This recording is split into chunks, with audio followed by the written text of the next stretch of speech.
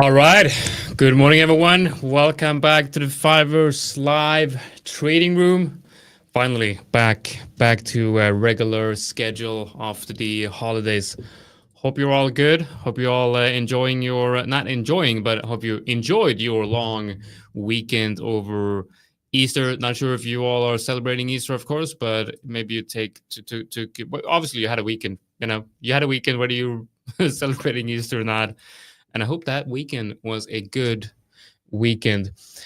What's up, man? I am good. Hope you're good as well. JJ Eagle, welcome back. Welcome back. Welcome back. Welcome back. We got Henry here as well, and Hamed as well, as always, and our beautiful moderator Yasin in the chat as well, being here every day, every live stream in the chat, making sure that you all behave.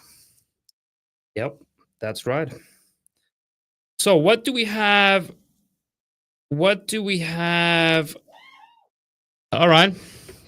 Well, that's someone screaming in the background. My fiance probably saw a spider, something.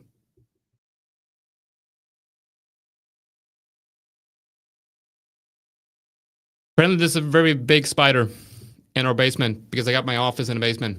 Very luxurious basement. Should I go check up on her? She's still screaming. Let me in the comments. She's still screaming, apparently. Maybe I should go do something about it. It's just a spider, though. We're in Sweden. It can't be a deadly spider. Maybe it's an imported spider, though. We bought a new washing machine. Maybe we imported a spider, like a dangerous spider. You go check up on her. Should I? Nah.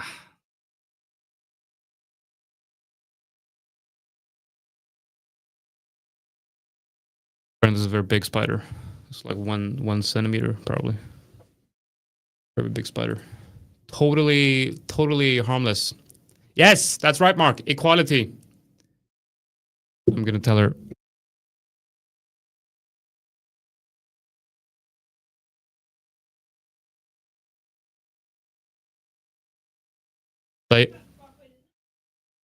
Yes, I told her basically equality, and then she said, "What if it's an imported spider with the dishwasher, the washing machine?" There is a chance that it's an imported spider. Imported spider. Yeah, it's not an Australian. Like, I don't think we import. Like, it's pretty big. I saw it yesterday. It's a good one. I like spiders, though. If it were a snake, I would be jumping out the window. All right.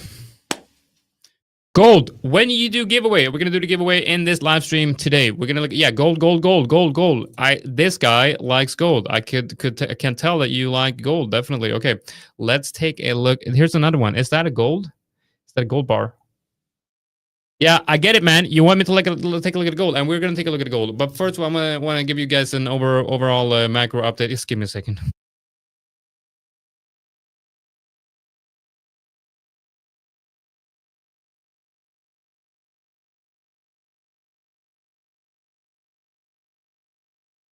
Okay, I'm gonna be back in 1 minute. We have an emergency in the house. We have a spider.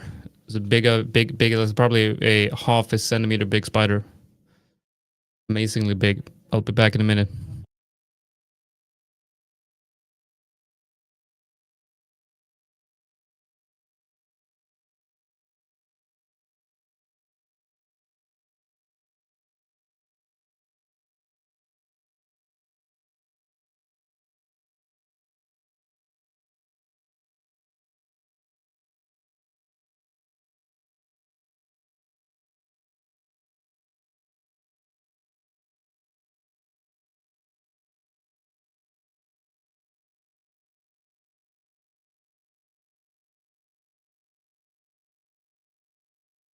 All right, I can't find the spider.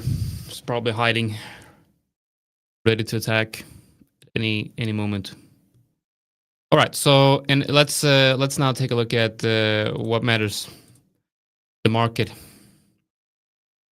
So we're going to start with the S&P 500, and we're going to look at Bitcoin, we're going to look at the USD, EUR USD, and then finally we'll look at gold. Okay, so we are, and by the way, guys, the giveaway link is still up. Okay, so I've extended the time of the giveaway 1 day. Okay, so go in, click the link, sign up to the giveaway, and you are eligible. Now, I did actually practice on pronouncing that name before going live. Eligible. You sign up using that link and you're eligible to win a giveaway, to win an account with either Trade the Pool or the 5ers. I've also enabled the link so that our lovely viewers from the United States of America can join as well, because guess what? If you are from the States, you can actually get in on trade on the Trade the Pool. Is there no link in the giveaway? Is there no link in the description? There is a link. There's a link in the description of the video. And if you're on Twitter, then you have to go to YouTube. Okay, so now the S&P 500, we saw that we had a strong resistance area at 5,500 as resistance, in perfect confluence with the 0.702 fib. The 702 fib measured from that high down to that low, and we find that perfect reload zone, mid reload zone point at 5.5K perfectly. High time frame resistance, we're now seeing a very strong rejection at that level and move down to the downside, a very bearish candle on yesterday's price structure. We have a high, we have a lower high, we have another lower high here with lower lows. We are now testing a support level at around 5,150, which is also in confluence with the 50% fib, the bullish fib measured from that low to that high, and that 50% fib comes in perfectly at that support level, the high time frame support level, and we have seen that the support level historically has acted as good support. Now, if this level fails to hold, yeah, it's looking bad for the index. The S&P, it's looking bad for S&P 500 if this level doesn't hold. Let's go into the lower time frames. You see right here, we have a range right here with range EQ, range high, range low right here. And the range low of this range is also the previous neckline of the W right here. I also love trading jobs so much. Take boring. Thank you for joining us, and thank you for loving trading as well. Trading is awesome when you're making money. Love it.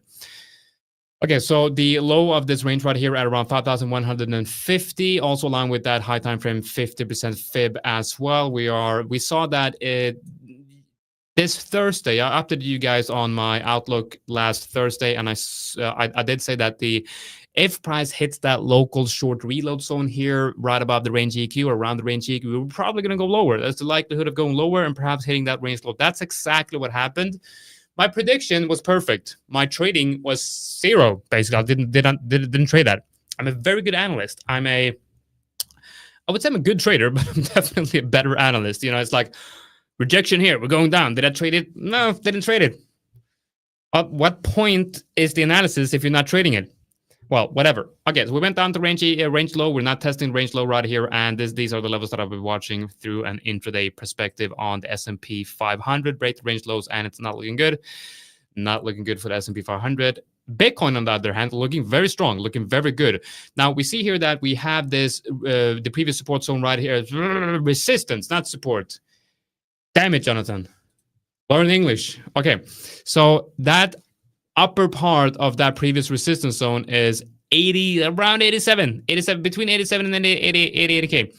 Looks like it's breaking out on the, you should publish reports and let other trade. Let me know what you mean by that. Let me know exactly what you mean by that. Publish reports. We do have something interesting going on at the 5ers. You know, not sure if you saw the video that we uploaded on YouTube. We announced the trade talks. The new feature on the 5ers where you can upload your trade ideas and see other trade ideas and see trade ideas, and maybe not trade ideas, more of analysis, right? It's not it's just a place where we can share analysis within the 5ers. Really, really cool. Right on the website. Okay, so what happens is when you pass an evaluation with the 5ers, you are going to trade an account that you're not like, it's not a real account straight from the get-go, okay? But your account will be connected to real money on the back end. So there's the 5ers fund, a pool of money basically. And if you're funded, you're going to be trading that fund, okay? But it's not like we're gonna give you a 100K account and then you say, okay, do whatever you want with this 100K. We have a full team of risk managers working on the fund. And if we see that, that's also one of the reasons why if you get funded and you're risking very aggressively, we might have to limit, because you're actually connected to real money and trading real money. And so it's not like it's every individual account is that specific money in real terms. It's more like every individual account that's funded is connected to a fund, and then it's distributed differently depending on your trading style, how much you're risking, how much you're making, how much you're losing. So there's a whole risk management team behind all of this, but you are connected to the fund if you're funded and theoretically trading real money. That's how it works at the 5ers. Does the 5er have a Discord? Yes, we do have a Discord. What you have to do is you have to sign up to the 5ers Hub. You go in, you check if you have an account or had an account or are funded or have an affiliation. At the lower left corner of your screen, there's a link to Discord. Click that link and you are taken to our Discord server, which I believe has an enormous amount of people in it. Like, it's just insane. Ever since Abe took over as a community manager, the community has just exploded. Like, last I looked, we had like 12,000 people in there. Like, maybe not just way bigger, but it's just a very big trading community. A lot of channels, a lot of analysis, a lot of trading ideas, a lot of education. We have, I believe, daily live streams in there as well. Very good. Check it out. All right, what we're talking about, we were talking about Bitcoin. Okay, so going into the 4 hour here on Bitcoin, we do see that we have broken above the previous range outlined in last Thursday's updates, and we had a breakout right here. Now we're seeing that if we look at the 4 hour, we can see a clearer view of that final resistance area at around 89K. So on the daily, looks like a breakout. On the 4 hour, still below that resistance. We need to get another push to the upside. Worth noting, though, that we have an untested support, untested breakout level down below at 85.5K, conflict with the long reload zone and the previous range high. So if we have a rejection here in the retrace, that would be a good level to perhaps get in. Why are you talking so fast? Because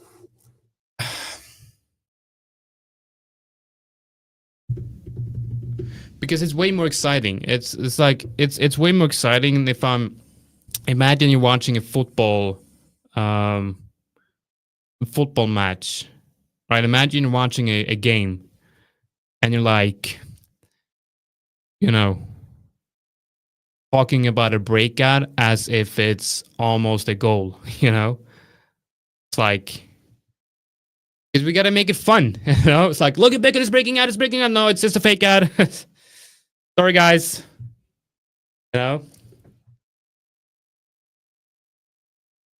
It's not only trading, it's life. It is more than trading. It's adrenaline. It's elixir of life, It's only trading. That's ridiculous.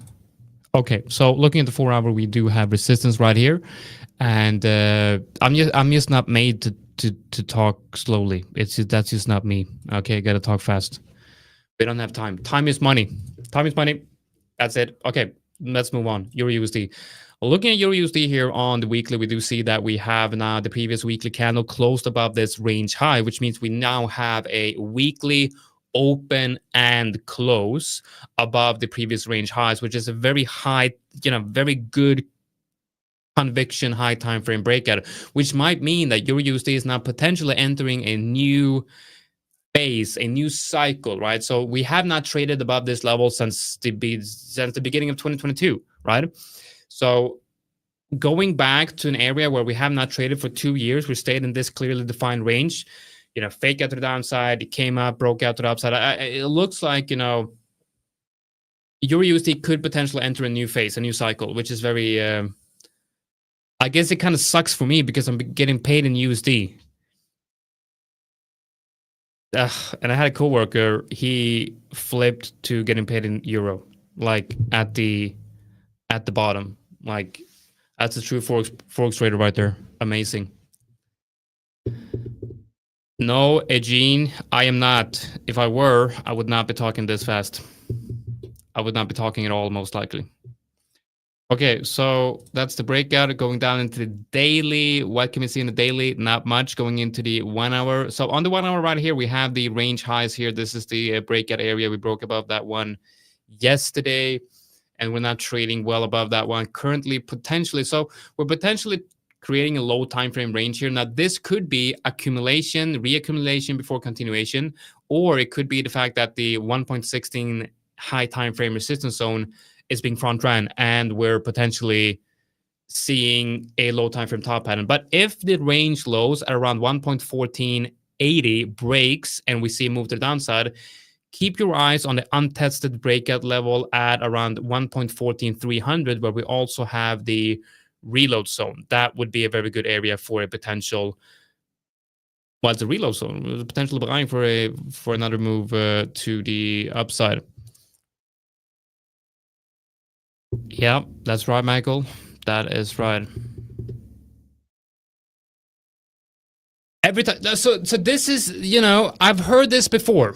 Okay, I'm not sure if you're the same person saying this over and over again, or if I actually look so much like that Indian. Okay, I'm gonna Google this, and we will have to make a poll of this. Indian singer Haimesh,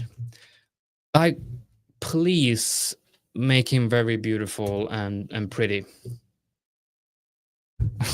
Really? Well, okay. I guess it's, I mean,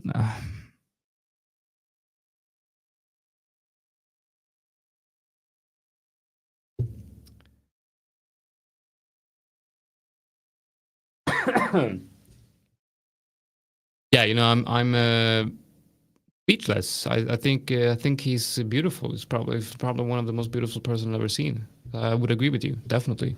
You can look it up. Go to Google. Look it up, guys. Look it up. Looking very good. Okay. That looked like PewDiePie but younger. Well, that is not what I'm seeing here. This Indian guy is not PewDiePie. So I don't know where you come from. Whatever. Gold. Who wants me to take a look at gold? I'm already looking at gold, so I guess it doesn't matter. Okay, now what do we have here for the gold? Wow, it's still moving lower. Okay, the golden gold, the asset that just goes absolutely crazy. Why? I mean, it's such a good flow, and then Alex is gonna come here and tell me how it's like go long GBP USD. Nobody wants Alex to come in here and give terrible trading advice on how to go long GBP USD at the very, very top of resistance. No, I'm just kidding. We love Alex, right?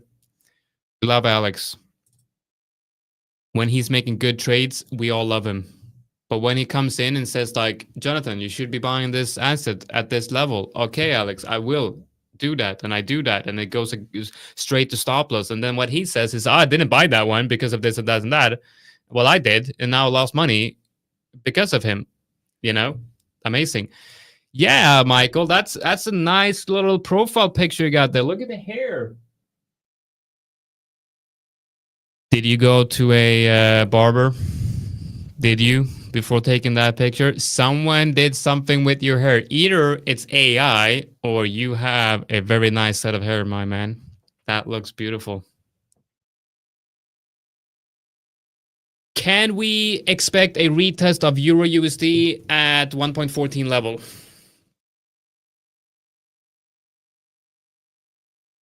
Absolutely wrong, Bruno. Absolutely wrong. Okay, so can we expect a retest of 1.14 level for EUR/USD? Yeah, definitely. I mean, okay, that's a very bad thing to say, right? You shouldn't really be talking in absolutes in trading. But 1.14, yeah, I think 1.14 looks, I would say the area around 1.14, 300. So let's just say the area between 1.14 and 1.1450. That's a big area if you're trading intraday, but that general area, I would be looking for a bullish structure to come in. I think that would be good. It's not going to be 300K per person. No. It's in total, the value in total is 300K.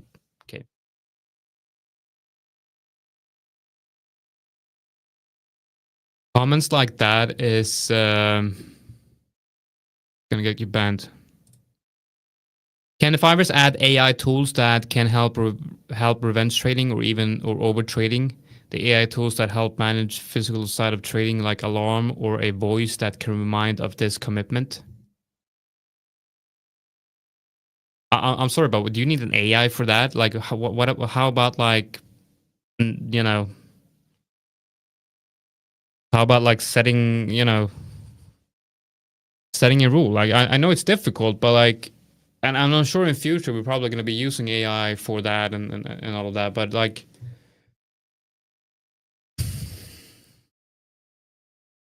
if you're over trading, figure out why you're over trading and what you can do to stop over trading, because I don't think you should be relying on third-party applications to help with over trading. I mean, if you backtest your system and you see that you're taking on average, you're taking 5 trades a day.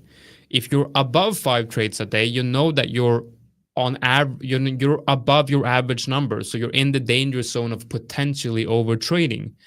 Now, if you backtest your system and you see that you never take more than 7 trades a day, it has never happened through the history of your backtesting, then you have a number set at 7. If you take more trades than 7 in a day, then you are most likely over trading. You can set the average number to daily, weekly, monthly, whatever, but it's all about the numbers. Okay, it's all about the numbers. When are you over trading? Look at the numbers. What's your max trades per day or week or month or whatever, depending on your style for your system, and that's going to be your rule for over trading. If you stick to that rule long enough, if you follow that long enough, let's say 90 days, I think 90 days is a generally good figure or a good time to create a new habit or a new routine. When you've done that for 90 days, most likely it's going to become second nature, and all of a sudden you're not over trading. Things like that is what you want to put in place instead of having third-party things. I like your swing trading style. Now I follow this Reddit. Nice, but just make sure that you're not following that strategy or system exactly like I do. Make sure that you are open to adding different things, adding different layers, as in trying out new indicators and things like that. Because you might see that the way I'm trading, my trading style might not be perfect for you. You might have to adjust it a little bit to your own personality and style. Right. That's your USD. Now let's go to gold. So first of all, I want to back up here and kind of look at the overall swing, the swing move right here. And I think on the last update, I had this as the swing point, and then I added the fib extensions to this one to see if we can have like any extension targets now that we're trading in price discovery. But I found that gold stopped reacting to the level. So I have to follow whatever price is doing, right? And if it's telling me that it's no longer respecting the fib levels, then we're going to remove that fib. What I'm going to be looking at now instead is I will just be looking at this recent move to the upside, which is a very clear move on the daily. I'll be adding some fibs here. Let's see, what do we want to add here? We want to add the 0.236, right? The 0.236. Let's add that one, 0.236. What else do we want to add? We want to add the Why was it not added? Okay, because it's black for some reason. Okay, 0.236. We want to be adding the we want to be adding the 0.382 as well. Right, so here we have some good fib levels, some bullish fib levels. Now we're not really going to be looking at the extensions. Actually, we can remove the extensions because having extensions on a bullish fib without having any bounce makes basically no sense. But what we can look at here is we have a 3,300 support in confluent with the 0.382. That's a good level. Now let's go into the lower time frames because we also want to look at the 0.236. Do we have any low time frame levels confluent with that one? Doesn't have to be perfect, but around those levels, right? Okay, so what we have right here is 3.3K support. That's the level that we bounced on Thursday prior to that move to the upside. I would say that that is already tested. It's not a significant level at this point. What's the other level we talked about? The 0.236. Okay, so the 0.236 for gold is actually a pretty good level because we have a if we look at the lower time frames here, you see that the breakup move kind of originated from that low. We had a gap up here from Thursday to Monday. Remember, the market was closed on Friday, so we had a gap up from the Thursday price action to the Monday price action, and it reached a top right here. You can see that we have a distance between the true breakout here and that top, and then a retest, low time frame retest right here, which leaves this whole area as a potential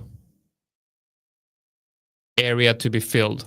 And at the very top of that level, you have the 236 level. Okay, so that is a good level. If gold fails to hold this current reload zone that we're testing right now, I would think that a retest of the 3,360 confluent with the 0.236 and the previous breakout area is a good level for support. Now, what I'm doing now is I'm also going to be adding another fib from the very low of this whole move right here to see if we have any confluence. Do we have any confluence with the 0.236? Because that would add significant confluence to this level. And yes, of course, we do have some very, very good confluence right here with the 0.618 coming in at around the 0.236. Now, this is called fib confluence. It's a fib confluence zone. And what a fib confluence zone is basically you take different fibs based on moves on different time frames. And then if you see alignment with this, then you have a fib confluence zone. So here you have a fib confluence zone at the high time frame 0.236, the low time frame 0.618, and a horizontal support as well. Is it as a FVG imbalance, right? But the swing low is quite lower.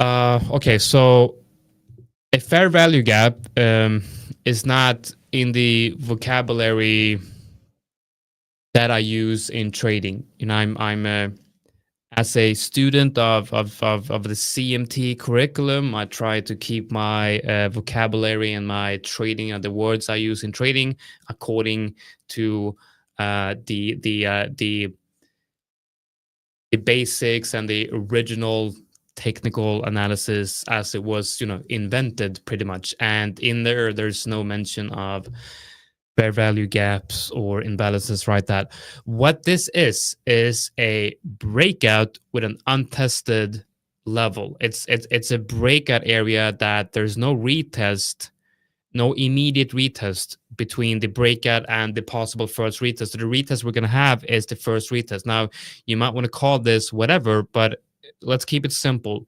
It's a untested breakout zone, or some called a clean level or a naked level. Now, I believe this might be a fair value gap as well, but I'm not a student of the one who should not be named. Okay, so going into the very low time frame right here on the 15-minute, we see that gold is once again printing a potential low time frame reversal with a high, higher low, and then potentially a lower low and a lower high and a lower low, and now another lower low right inside the reload zone of the latest impulse move to the upside.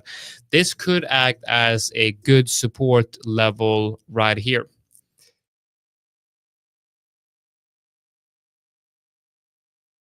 But then if this level fails to hold and we come lower than the latest swing low right here, then I believe this latest up move might be broken. Does the 5ers allow swing trading? Yes. You are all welcome at the 5ers. You can trade at 5ers if you're a scalper, day trader, swing trader, or whatever. Yeah, okay, so now it's quite amazing. I actually had an EA. My EA, you know, I'm on this journey of developing EA, you know, developing algorithmic trading system. And ever since I applied the EA, the gold trading EA to the market, it has actually caught all the breakouts, 2 trades, 2 winner, and caught the breakouts perfectly. Trading that on a bootcamp account, and I'm halfway to the first target in just 2 trades. It's absolutely crazy. The idea of like not doing anything, just being able to trade, not even looking at the charts, that's absolutely nuts to me. But then, of course, you have to kind of monitoring it and making sure that nothing weird is happening with the price action or happening with the system. Okay, so that's gold. Now, I am actually looking at a potential long on gold. Why would the 5ers not be real? We're all here, man. We're here. We have a big team working in the office. Big team. We are one of the original prop firms. Been in the space in 2016. We are one of the pioneers in this industry. We are not only are we real, we are very real, and you can definitely count on us with a big support team as well. Yes, EAs are allowed at the 5ers as well. Yes, the giveaway is going to be announced on this live. Later in the live stream, we're going to have Mickey coming on from Trader Pool as well, and we're going to be announcing the giveaway winners live here on stream. And the giveaway is still open, so make sure that you go in and click the little link that we have in the description of the video. Right, so I'm thinking I might want to go in and take a trade on gold here. So I'm just going to log in to my MetaTrader here on the Hypergrowth Evaluation account.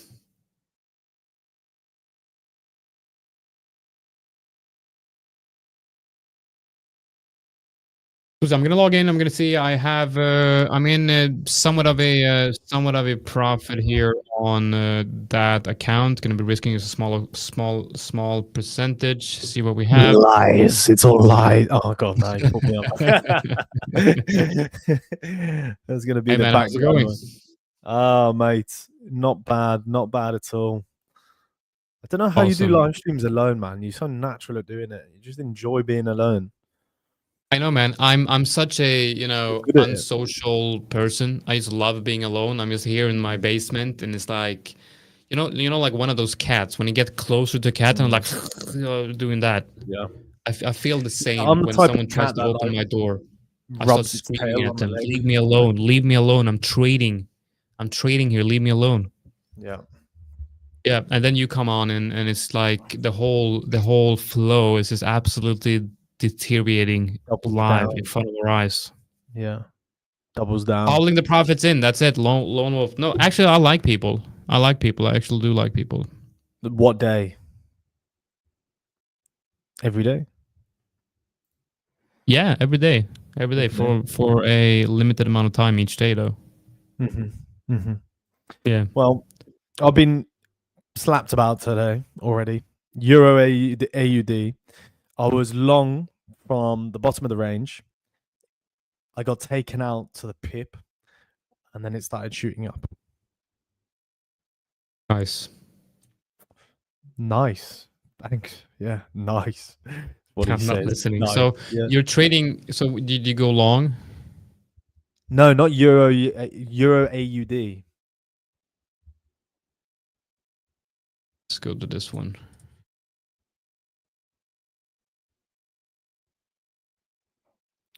Go on to an hour first so you can understand the idea. This looks pretty good though. That's a good channel right here. I know. So I was long on the bottom of the channel. Yeah. And the recent one, and then it came down, took me out, and then you can see I got in on that first wick, put my stop underneath it, and then came back. Oh, you can stop out here, no?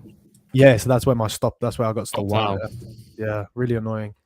Yeah, I have sucks. got back in on 79.27, but you know, it's at the top of the range now. But I'm just thinking this channel is going to break out, and then it's going to take out all the highs of the channel. If you look on the 4 hour, it looks like it's really pushing up. It looks like a good flag type of flag type of pattern. Check your 4 hour. Just give me a second here. I'm doing something here in the back end. Just gonna go in and 4 hour. Yeah, that's a good pattern. Got that retest right there as well. I like this. That's a lot of wicks as well to the downside here. Yeah, I think this looks good. I would probably trade it up to maybe that level. Exactly. Yeah, that's where my take off is. I think that looks pretty good. I would have liked to be in that one. How many times have we said it looks pretty good and I've got it totally wrong? USD CAD, beautiful. Well, maybe when it looks good, it's just too obvious. You know, it looks good and it's too obvious, and then everyone's doing the same thing, and then the obviously goes the other direction. I'm looking at gold right here. I kind of like the retest we have on gold here on the lower time frames. Sort of this area here. The problem with gold though is whenever I try to trade gold like this, it just goes the other direction. But I'm going to take a trade here anyway on gold because I quite like what I'm seeing. So I'm going to wait for the 50-minute candle to close. If it closes as a above the wick of the previous candle, then I will take a long trade here on gold. I'm gonna have a wide stop loss. I'm probably just gonna go for a one-to-one. Oh no way! Okay. So I'm gonna TP here, and then I'll just. Okay, so I want 1-to-1, so that should be good. All right, market order. How much are we gonna be risking on this one? Okay, 50. Do you know what? I'm not going to lie. I have done this. I have done this before. Yeah, it's not a bad idea. The problem is though the problem is that so often they have lucky streaks. Yeah, but so often you have a good trade and then it hits the stop loss and goes to TP, right? So even if you know it's a losing trade, it can still be good idea, good valid analysis. But do you remember? I don't know if you saw that. I remember Trader Dante talked about an interesting scenario where he had like a student or a friend or trader in the prop firm he was working at, and he had like hundreds of notes on all different people in his Slack. It was in his Slack channel. Every time he was doing his live streams, the guy would basically, when he was about to close a trade, normally like close a trade he thought was prematurely, he had all of these stats saying basically he should double down. So the guy was basically, every time that Dante was like that, he would then double down on his trade and win. Yeah, and he had stats on like everyone. He said, like I said, this guy on Twitter, he has like a very low win rate. So whenever he buys this one, I'm going to be selling. It's like that's just this is the way, you can definitely see how there's so many different ways of trading. So this guy traded based on, he faded bad traders basically. He looked it up. Like he did all the back testing for them, and it's like, okay, this is the bad trader, so I'm going to fade him. That is next level. Okay, I'm going along on gold here. Do you know? I've been seeing a lot on Twitter, that Peter Brandt saying about firm trading is not real trading and all of that stuff. And I think that's just total rubbish, because that's also a trade, isn't it? It's everybody's got a different, if you're making money from it. Yeah, I think to say anything other than that, Yeah, I think it's just so very different. It's just so it's very new. I think Peter Brand is definitely old school, and I mean I think he's gonna get on. Can we mention name? No, let's not mention names. But we have a competitor, like a big competitor in the futures market, and apparently Peter Brand is gonna reached out to them. Is gonna do like an interview with them on the prop firm space, right? That's gonna be quite interesting to see what he has to say about that. But yeah. So top tips is, I look at Top Step like the 5ers for futures. Exactly, kinda, yeah.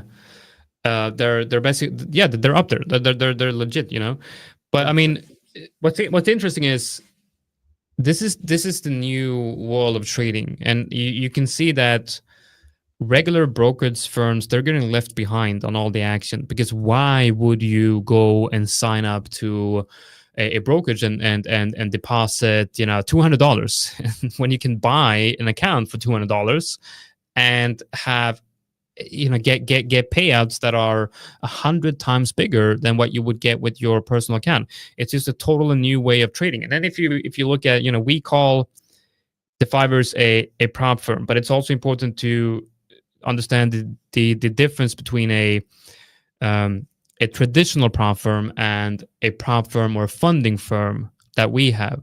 So a traditional prop firm is when you go in and you say,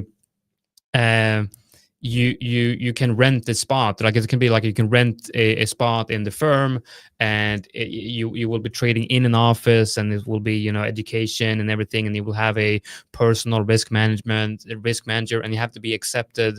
But that's like 50 people, like 10 to 50 people might get in on that opportunity. But here you have hundreds of thousands of people can do the same thing. So it's like, it's just the future of trading. It's just changing. And I think someone like Peter Brandt, who has some good points when it comes to less serious, because let's face it, this industry has a lot of not very serious players where,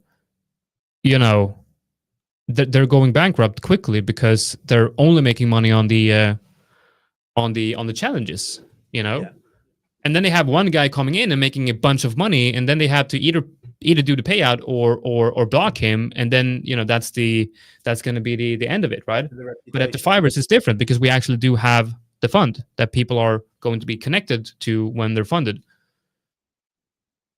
So yeah, it's interesting. I mean, yeah, definitely interesting times. And then we saw FTMO bought Oenda as well. So it's like, now it's not like it's like the prop firms are buying the brokers.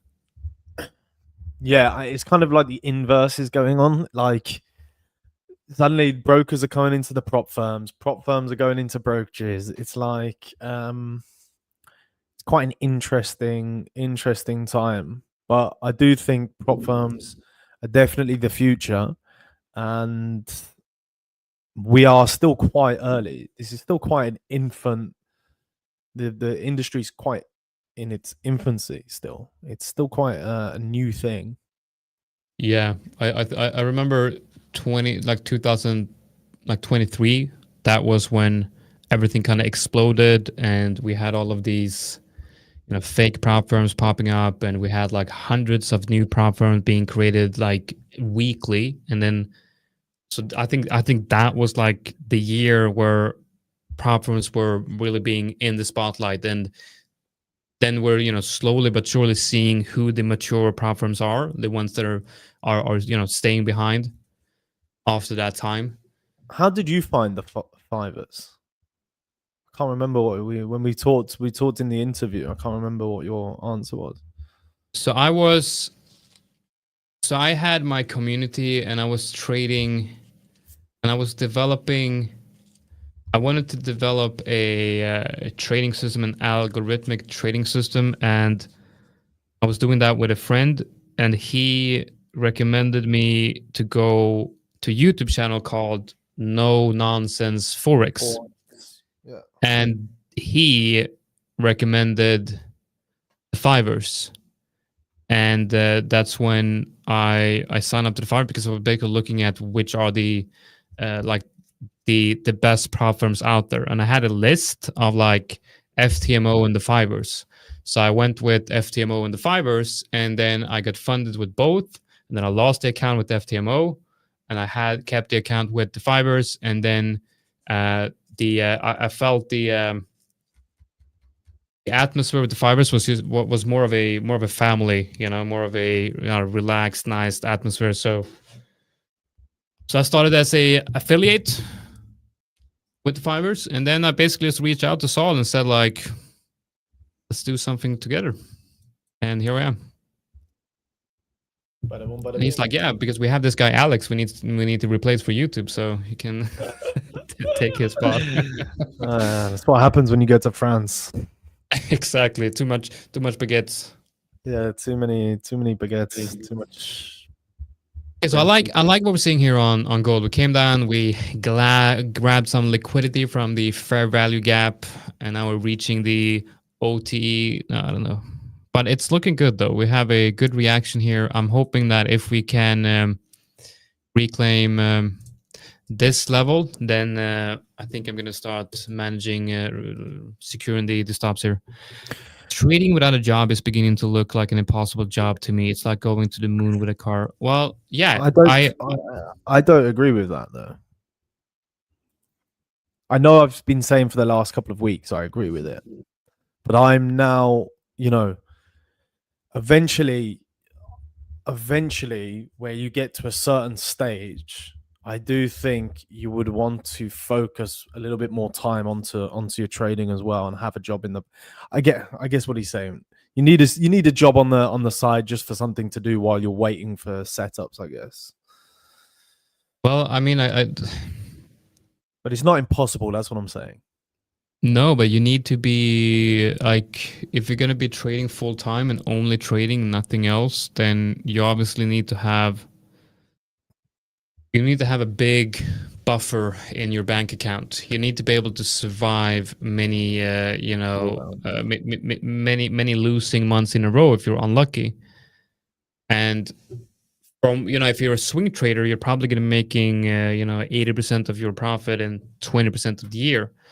So you got to be able to stay afloat when you're not making money, and there's going to be periods when you're not making money.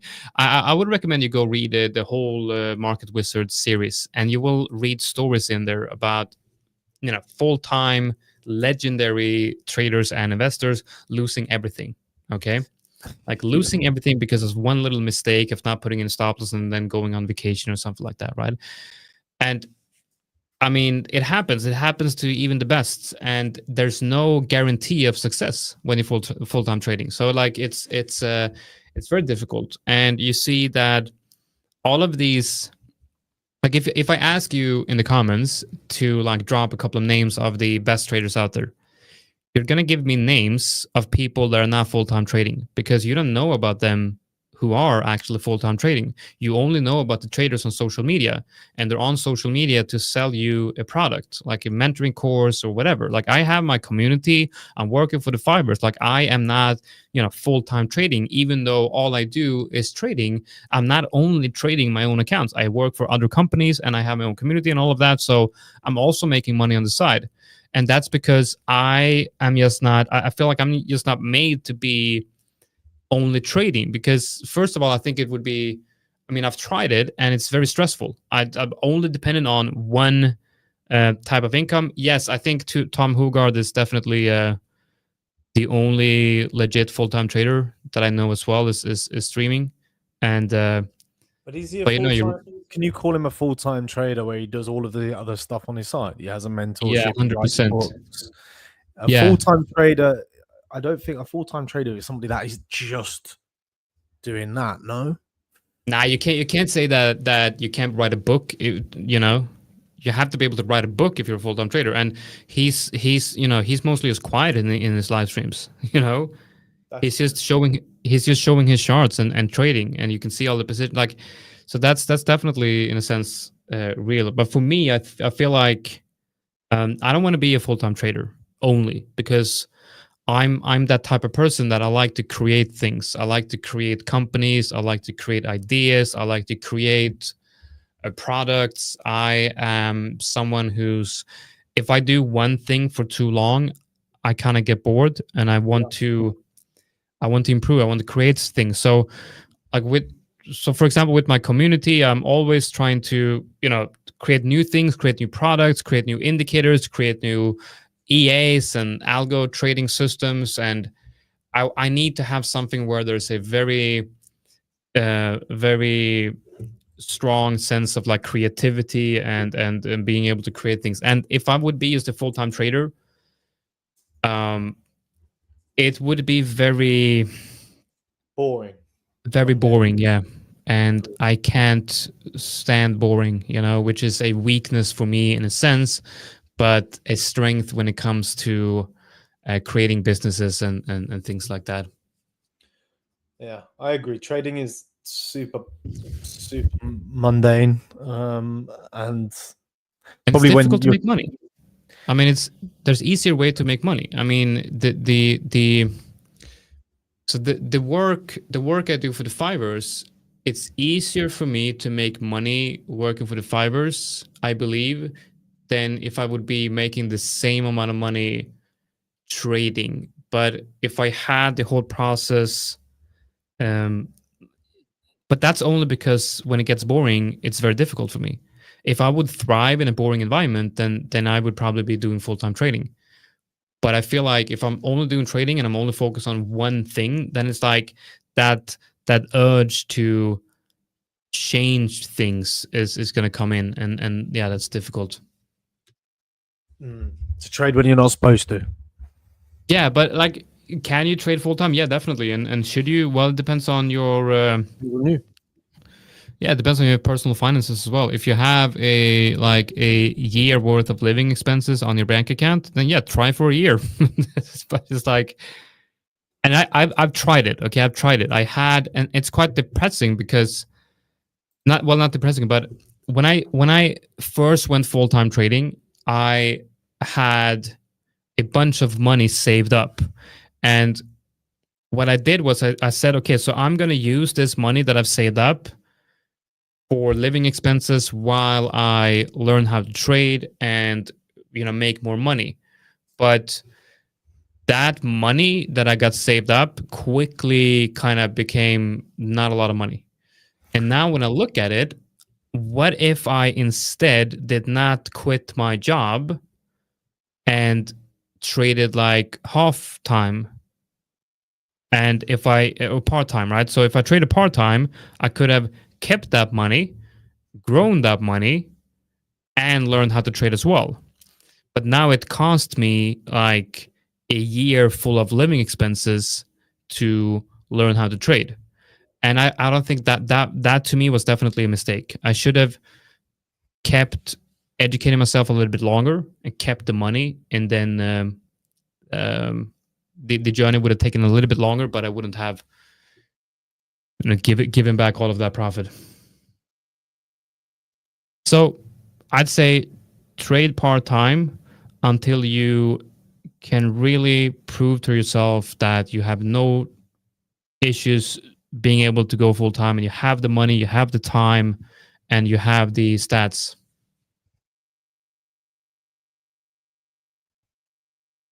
But it's definitely good, it's a good discussion to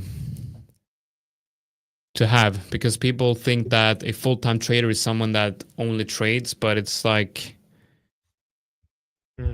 what if you're a swing trader, taking one trade a month or two? Let's just say you take one trade a week. What are you going to do? What are you going to do? Griff. Griff has had he said what, three trades over this year so far. Yeah, and he also said he decided to start working for Traders Connect and the 5ers, getting on these live shows and everything, because he needs something to do. And then you have others who's like, they would rather make a little bit less money to have more time. And yeah, I'm trying to find a balance. I'm trying to be able to work make money, but also, have that time for family, which, it's difficult. Yeah, I think these days as well, it's like a few years ago, everybody would work, and it was very norm. It's kind of like the norm now is to actually understand that, what are you doing this for if you're not to go and enjoy yourself, to go and see other places and be with family and friends and stuff. Yeah, and I like that we're switching more into for different reasons. I like that we're kind of switching more into having more time for two reasons. I think it's a good focus for people to have, and also it means that for people that want to work hard, the competition is it's easier. It's easier because people don't want to work. It's like good for them, but also good for the people that want to put in the work because now they have less.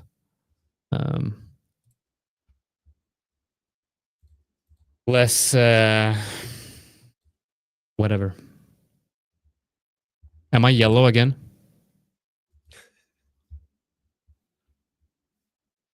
I'm quite yellow, aren't I? Yeah, he's just ignoring me. What's his name? Eric Pekarski or whatever his name is. He's got some aesthetic lifestyle photos, man. I don't know who's been doing his content or something, but Who? Somebody put it in. I think who put it in the chat. Trader Lawrence put Eric Pekarski, or I can't pronounce his name very well, but a trader that he said is very good. And I went on his YouTube and stuff, and he's got some super clean type of cinematic content, which is really nice. You don't really see that too much in trading, but he's got a really nice pad as well.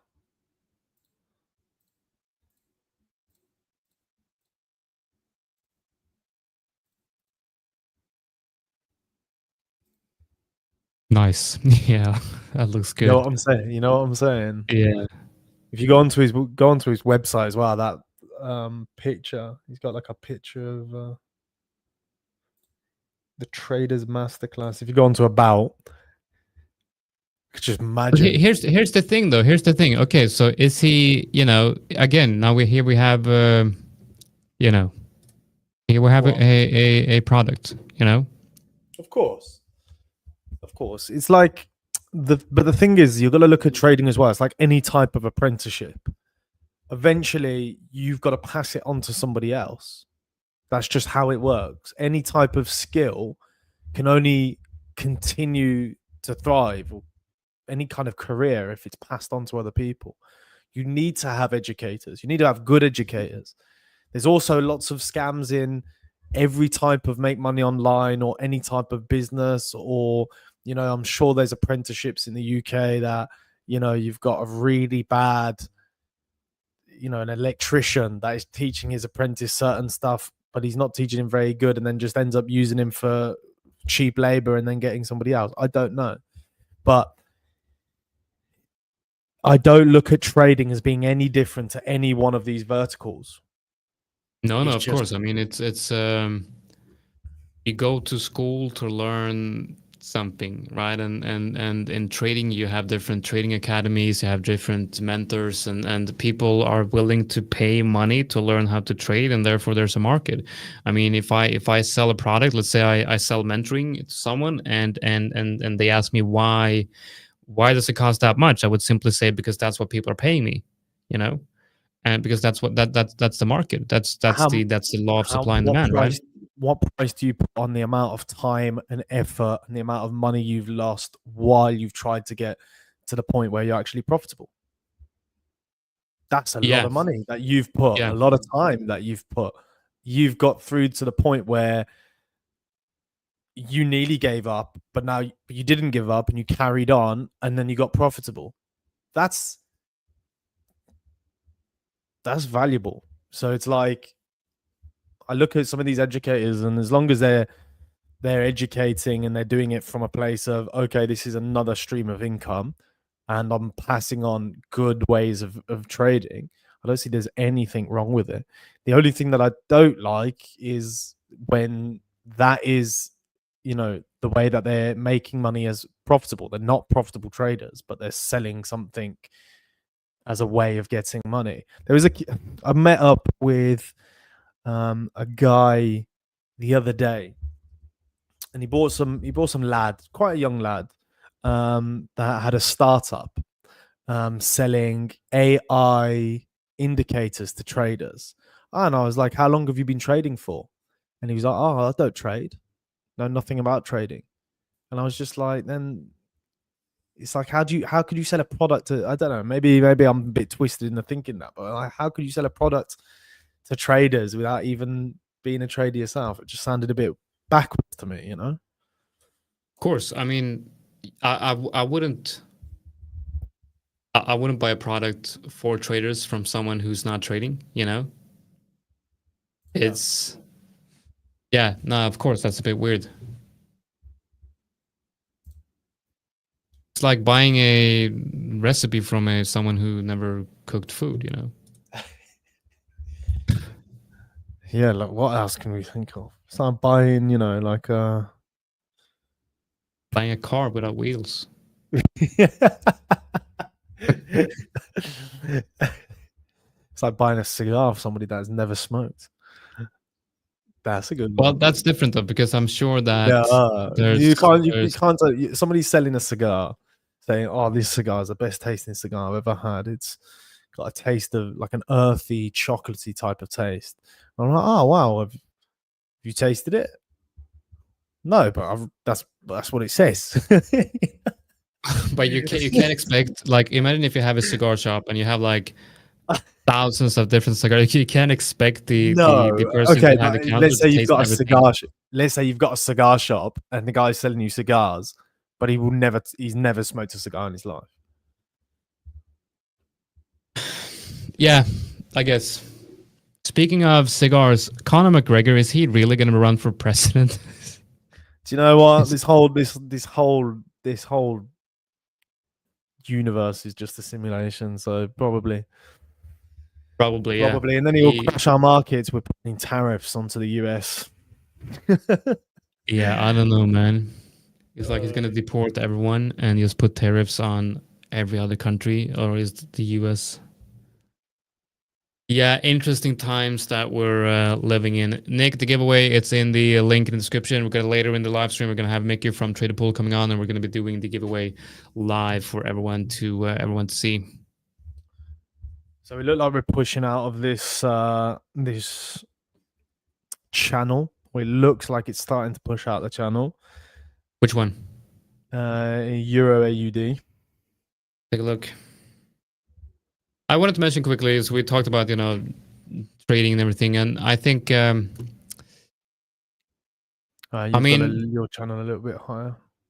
Traders selling courses, I don't really see a problem with that. I think like you said, if there's a market for it, people are willing to pay for those services, and some courses and some mentors are actually really, really good, and a lot of people have learned how to trade from mentors. But there's one thing that you should all stay away from, and that is signal services, signal channels, and things like that, because that teaches you nothing, and no one has ever made a lot of money following specific signals from a signals group or other influencers or traders. So buying mentorship, buying courses, it is what it is. It's courses, but signals, it's something completely different, and that you should stay away from that. We got Pedro in the back. I'm gonna be adding Pedro. What's up, Pedro? Welcome. Good morning, everyone. Nice conversation. Good morning. Hi, Alex. Hello, mate. Chat. How's everyone doing? Slow start, which we took out the. Did you guys trade yesterday and on Friday, or did you guys took the day off? Yeah, I traded a little bit of Euro AUD yesterday. But after the morning was quite volatile, and then after the morning, it kind of like died off. So, yeah, Could have probably done without trading it, but there were some really lovely moves on euro yesterday, definitely.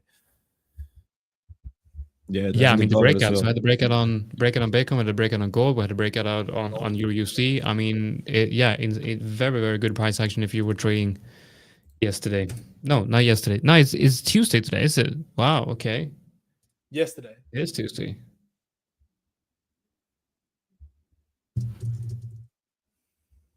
The screen.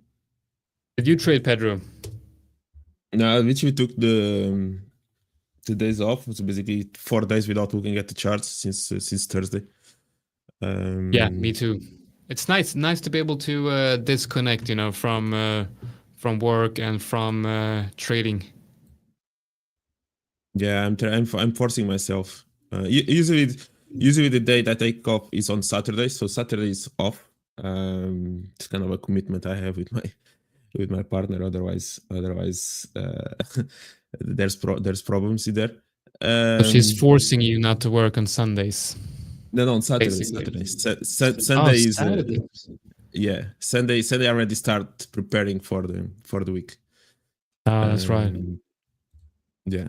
Even stuff related to work. I'm a bit distracted to work during the week because I was keeping an eye on the market. So Sundays are actually maybe my more productive day because the market is off, so I can actually focus my brain on what I'm doing and not in the market, which is interesting. Yeah, I try not to work, and I try not to work on the weekends, and I try not to work in the evenings. But honestly, it's like I look at my schedule and there's just too few hours in the day. It sucks, you know, it really sucks.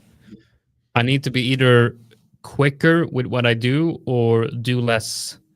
And I'm not very quick, and I don't want to be doing less. So a lot of times I'll be sitting in the evening with my laptop and the couch, you know, doing everything that I didn't have time to do during the day. And then unfortunately, but I try to, you know, try to take that day. It's important, you know, take the day off, spend the time with the family. It's super important. Mm-hmm. Yes, it is. Yeah, I was listening to you guys on the back end about the conversation of full-time traders and providing courses and whatnot, which is interesting. It's an interesting industry. Yeah, I mean, you go to school to learn something, and there's private schools out there selling specific courses for specific jobs. You know, if you want to change career, you want to go get a degree, and a lot of times those degrees are basically sold at, you know, academies run privately. So it's the same thing, you know. It's basically the same thing, but it's important that if you're going to be buying a product from a trader, you know, you know that trader and you seen this stuff before and you like, because I feel like the most important thing if you want to learn how someone trades is that it actually makes sense to you. You've seen some of the things, you've seen some of the trades, some of the systems, and you feel like that makes sense. You know, the way that person, you know, uses the RSI or the stochastics or the ADX, like that makes sense to you and you understand it, then I think that is a good reason to go with specific person. Yeah. I think like nowadays, I think in the past, I think there was maybe more success in trying to sell courses per se. By courses, I mean kind of just selling information. Kind of you packed everything in a content size and you sell it.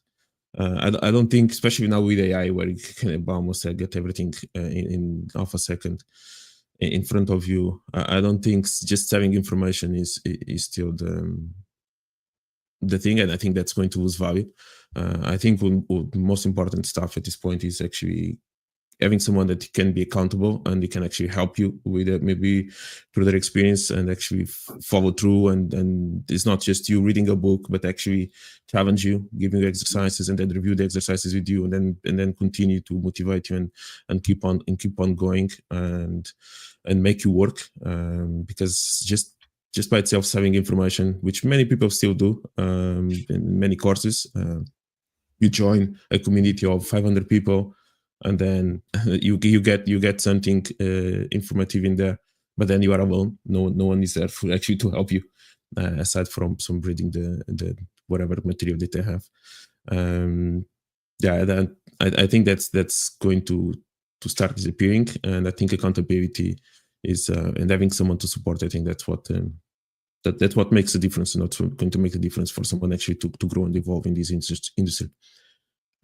Yeah, I mean, yeah, you support is important, but also I think you need to be able to function independently as well. Like you need to be very independent to be able to make it in trading. You need to be, understand the concepts quickly, try it out, know how to test them. I think a lot of that part will be included. That part will be included for sure. No one is spinning or no one is fishing for you. Like in the end of the day, especially in trading, you are the one taking decisions. The problem is that there is literally no support after that. Like if I give you an exercise to do it, maybe next week, then we can have just a session to review the way you do it. If you didn't do the exercise, then there's no session. Like I'm not going to do the exercise for you. I've been doing quite a lot of mentoring, and I'm not doing that type of mentoring anymore because I simply don't have the time to do it. I might be opening something up in the future, but it's very time consuming, right? And the thing is, most people are quite lazy. So you get someone coming into the mentorship and they're like super focused, super enthusiastic about the whole program, and then it goes like a couple of weeks or a month and you see that they stop showing up, they stop doing the assignments and things like that because they realize that, wow, okay, this trading thing is much more difficult than what I thought it was going to be. And it's even if you get a mentor, it's going to be very difficult because that mentor will tell you like, this is the concept, now spend the weekend giving me 100 example of this concept and the win rate, and like show me that you know how to backstash, show me that you know how to develop the system from and so it's going to be like basically a mentor will not give you all the information.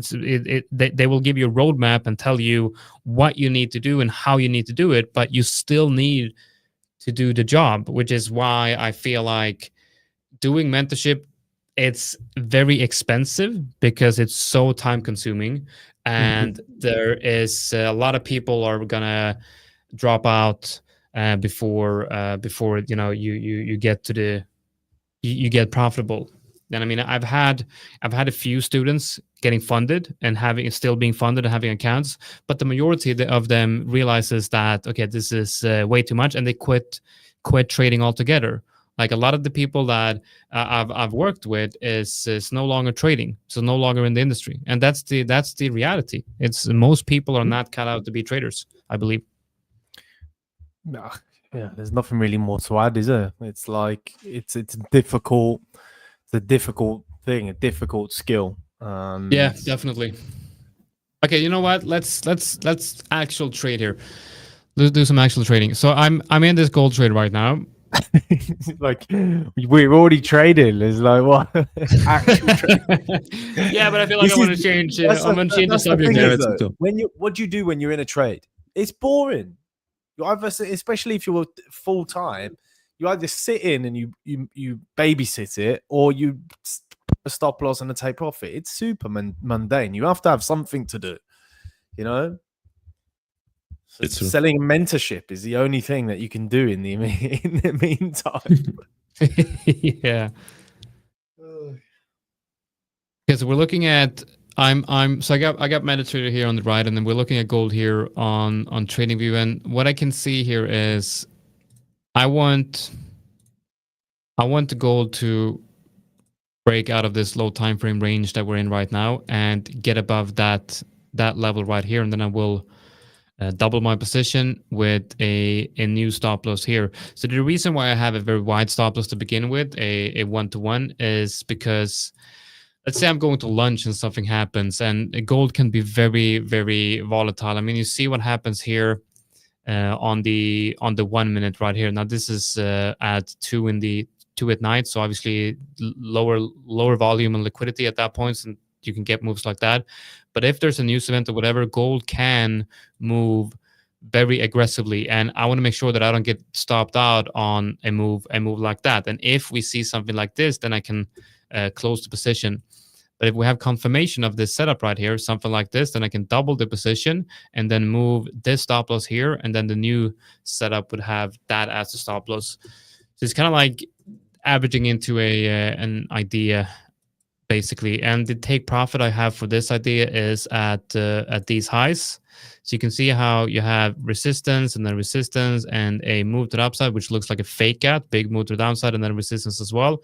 So I feel like this is the level where if we are not going to break out into new all-time highs on this move, then that is the level where we're going to find resistance, I believe. Yeah. Okay, I so like my the win top. rate. This is So an go ahead. interesting question here. So my win rate is 80% on small position size, like 0.2% to 0.5%. But when I risk more than 0.5%, my win rate decreases to 60%. Is there any solution to control that? Yeah. So you're obviously trading differently because of the increased pressure and stress of having bigger position sizes. Now, whatever you're doing when you have 80% win rate should not matter if you change the lot size. And what I would do is just stick to risking between 0.2 and 0.5. If you have 80% win rate and that's working, and if you're changing something, you have 6% win rate, you stick to what's working. If you have an 80% win rate, stick with that. Just continue doing that. People would, give their left arm for 80% win rate. So Literally going to say someone else, but yes, they'd give their left arm to get that type of win rate. Do you say leg? Is leg what you say? Left leg, yes. Okay. Yeah. Well, okay. Well, I don't want to give away my legs. I would rather give away an arm. No, there's a different way of saying it in England. I don't know what you guys have got over there in Sweden, but I don't think we have. I don't think we got certain different. I think we got certain different sayings. I think. I don't think we fancy giving away body parts in Sweden. Maybe we don't just have a saying like that. Do we?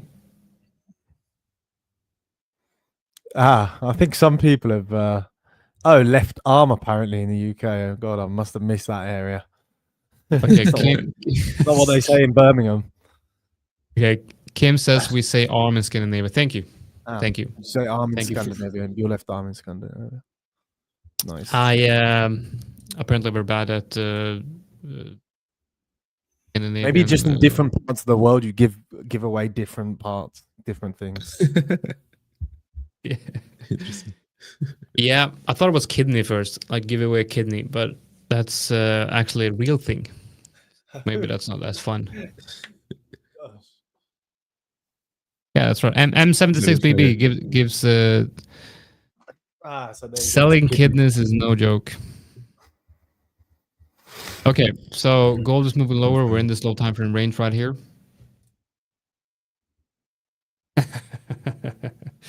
I think you've caught on. All right. What is the criteria for giveaways that we've got in here? Can't you?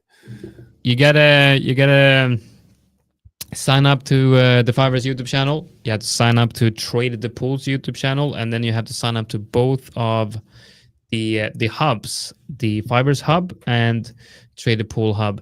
When you go into the giveaway, you're gonna have links to YouTube channels and the hub. So you not only are gonna hit the link, you're going to actually sign up as well.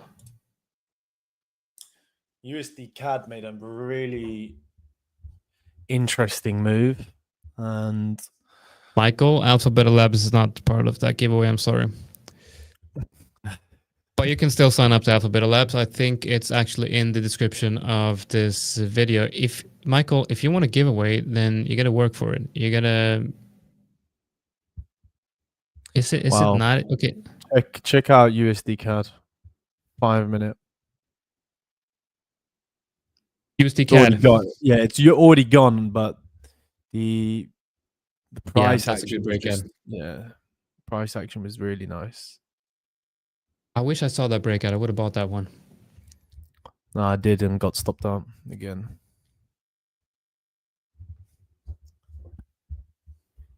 Yeah, this can be a good level for a reversal.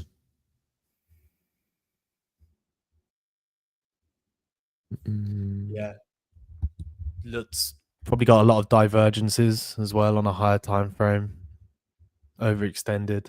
It's funny, I got taken out at I took myself out. I closed early at 38.11.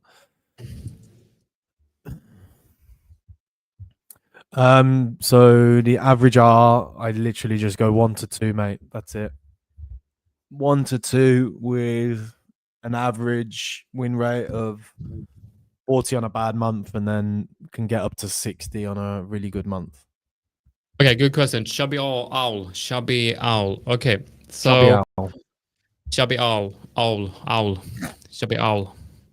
Yeah. Chubby owl. Guys, Owl. I need Chubby your opinion. owl. What is a realistic profit in 1 year? Because I had done some research. If it's more than 30% in 1 year, is it possible? Yes. It's very possible.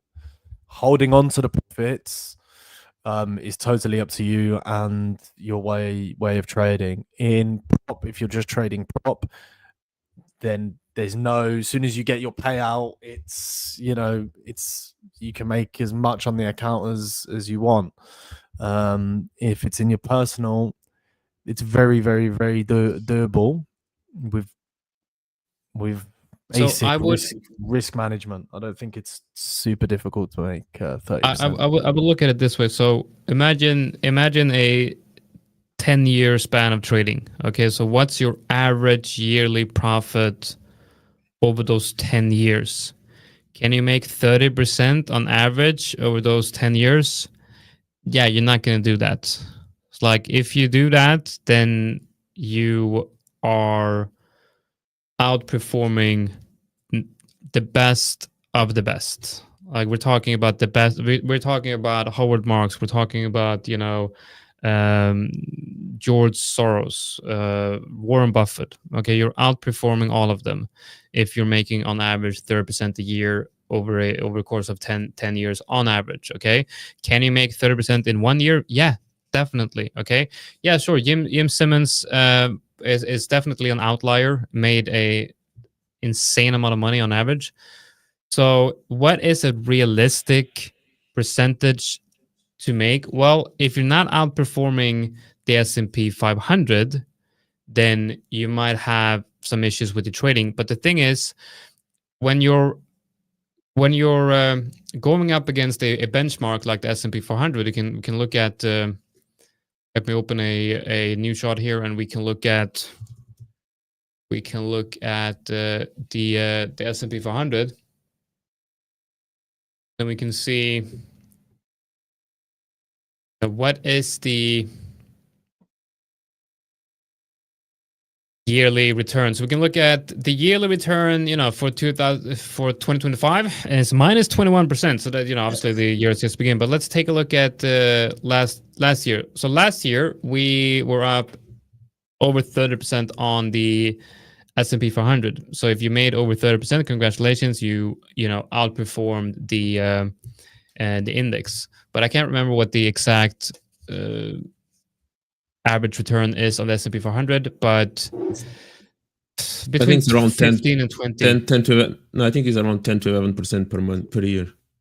Yes, if you're making more than, I would say if you're making more than 15, like 10 to 15% on average in trading over a long time horizon, then you're doing very well. But the thing is also if you compare to benchmark of the S&P 500, you have to understand that you have to take that into relationship of the drawdown, right? So the S&P 500 might have a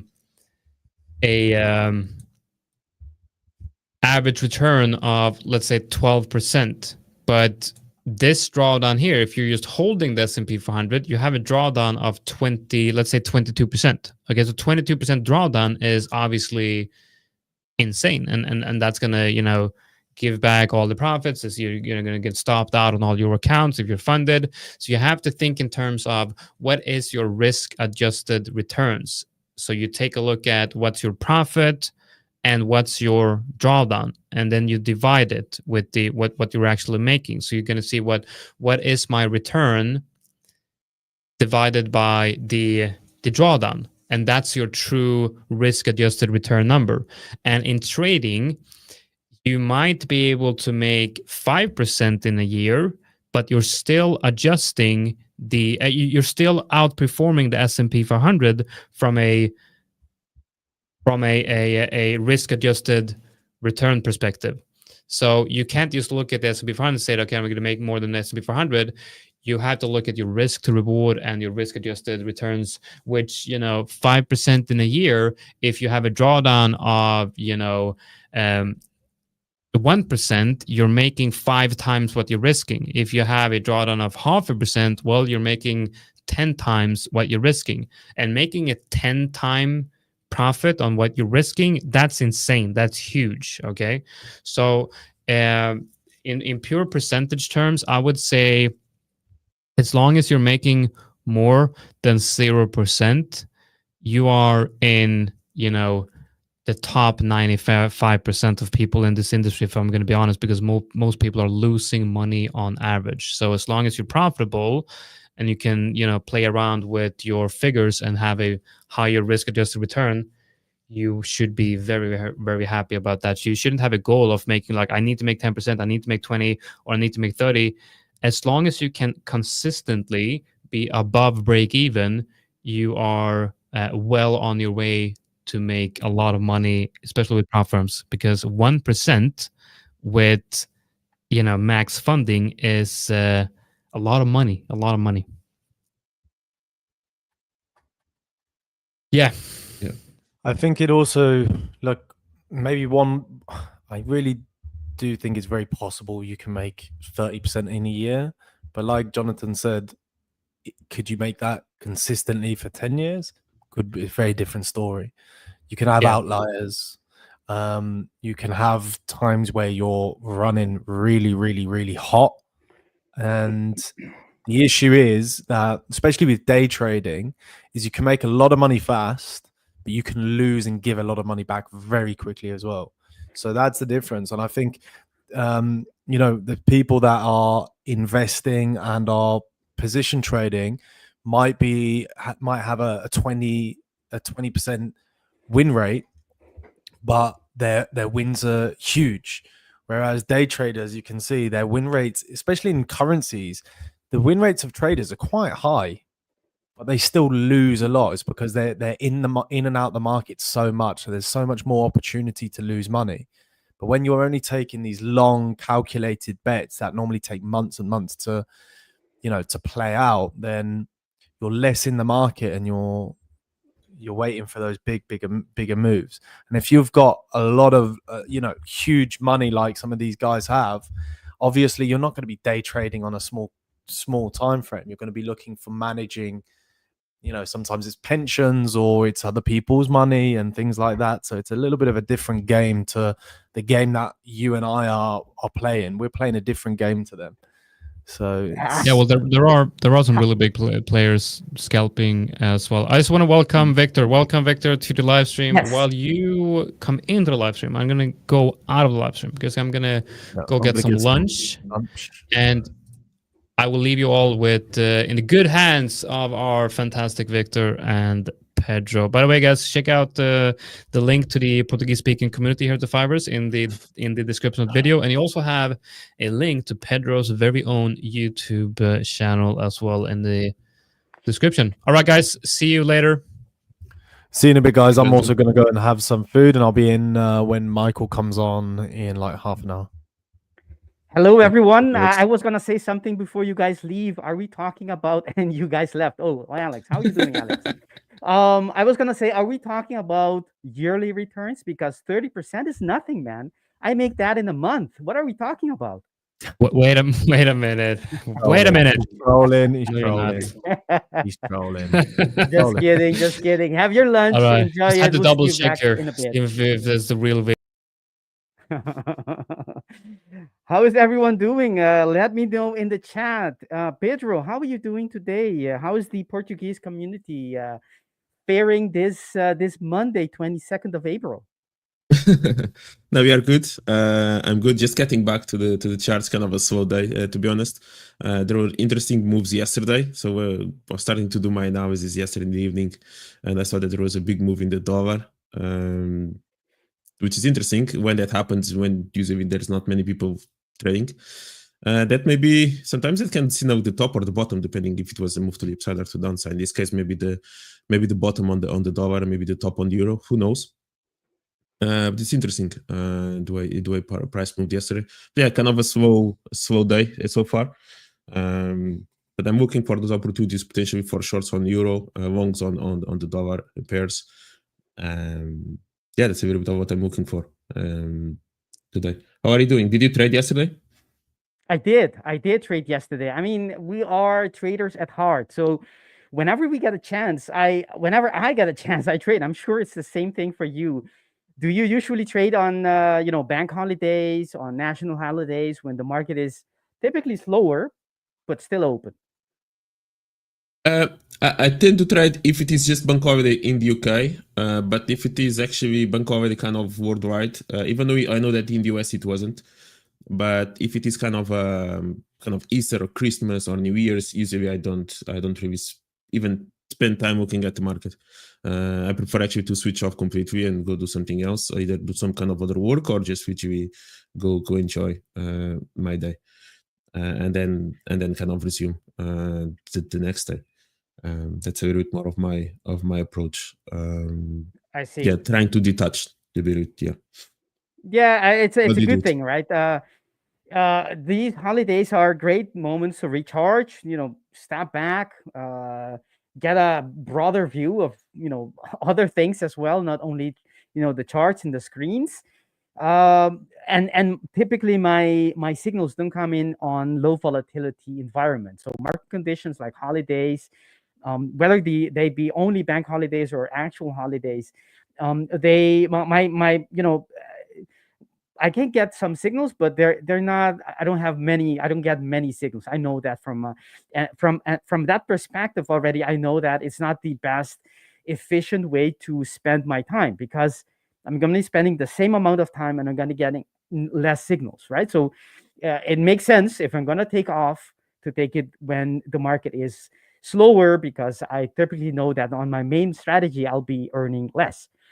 However, it's as a trader, I enjoy trading as a lot. So, whenever I get a chance, even if I'm not completely trading that day, the whole day, even if I have an hour or two, I may get not my typical signal, not my main strategy, but I would scalp, or I will test water with some positions. And general trading related activity, even on those off days, supposedly off days, I'm still, we're always on as traders, aren't we? Yeah.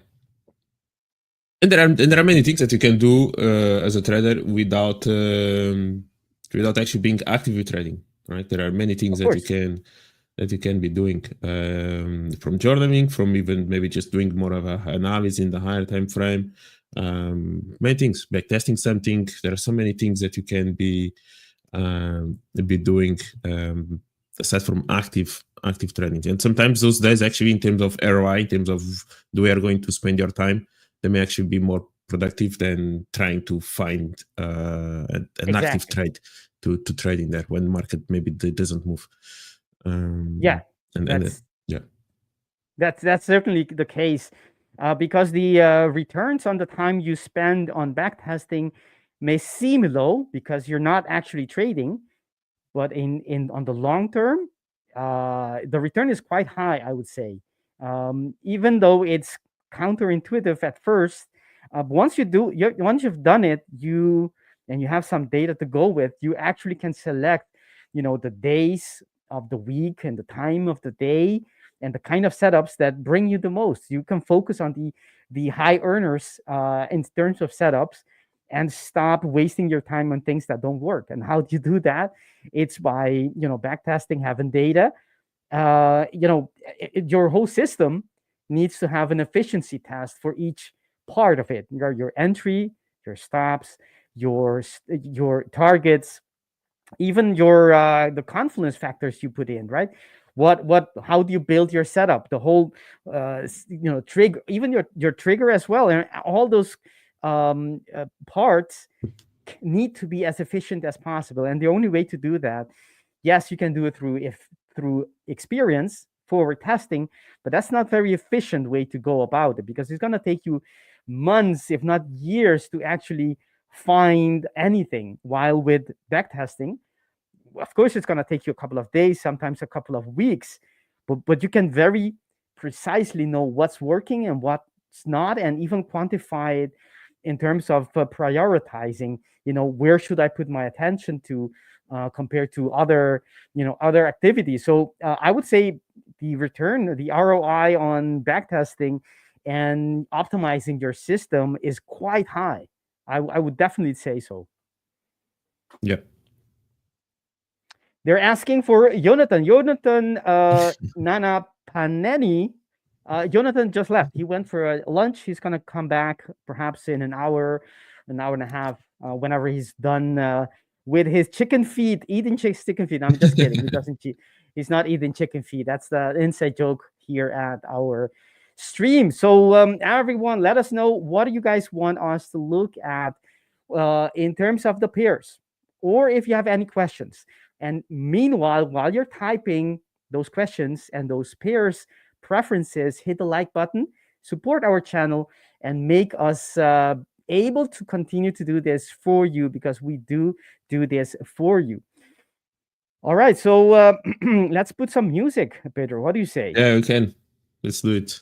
Let's put some samba, some really some Latin moves. It'd be nice. I really I can't dance samba. I don't know about you, but it's too fast for me. No, I don't. And unless in special occasions after a couple of drinks, but it will be just for a few minutes. I cannot. It's too quick, and they have a lot of stamina to be able to do that for so long. It's a cardio exercise in its own, right? Exactly. Also, it is, because just watching them already makes me tired. Imagine dancing. Exactly. No, but great stuff. I love samba. All right, so yeah. Let's look. What have you guys been? Has there been any trades on live today? What were you guys doing before I came in? Yeah, I think Jonatan went long on gold, and I think Alex was long on EUR/AUD. He got stopped out and then he re-entered again. Not really sure. Okay. But I think it was long on EUR/AUD. I was looking more at euro-dollar, so this is basically where we were. So last week we were still respecting that top in there. Okay, and basically yesterday that was this bullish heavy candle that we broke out away from this range where we basically traded last week.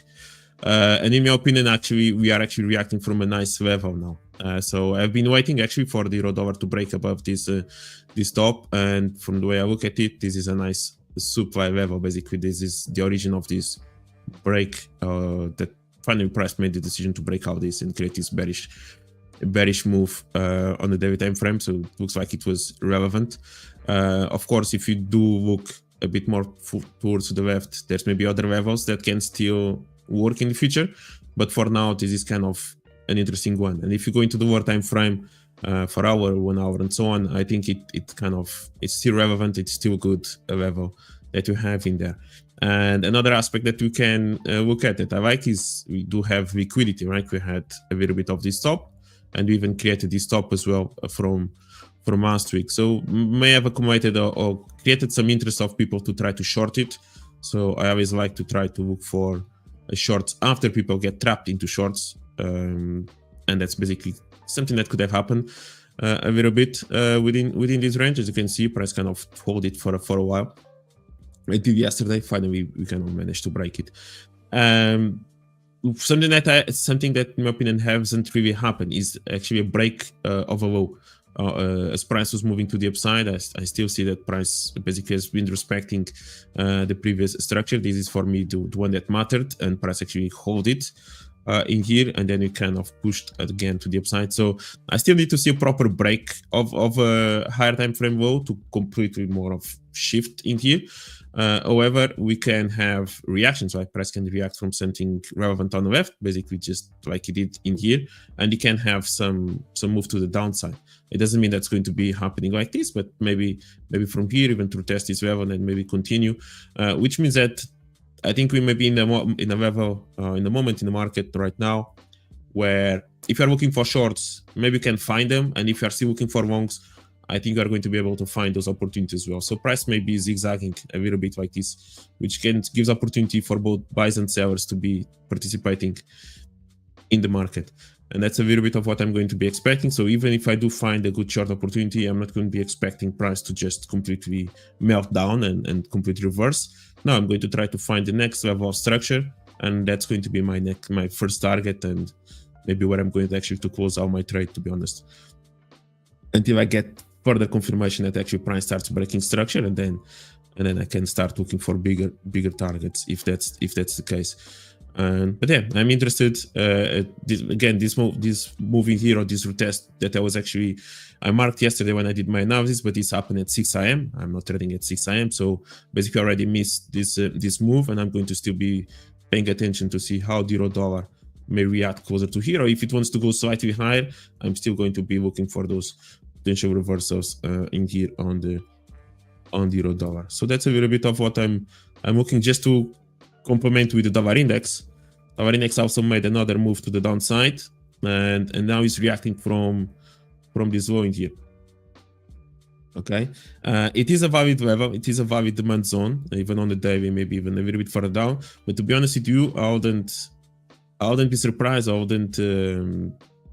Maybe I would even prefer if price actually would manage to go below all this triple bottom to fake out all that liquidity, and then properly have a little bit of a bigger move to the upside.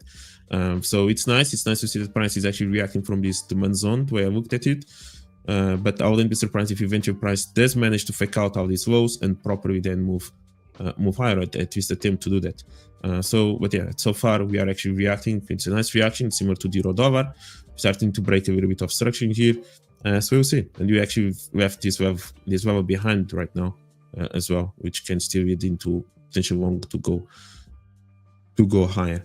So just to finalize, euro-dollar and the dollar index are kind of approaching interesting levels. I wouldn't be surprised if the dollar index makes a new low before actually potentially turning. The euro-dollar, I'm okay with the high to look for potential shorts, and that's basically what I'm going to be looking for with conservative targets. What's your take, Peter? Sure. Let me look at the euro-dollar. I'm going to do Kiwi yen. Someone in the chat asked for Kiwi yen, and I think there's something to be said about that pair. So, but I'll put that in on hold for a little bit. Let's look at. I'm gonna put mine here. There you go. That's that's euro-dollar. Of course, just to bring things into perspective. Actually, that's not the chart. I think. This is the one I want to show. Yes. Yeah, there we go. All right, to put things into perspective, I know we are, the dollar is weak. EU is very bullish. I know people are running for cover on those dollar positions. That's why, they're selling their dollar position. They're moving away from the dollar. I know everything, all of that. And the monthly candle, and we still are, still a week, more than a week actually, till the end of the month, and the monthly candle is very, very strong. Meaning, it doesn't look like anything to be going short right now. And on the higher time frame, let's see. Yes, on the higher time frame, there is a reversal pattern, which we are currently in. I don't expect it to work, but it's not about my expectation. It's not about our expectation in terms of fundamentals. It's about the opportunity that the reversal pattern gives us just based on the technical analysis and the risk reward ratios combined with the win rate. Here we have a quasi, right, established uptrend, left shoulder, head, neckline, breaks it down, goes up, and because it breaks this low, right, it actually, this is the first right shoulder, which worked quite nicely. If you were to have caught this, that would be the, the monster trade of perhaps your lifetime. But it's still at play in my book. And if you consider this being the top, and it is, and this being the low of the structure, that means that the 50% retracement is right here. We are above it. Understanding this is the monthly time frame, right? So understanding this, I know that we are, because we live in today, we don't live in the last couple of years. We tend to focus on what's happening today, last week, this month, etc.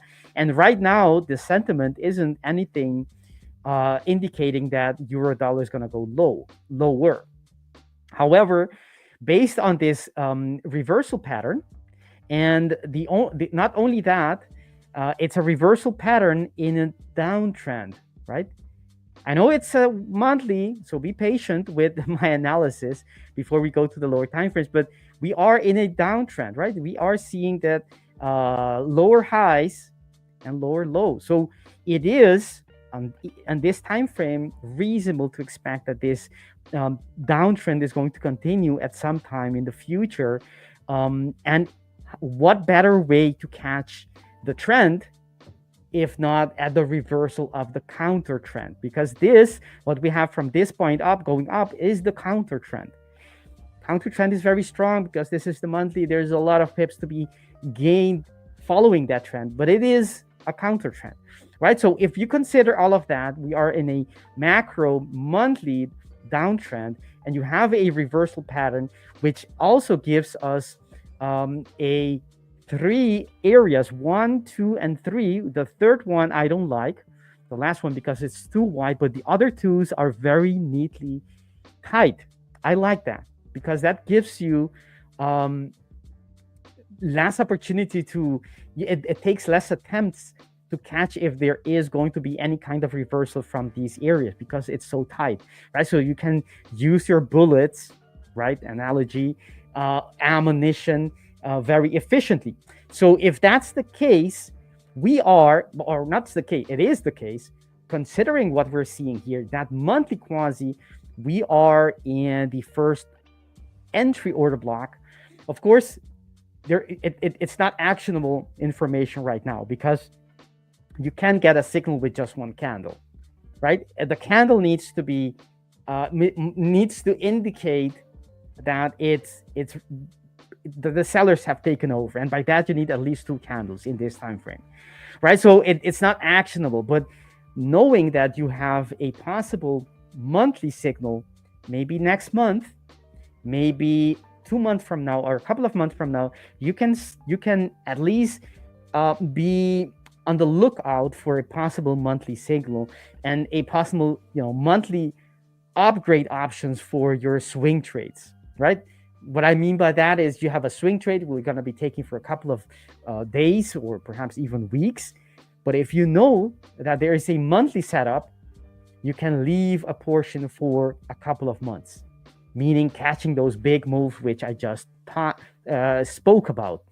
And even if you don't have to, hold a position 10 months or 15 months, even knowing the next couple of 3 monthly bars is going to be likely down bars is already a lot of edge. And I'm sure you probably, you could still do this on a prop firm account, but you're probably going to want to do this on your private account because you're going to hit your targets way before the monthly setup it reaches even half of its target.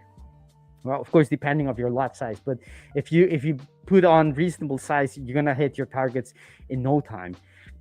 So and not by doing that, not being able to capitalize on the complete structure. So what I want to see is how does this month, at the end of this month, will be the first opportunity for euro dollar to tell us, is this order block any good, right? How does it tell us? It's by closing in or above or below that that upper border, right? If it's, to me, if it can't close above, that could be the first sign that maybe the sellers maybe they might come in, right? Doesn't tell us too much certainty yet, but that could be the beginning of a possible signal a month or a couple of months down the line.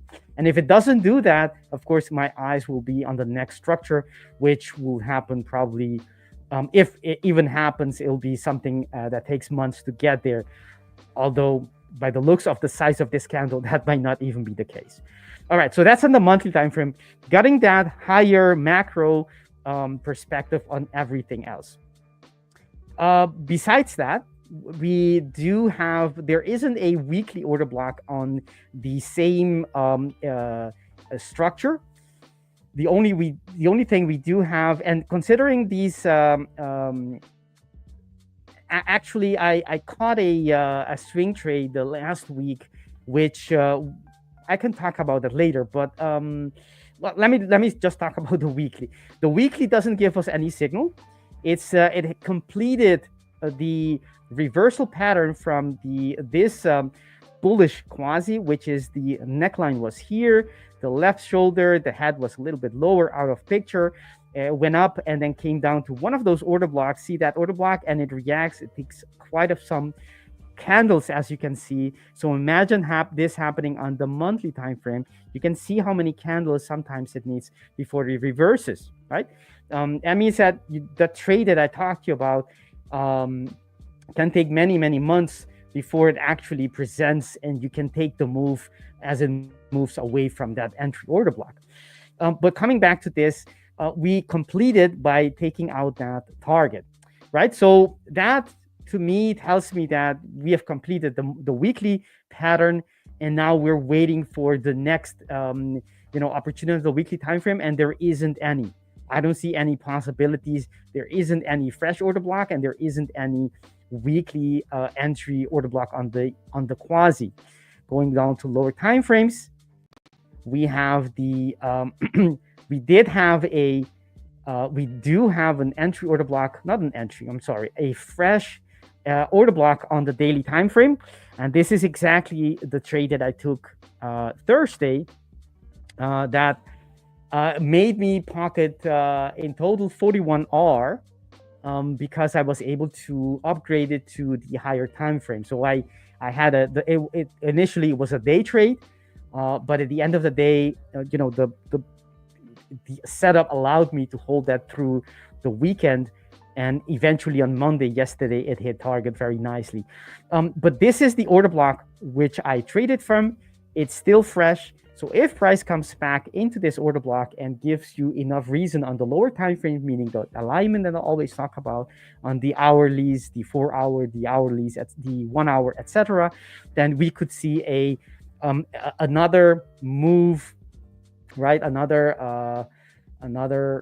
entry like so as price moves away from it, potentially continuing going higher, right? That's the only thing, but we're not close there and by any stretch of the imagination, so there isn't anything to look for.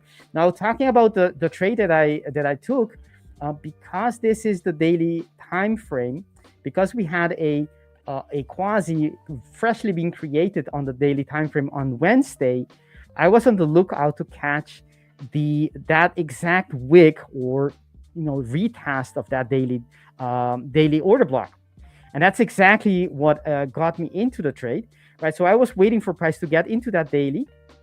I went to the 4 hourly, and we have it here. It was in here, right?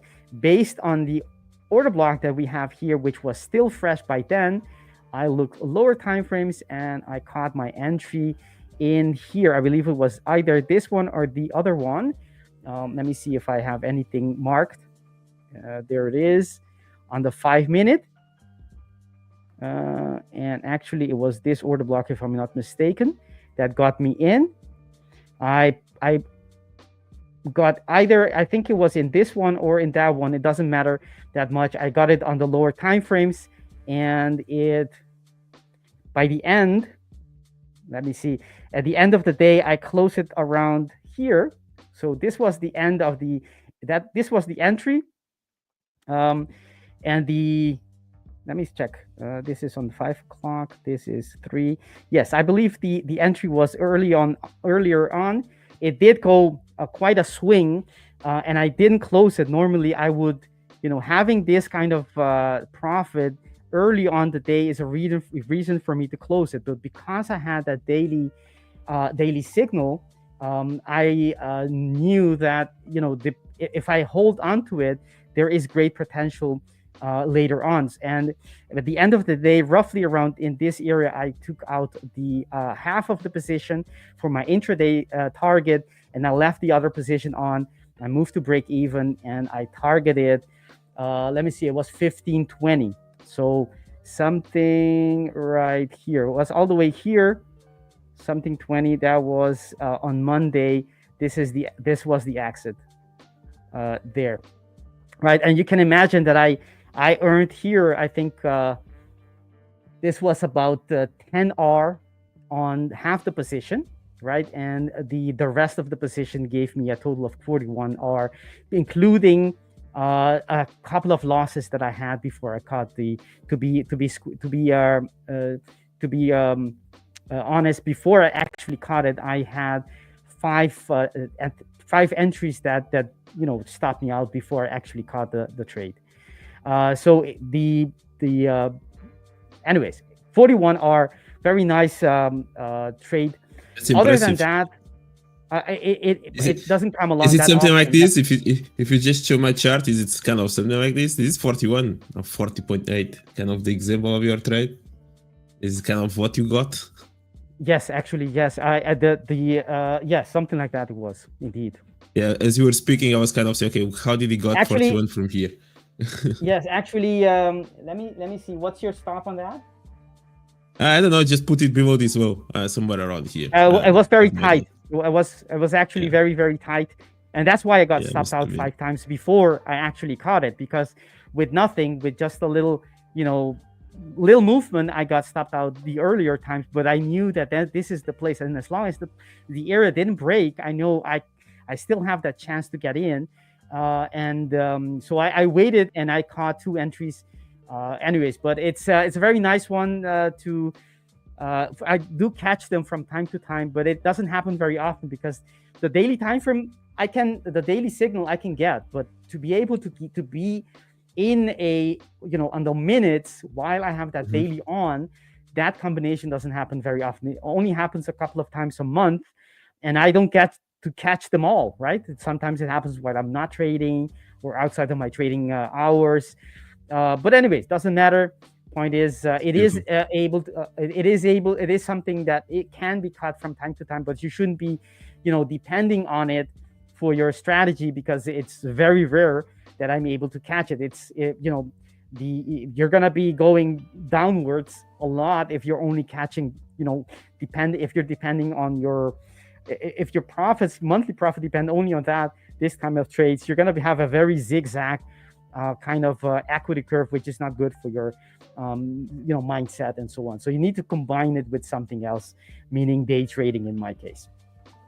But in terms of so that was on the long that was from earlier last week. In terms of opportunities for today, I would say yes, the impulsive moves is to the upside, right? Because of that breakout we had. And it's likely... Go back to your chart. I don't know if you are still showing mine. I don't know if you want to show yours. Oh, okay. I'm sorry. Thank you. Thank you for letting me know. Thank you. The breakout, right? Because of this breakout, it's likely, right? Based off market structure, based on the momentum, it's the likely path of prices to continue to go up. There isn't a lot to convince us that this is it, that this was the top, or there isn't any reversal pattern, there isn't any candlestick combinations on any time frame, any relevant time frame to tell us that this was it. However, the tricky thing is to time that continuation, because it can continue in many different ways, right? It can come all the way back to these structures that it broke out of before it continues, right? So having knowing that it's likely to end up going up isn't necessarily going to help you if it's going to retrace big part of that move before it does so. Meaning, and that's something that happens a lot of times, right? Breakout traders, they tend to think that the breakout is going to continue forever. And yes, it's likely going to continue, but sometimes it's going to come back, retrace, retest some structures, and then go on. And if you don't watch out, you get stopped out in that process. So we have hi Alex. So Hi, mate. hi. So what do I see on H4? We did have a bearish structure being created, and that structure has been already taken out, which is a bullish sign, right? It's a bearish structure that was created and was broken, meaning that the buyers are actually taking control. And we're currently in that order block, meaning I would based on this order block, try to look for an entry, but very aware that we have this area of of momentum, right? This will probably, not probably, this is going to be a fair value gap on the higher time frames, meaning that price might want to close that before it continues. Now, if we go to lower time frames, what do we see? On the H2, there isn't anything we can use. There isn't, let me check on the low of this is 81.7 and 82. So technically there isn't even a quasi there. And that means that this would not be a quasi either. I don't see the structure. In order for me to take that H4, I need more things telling me that this is an area, the H1, the H2 as well. And they're not saying that. If anything, what I see is bearishness in the market. Look at that order block being created. It's supposed to be creating bullish structures. It's doing the opposite, right? So we have a disconnect between the time frames, and at times I don't want to be trading. I want to have alignment. I want to have, the H4 and H1 and or H2 concur with each other, not being in disagreement. So in this case, I think the order flow is to the downside, even though we are in a bullish in a demand area. So I would still look for a possibility of perhaps a quasi here on the hourly, maybe later on. But if it doesn't happen, and it's not happening right now, I'm gonna be going short if I really had to, but I don't want to be going short in a demand area based on the H4, I mean. So it's not a great opportunity, but I would say the momentum is to the downside, even though we have a structure that is, we should be expecting some kind of buying power coming in the next couple of maybe today, maybe tomorrow, as long as it doesn't, end up breaking the structure completely and negating that H4 order block. That's my take on H4. So on the EU, so I would be looking very slightly for a possible entry here long based on this order block, and if not, I would just either go short into the structures that it broke out from, or just wait for it to get there and then start looking for a possibility. Hey, Mike. Hey, Victor. Didn't want to interrupt you in the middle of your flow. I figured no you were problem, right. No.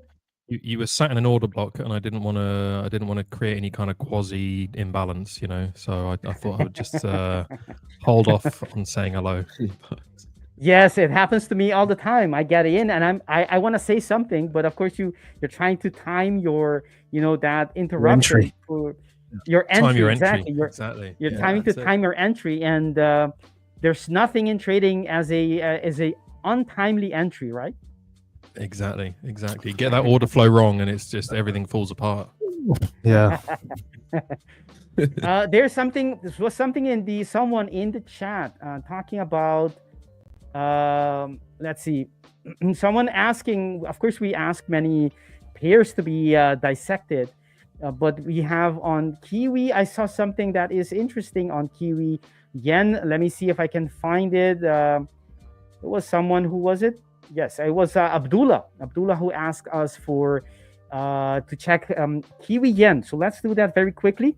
I see. All right. So if I look on the weekly time frame and I ask myself what could stop price, I know the market structure and the trend, the order flow is to the downside. Bearish structures are being created and bullish structures are being invalidated.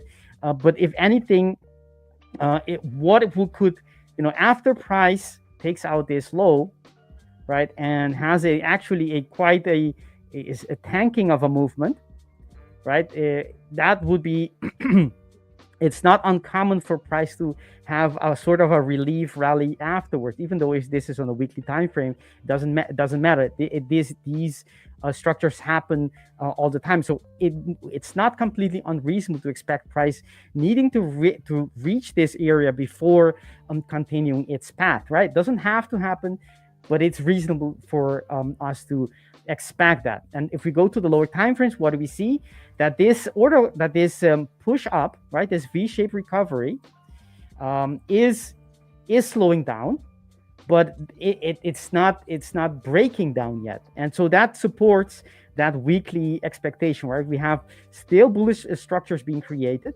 Makes me think that the market is likely to be wanting to reach something high. It has already reached on the daily time frame, but not on the weekly, right? So I'm eager to see if we have more indication of price doing this, right? Pushing up and perhaps having a little push up before it starts breaking down and going the other way, right? It's just a scenario. I don't mean it's going to happen exactly that way, but that's something that fits in the picture in terms of market structure and the structures that are being created. So if I see that on the daily time frame and I go down to the quasis, to the H4 to look for those structures that could indicate the same, what do we find? We do get all right, so I do find on the H4. Actually, this is the H1, right? So where did I find it? A couple of minutes ago. Yes, it was on the, it doesn't really matter right here. Actually, on the H2, I wouldn't consider that a quasi, but on the H1 it did. This is the quasi. Breaking that structure, coming back to that order block. You see that order block being created by that engulfing, and it reacts very nicely. Right, that's something that I would want to. That looks very appealing in terms of a reversal. Right, coming back to that area, that order block, and having the correct reaction to it. Right, comes back and it moves away. Comes back, retesting it, moves away again. That's follow through. That's what you want to be seeing on the intended time frame. And if you're looking for the H4 reason for that, we do have an order block here, which is, basically the same movement, but it's visible on the H4, right? So if price comes back to this H4 order block, and even up here, you can see there is another one, but I would still want to be using the extreme, meaning the order block below the H4. You're combining that, a fresh order block on the H4 plus the H1 within a daily, right? If you have that alignment, that can be very powerful. So I would want to look for price to do, coming back to this area. And today, I think today is could be that day that it comes back. And if it does so, I would go to the lower time frame, trying to catch my quasi if it happens, and then trying to get in on something like this, right, with your stop either below that a presumable right shoulder, or all the way below that order block, and then target the structures above us, which is of course the daily time frame. And you could even try to catch to the weekly, but I would say daily is plenty of room to be caught. That would be something, even if you didn't catch it with a tight stop loss, this is with 22 pips stop loss, it would be still close to 1 to 5. Meaning that's something that I think, I don't know if the person who asked me, Abdullah, is looking to get long on Kiwi yen, but that would be something that I would that makes a lot of sense in terms of quasis and order blocks. All right. That's on my side. I think somebody talked about Euro AD, and I'll take this one over because I'm in that trade. Mike zoned out. Like, what the... Come back to us, mate. Okay, Sorry. So yeah, it's okay. I'm gonna go on to make sure that is correct one. Okay. So this is, I don't know what trade this person's in, but I'll just talk about where we're at and why I decided to go long. First of all, because we're bloody bullish. Look at that. We're going long just looking at that. That's on a daily chart. You know, you want to be short in this. Anyway, so the first levels of support, we've had this taken out the high. We've made another high. We've come back into a retracement level, which is quite an important area of support. Also coming into the 50% fib retracement, and we've had quite a lot of price action trying to push price lower, but at that point it hasn't really done any of that. It's been sitting in a range. So we've had we come back into this demand here, sorry. So we had this area of demand. We've come down once, twice, 3 times. We haven't been able to break any lower.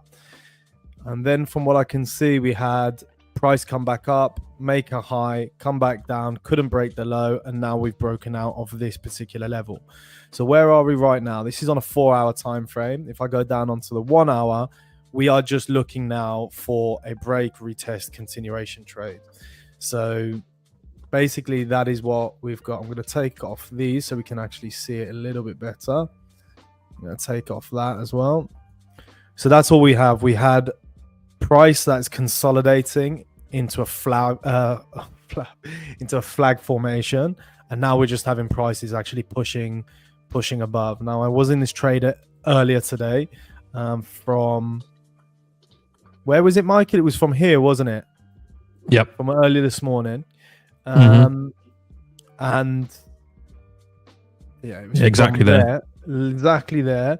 But when it came down, I closed it took me out basically. I closed the trade and it didn't keep going and actually started pushing back up. I do think the targets on this are going to be 80.11, so up to this level just to take out this prior Monday high. But I do think we're going to start pushing up a little bit higher as well. I'm not going to hold it higher. I'm literally just looking for, you know, you got that flagpole, then you've got the flag itself, and then you're basically just taking that high out, and that's what I'm looking for. But I hope you're not short. That's all. I did see someone was short. Henry was short, but perhaps on a different time. Henry's allowed to short because Henry's proven himself to be a pretty good trader. So it just depends where. Yeah, it depends also on the time frame, right? You can be scalping against the trend perfectly fine, while everything tells you it's a long, as long as you know what you're doing. Yeah, I can't really see it. I don't really see the argument. Look at this. Okay, just for instance, just look at this consolidation, the same type of thing. Just to have absolutely incredible consolidation on a weekly time frame.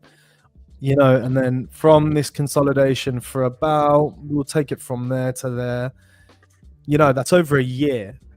So in over a year, we didn't have pretty much anything happen to euro, Aussie dollar. And now in the last 2 months, we've gone up 11%. So I don't really see the argument for it going short at the moment.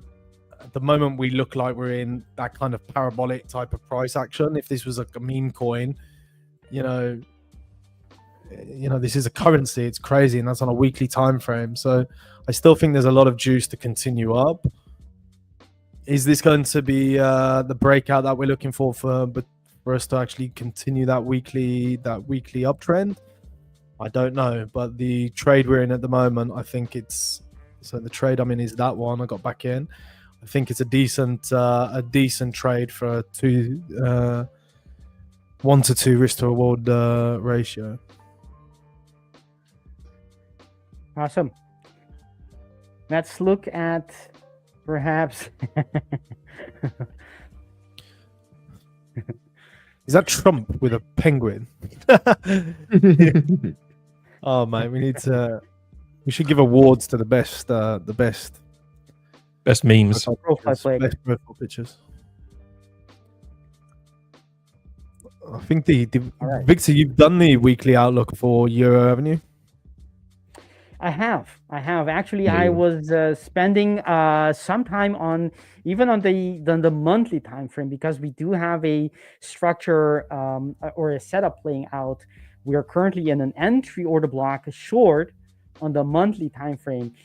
Doesn't mean we're gonna go short here, but everything starts lining up. I sure want to be short euro. Yes, you heard it, short euro, because as a technical analyst, it's not about what I think is going to happen based on my the headlines, but what the charts are telling us. Where is it a good area? Even if it has a low win rate, my entries have low range, lower than 50%, more closer between 30 and 40% more likely. So it means that I'm gonna be wrong more often than not. But when I do get those reversal points, it makes up for that low win rate. So we're currently on the monthly time frame. Let's see. Let me show my very quickly, because I already did it. But I'm gonna do mine. Yes, we are flipping through them. There you go. That happens when we have 2 captains on the ship. We have so on the monthly time frame, this is the GU, of course, but the weekly, we are in a. I'm gonna recap just a little bit the structure that I meant. We are in a monthly downtrend, as you can see by the lower low, lower highs, and we do have a valid left shoulder head. Breaking of the neckline creates a right shoulder, moves away, completes that structure. But because it takes out that structure and comes back very neatly, this whole reversal pattern is still at play. You do have also a quasi here, but I like to have, when you have two quasis that are overlapping, one within the range of the other one, I like to take the biggest one, right? And if the biggest one is still valid, I would trade the overlap of those order blocks between the one that is within the range and the bigger one. And those two ranges, or those two setups, give us 3 entry order block. And this end of this month will be the first sign if this order block is going to hold or not. If it's not going to hold, then that gives me just a tiny little bit reason to be looking for a short, a little bit more to be looking for that short. I don't want to do anything unless the monthly respects that order block, and then I'm going to be looking on the weekly time frame by then, meaning next month, to see if we have some kind of structure that allows me to build a case for a short, right? So it's something early phases. It's like we're still building the basement of this setup, right? We don't have anything else, just the foundation, a possibility here. But other than that, I don't see any opportunity because all the weekly structures are way below us, and we don't have any reason to go long. Yes, of course, the momentum is to the upside. It's a breakout and it's likely continue, but I need a demand zone, right? We need, if you're looking at the weekly, we need a demand zone in order to define your risk. Because how are you going to define your risk if you're entry long here? Yes, it's a long, but where do you put your stop on the weekly time frame? There's well below the previous candle perhaps, but is that a super thing to do in terms of edge and things like that? Not really, right? So you need something like the market telling us, price action telling us, this is an area where buyers are coming in. They have been coming in all the way, but they're not leaving those structures which we can trade from. So that's what I'm waiting. In terms of weekly outlook, it's likely to continue but we don't have any structures where we can base that. Only the daily time frame, we have an order block, but we'll have to wait for price to reach it or not before we can take a move higher, right? And waiting for price to come into that demand area and creating those reversal structures on the H4 and so on. But that's not the case yet. So I would say the opportunity is, the timing is not now. In terms of weekly outlook, if you want to take a swing trade, no, we should have been in the trade already from either when this daily was created. But if you're not, then you should wait for a new opportunity. The bus has left the stop already. You need to wait for the next bus to take, and not just hop on any bus. All right. Someone asking about the quasi. As usual, we have quasi. What is the quasi? Well, the quasi is short for Quasimodo, which is a variation of the head and shoulder pattern. So it's a reversal pattern. I'm not gonna say too much, but basically this is the inverse head and shoulder, very symmetrical. In terms of when you have a quasi, you typically have something like that. It doesn't look like a head and shoulder because it's asymmetrical, but this is then it would still be a Quasimodo or quasi for Quasimodo short, and that's it. It's a chart pattern. It's actually in my opinion, one of the best one to catch reversals, and you can use them as well as the end of a counter trend to catch that continuation of the trend. So it's very versatile, and you can use multi-time frame analysis to fine-tune your entries, and that's exactly what I do combined with order blocks. By the way, I'm working on a course on ABL. Yes, ABL, which will be out soon on order blocks, and after that we're gonna be doing one on Quasimodos as well. So stay tuned, be part of the ABL community. Mike, do we have a little clip of the ABL perhaps we can put in? Oh, hell yes. Hell yes. Hang on a second. All right, so just take a chance. If you're not part of this community yet, this is by traders for traders, and it's already a great community, but it's gonna get bigger, better. So be part of it, be part of this journey, and it's all for free. It's all for free. Go ahead, Mike.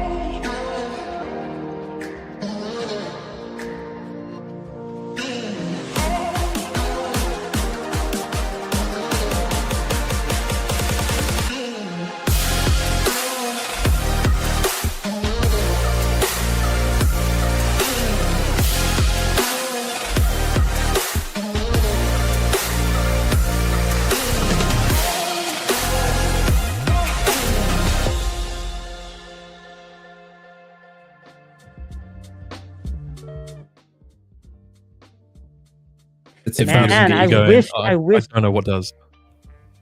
We have to do something about the volume. Oh, it was bearable. Someone said this time it was bearable. Okay. Yeah, That's definitely a new one. Nice. It should be a new one. If it's not, then my apologies. It's great. Someone said something about the volume, but perhaps that was something not necessarily the clip, because it came on a little later. Or earlier, I should say, and there is a delay, of course, between the clip, by the time we put it and you guys at home see it, or wherever you may be. But when I see that, it gets me pumped up every time. I really wish when I was a baby trader that we had a community like this, because that would catapult my progress into profit. I bet for sure that would be the case. I think it's a great thing for everyone, not only beginner traders. Don't feel offended if you're a beginner trader and I just said baby trader. It's a nice, cute thing.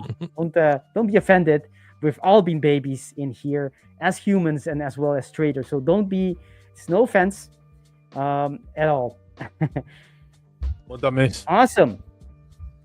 Just the awesome intro for ABL as usual. Oh, you missed the I pump. missed that. I love that. It is. Dope intro, man. Oh, nice. Yeah, man. Definitely. Headbanger. And to whoever said short USD CAD, I think that's actually a bad idea. USD CAD.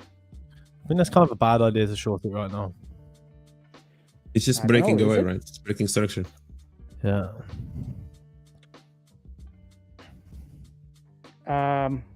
Okay, so let's take you're trading it, so you're doing it on the 5 and 15 minutes, right, Alex?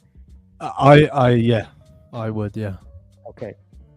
So there is a just to give an idea, there is a quasi in here. It's not the whole structure, right? I would rather have something. This is like mid-range, but you can still use it because it's on the higher time frame. But there's nothing here there's nothing to stop price yet, other than which is very much lower.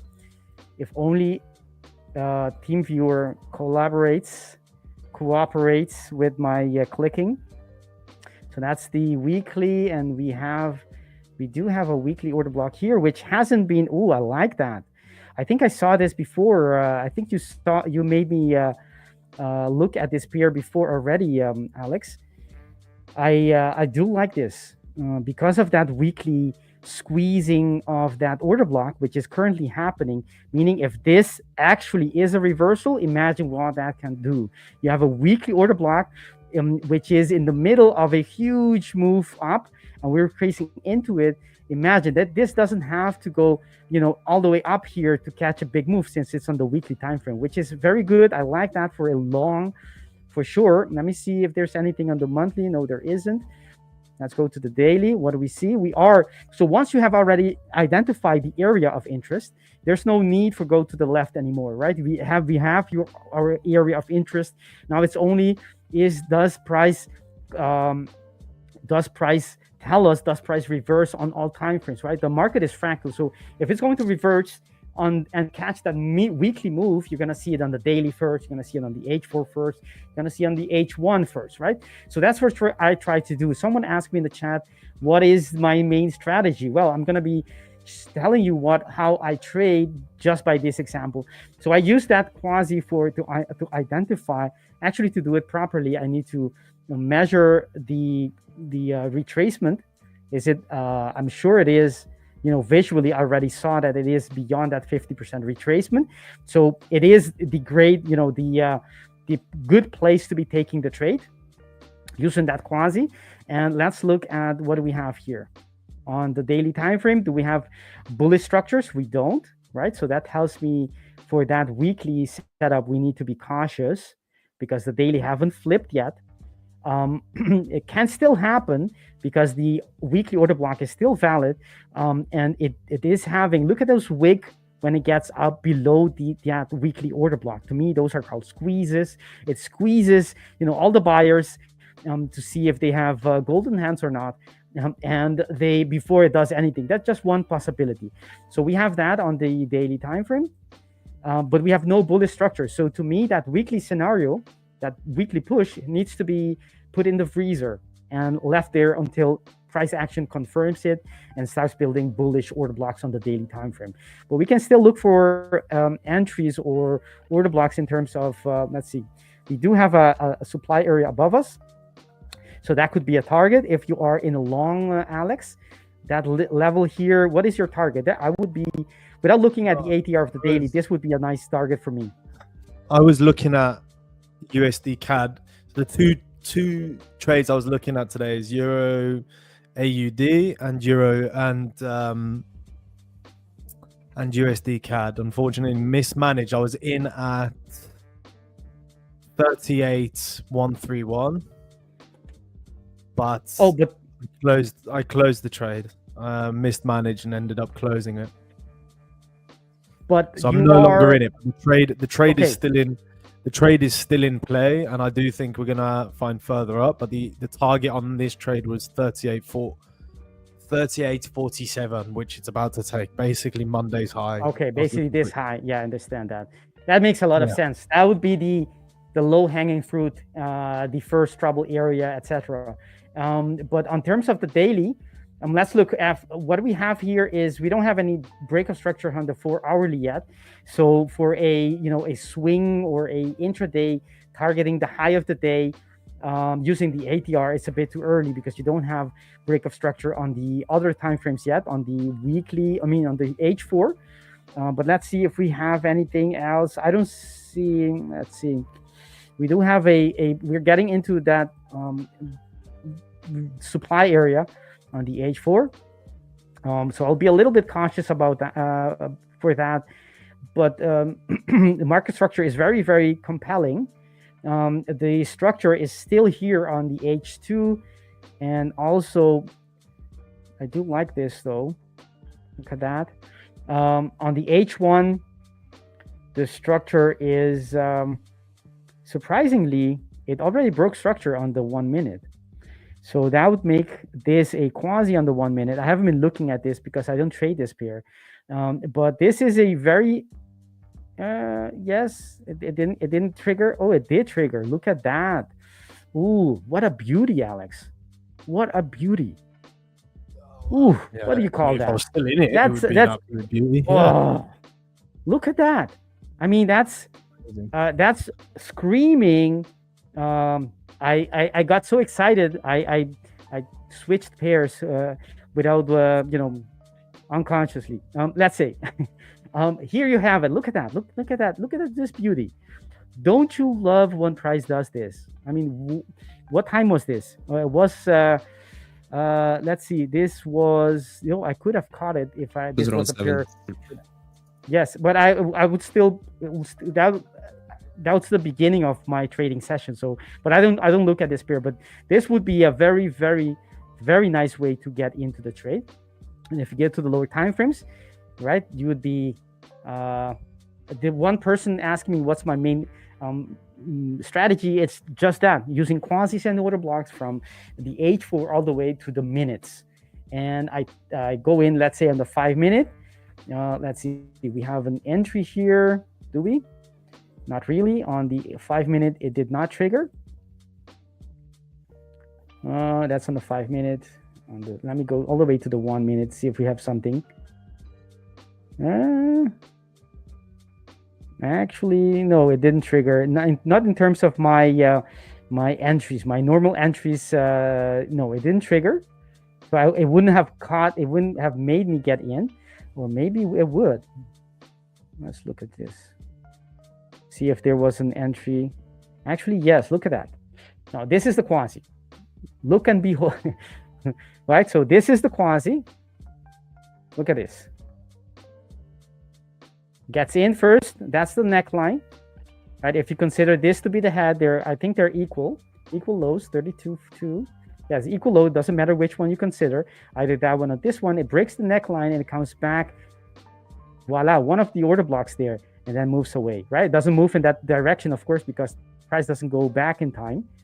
But if we have the 50% retracement, we drag that to the left. Boom, that's your entry. You put your stop below it. Oh, that's not the correct one, right? You get in wherever you think you caught it. This is on the 2 minutes, so maybe you're not even, even getting it. But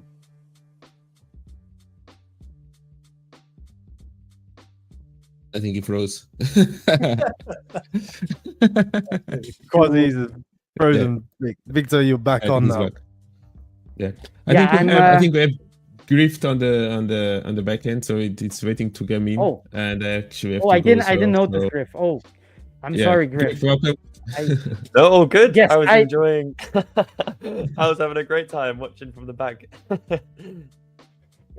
Sure. Let me finish this then. Just 20 seconds, and that would be the first target, because of that's the top of the order block, or the quasi. But that's it. And the entry there wasn't a signal on the lower time frame, but you can see the price action, how beautiful it reacted on that entry order block. That's the time for me as well. It's my I'm gonna take a pause. Griff, it's great to see you again. Passing ships. One of the days we're gonna be docking together. Sounds good. I like the sound of that. God, you naughty people. No docking, please, in this This is a stream. family show. This is a family show, boys and girls. Let's keep it clean, shall we? I don't know what you guys are talking about. I'm Docking talking about yourself, Victor, ships, please. maritime terms. These are ships, docks, nothing else. See you guys later. See you later. See you guys. Have a good one. Good luck for everyone with the giveaways as well. Yeah, I'll see you guys. Bye. Cheers, Pedro. See you. Just the three of us. Let's just Gonna introduce make them. it if we try. Just the three of us. Right.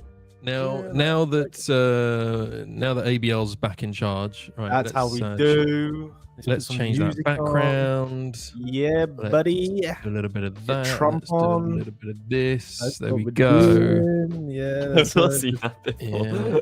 Let's add a bit of that. There we go. Right. ABL is back in charge. Here we go. Okay, now we've got to turn that down. No, oh god, messed that one up. All right, we're back in. Let's go. That's a bit We're on the loud. charts. We got the That's a bit big, loud. the top G. It's a bit Top loud. G is in the It's building. a bit loud. It's a bit loud. It's a bit loud. Sorry. It's a bit loud. We got top G, everybody. Griff. Last time Big you were G. here, last week, Tell us you got some you trades. said you might have a trade. Where are we at with this? Maybe there's a trade. He's gonna tease us. He's gonna tease us. Yeah, no trade. No trade. Fair enough. No trades for another week. Fair enough. Not even. What about even on Euro Aussie dollar? I was looking at that. I was like, that must be a Griff trade.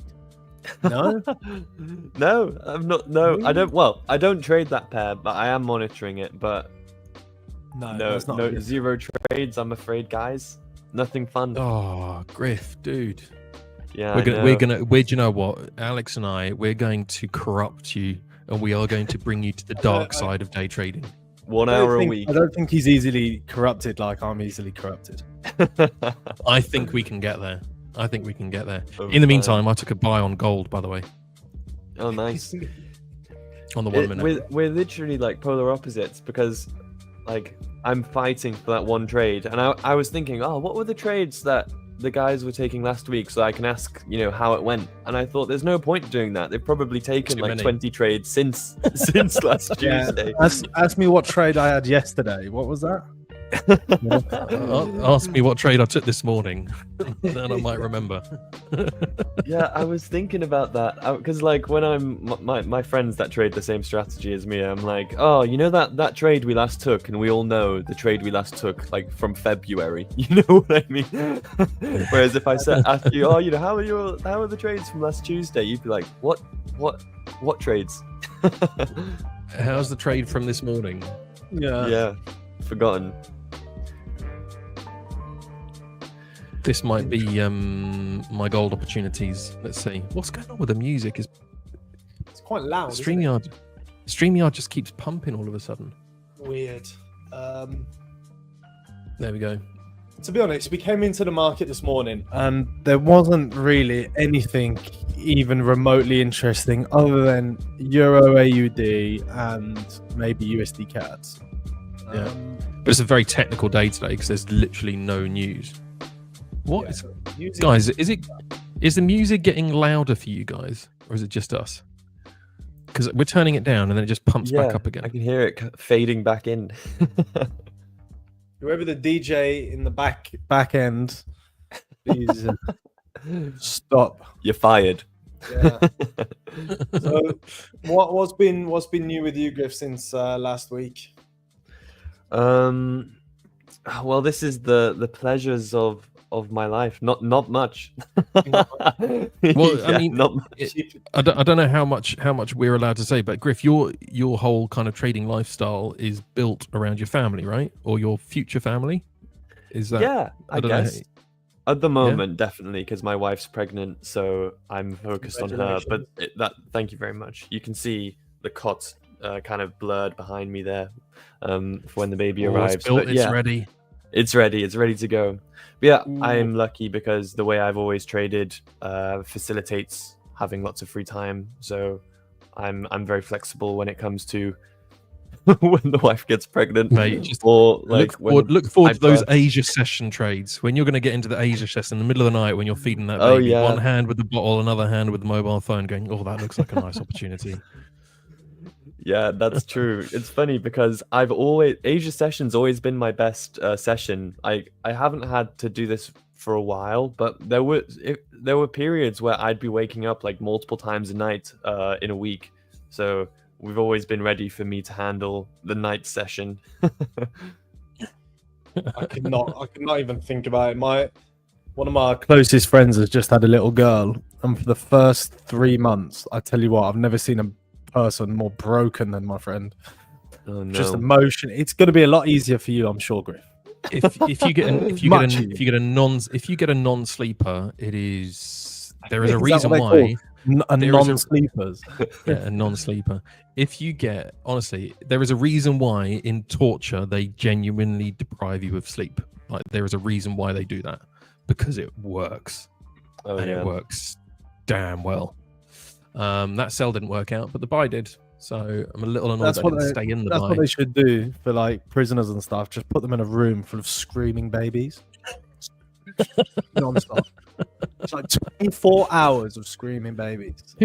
Don't send people to El preparing Salvador myself for that prisons. moment. Just stick them in a nursery. Just don't send them down to El Salvador into a cage with 100 other guys. Just stick them into a creche. Yeah, there's plenty of those around the country. Yeah, I'm building up my immunity. So if ever I am taken to El Salvador and put in one of those prisons like you described, I'm going to be completely immune to the screaming children.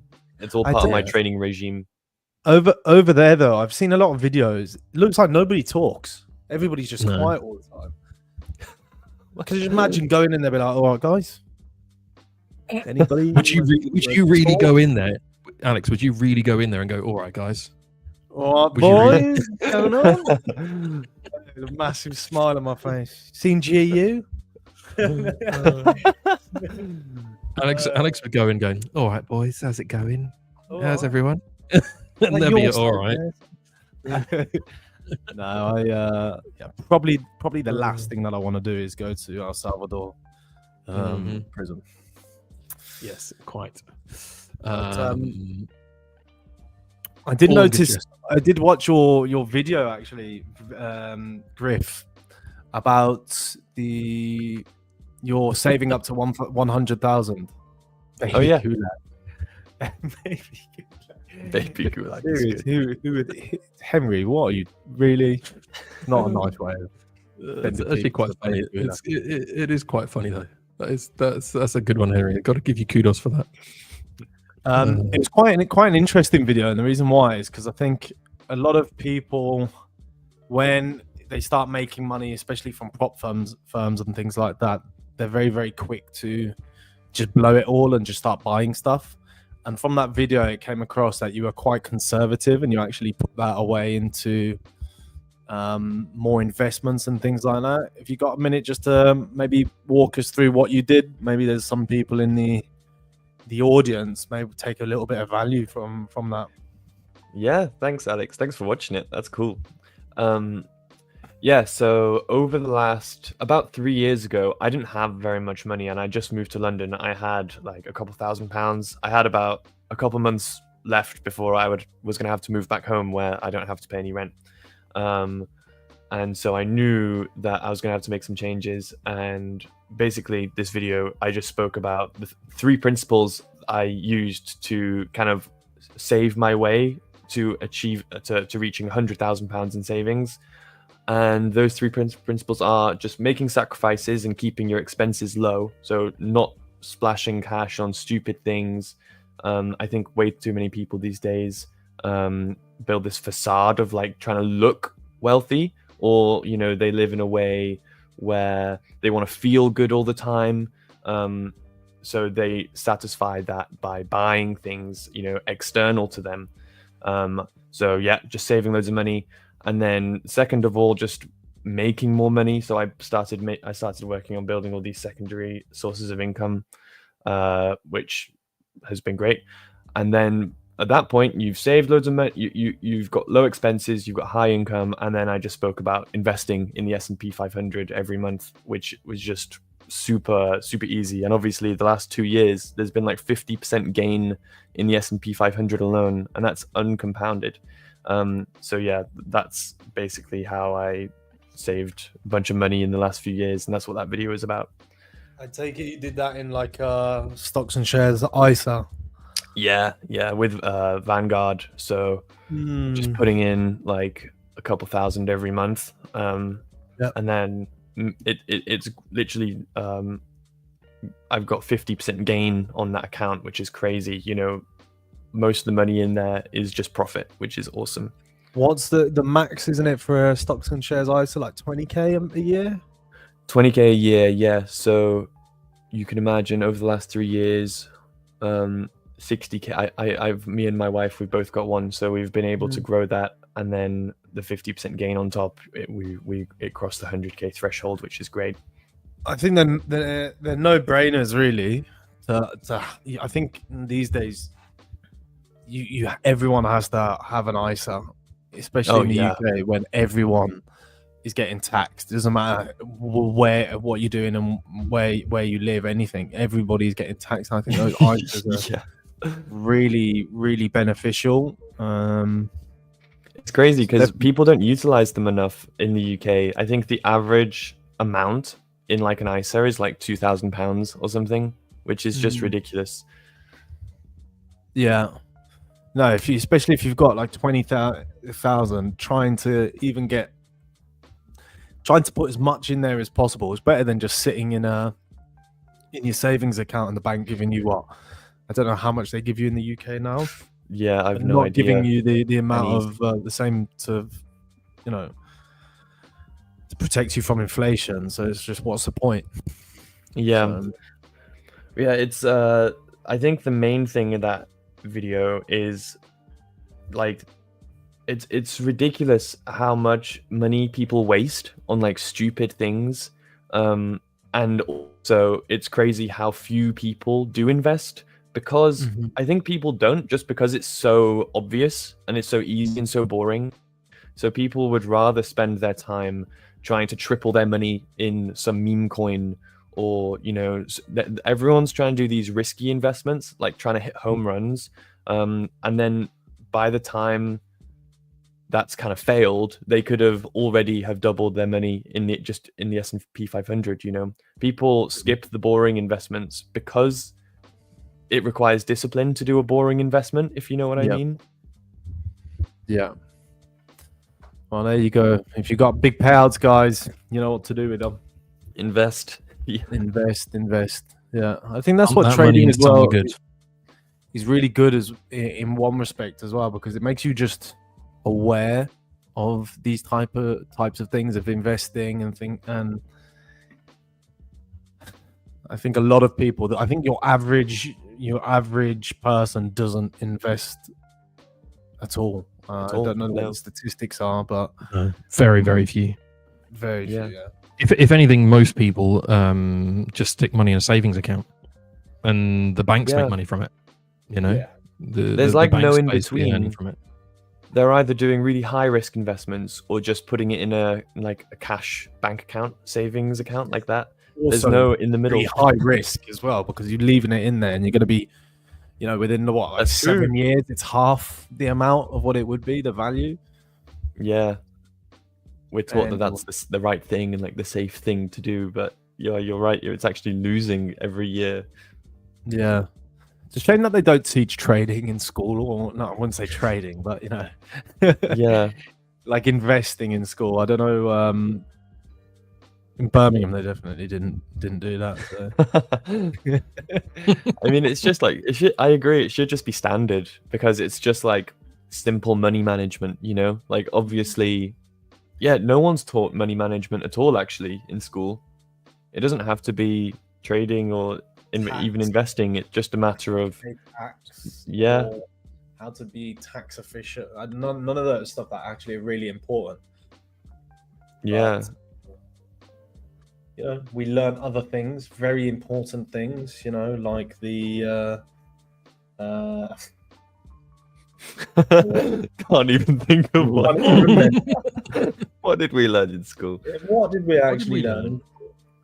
Michael, do you remember your school days? Yeah, No, you don't. I do. A long time ago, but I do. Gosh. Yeah, I You remember. were in school in the UK, no? I was in school in in London, West London. Oof. West is best. The West is best. West is best. West London massive. So yeah. Do you know what I Learn about different triangles. That is, yeah. yeah Pythagoras. What is it called? Exactly. Pythagoras. I should know. Pythagoras I'm the theorem. most recent graduate of secondary school. Pythagoras theorem. That was Yeah. it. Yeah, no, I mean, I had a mixed bag of school, if I'm honest. My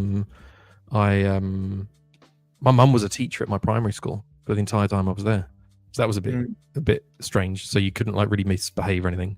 And then high school or secondary school, I went to an all boys Catholic secondary school, where there was only girls in like years. Years 12 and 13 was the only time you had girls in sixth form. Yeah, there was too much testosterone around that time. That I wouldn't recommend. But yeah, we live and learn. Indeed. What are we looking at? Quite a slow day. I reckon we might get a bit of a push on gold. Could be, yeah. Off this Which way? up. Yeah. Yeah. Just for the pure fact. Only problem is on the 30-minute. It's basically it's consolidating down on the 5-minute, and it's trying to decide which way it wants to go. If you look at it on the 5, it's kind of like creating a very, very sharp triangle pattern. But then you look at it on the 30-minute, and it's still got a long way down to go to catch up with the 200 EMA. It's not going to get there though. The reason why I say it's not going to get there, I don't think it's going to get there anytime soon. When we're in a massive trend, it's like I don't even on the 1 hour. If you just have a look at this 1 hour, we've just been keeping above 21 EMA all of this time. So it's like every time it touches, the probability is just every time it touches to continue long. I haven't been touching it, to be honest. I just don't. I just find it for some reason quite difficult buying at these levels. Yeah, I don't disagree with you. I really don't disagree with you. I think, I mean, we've already hit a key fib level that I had marked out, which was the 375. And just smashed past it, but we did stall on it. So if I mark that out here, so this was a key fib level, and we kind of broke through it, came back, retested it, and just sat above it, didn't close below it, and off we went, and just kept on going. And that was yesterday morning, but we're leaving a long trail behind, a really long trail behind. So I don't know. At the moment it's struggling. It's struggling to find any strength to push back up again. I'd say we're going to range around a bit, in my opinion, and then quite possibly, because what I often see after we get a push up and a sharp push back down again like this is that we normally range and then continue in the direction of the second leg, if that makes sense. So in this case, we've got push up, push back down, and then normally see a range, and then we'd see another leg down. I think we had that earlier on gold, maybe last week. I can't remember, but that's my bet. But yeah, I'm still long-term bullish, but I can imagine getting a wider pullback here because this is the biggest pullback we've had in a while. Yeah.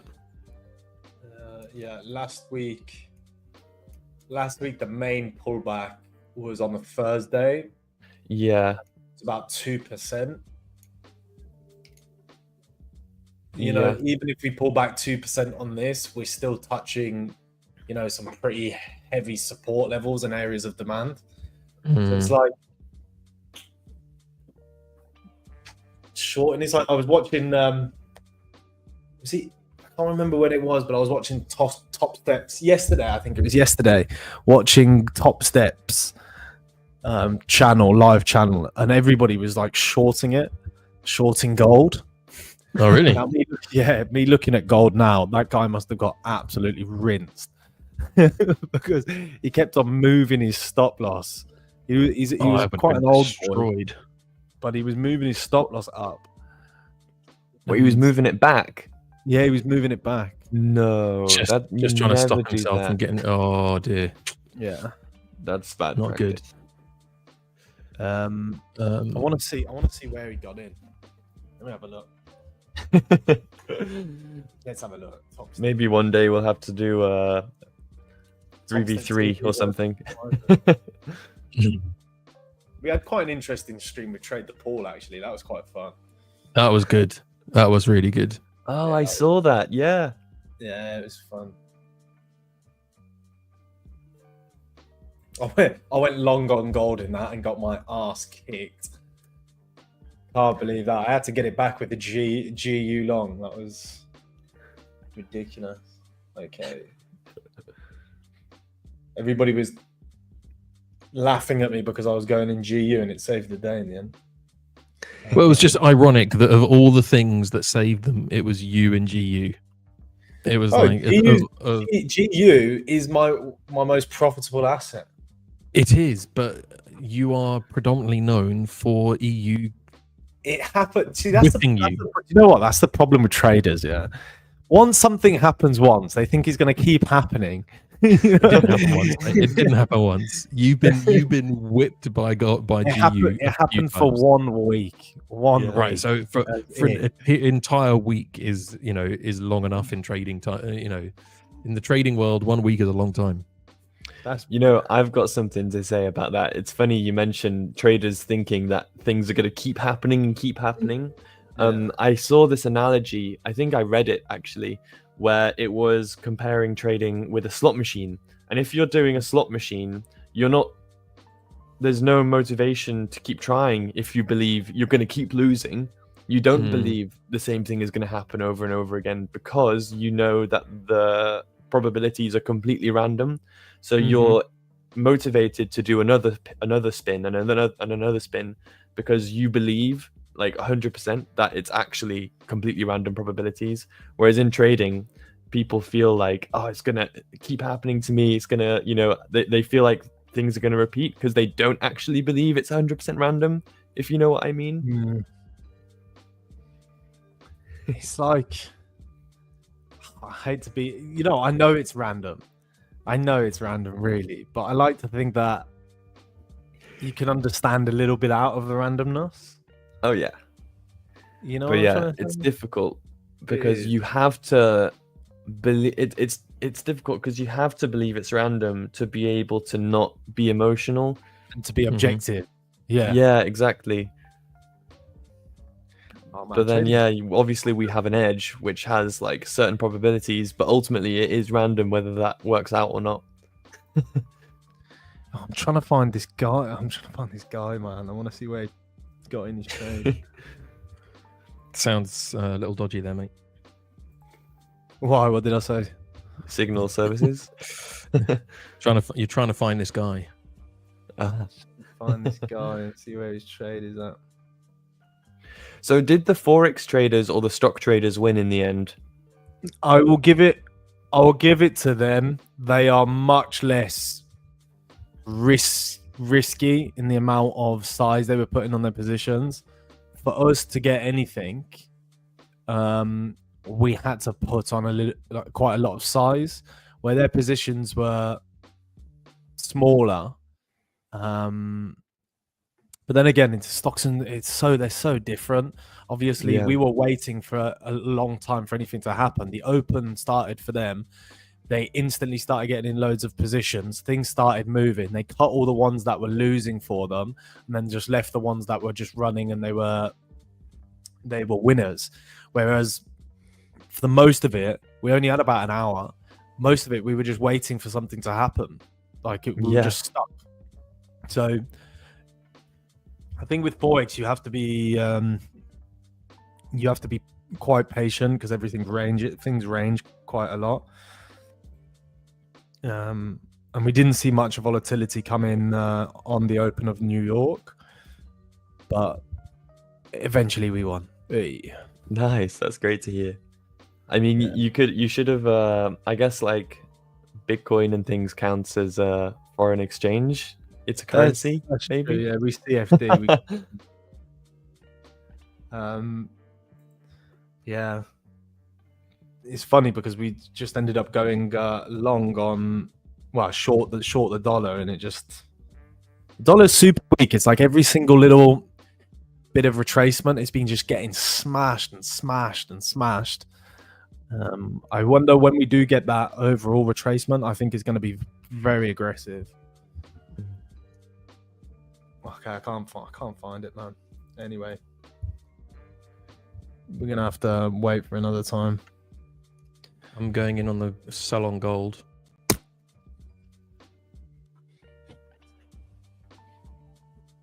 What are you seeing, Mike? We are at this support level, but what we're doing is we're kind of, I say that it's just about to close bullish, which could screw me entirely. But we've got this engulfing to the downside. Took out all of this cluster of orders here. That's a nice close there. Basically taken that order there. We tried to push back up, reverted back down. So basically negated that one, selling off again. Now, ideally, I would wait until we break that. But I think we've got enough momentum to push further down because we've got this liquidity level down here. So hoping to see us come down to at least take there. But if I'm looking at it on the 1 hour, it won't just suddenly necessarily stop there. I think we'll probably come down for this area here first. So could come down to 3418 as a possible area of reaction. So we've got a nice kick up on this wick here. So that's what I'm looking at. It looks like it should push down. So ideally, I'd be looking for us to come down to, let's say, to the start of that area. Yeah, see, it's taken that low, so we'll probably keep going lower now. So we'll see how that plays out. I like the first target. The first target you had. This green one. I like that. I think that's a high probability target. I think the next one, probably it's going to be very difficult for it to get down there.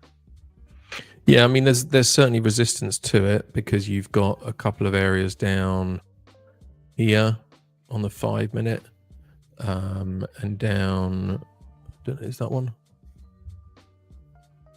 No, that's not one. Euro, so you've actually got a liquidity level down there.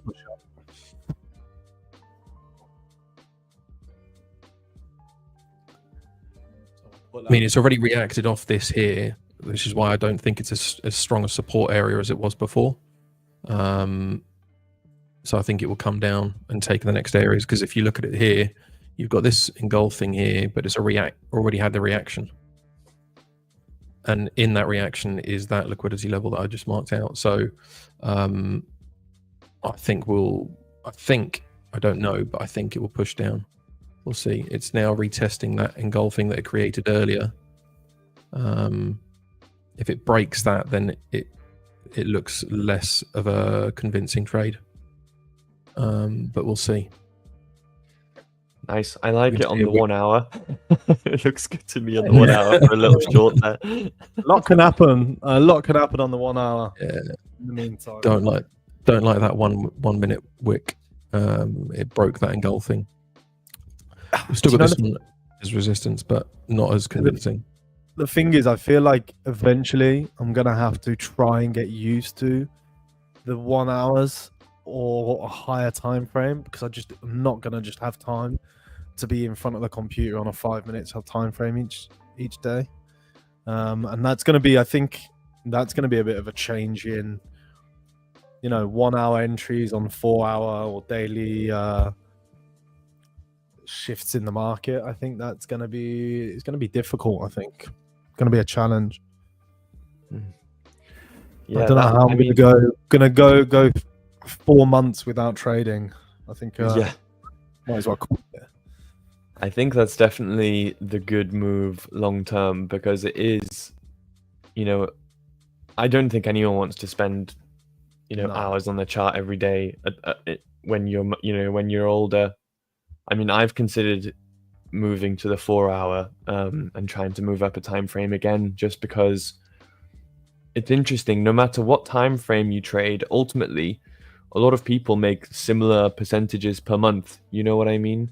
So like 5 minute, maybe they'll make 2% per month or 5%, 10% per month, but you can get that on the 1 hour, the 4 hour, the daily on a monthly basis as well, which I don't really understand, to be honest, how that can be the case, because you'd think more trades equals more potential for profit.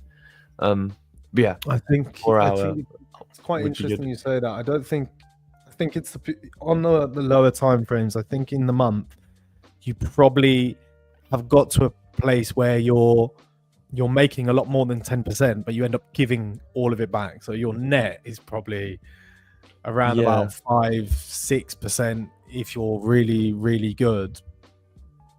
But there's definitely days as well when you're on the lower time frames where you can have real big days.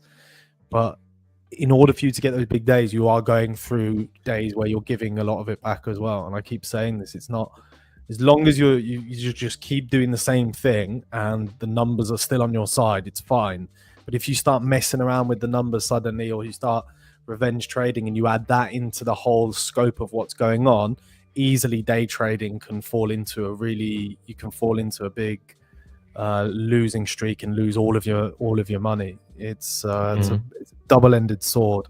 Whereas I look at swing traders, less time in the market, more controlled ways of trading. So most of the time I think that they hold on to their profits a little bit better than somebody that is day trading off a 5 minute. But that's my personal opinion anyway.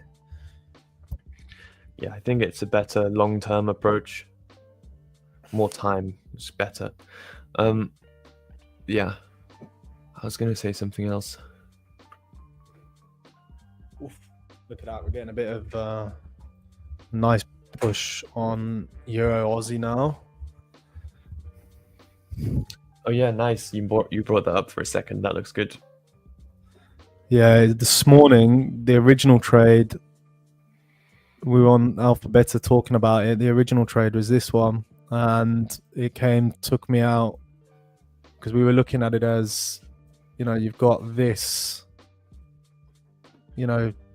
channel, and we bought on the bottom of the channel, but it came out, took me out, and then pushed back up. So I had to get in at a worse price. That's annoying. Reversals, like channels, do that all the time. Whenever I get in on a reversal, tags me out and then goes. It's often a news handle that tags me out in those scenarios. Yeah, that's the problem that I really can't think about.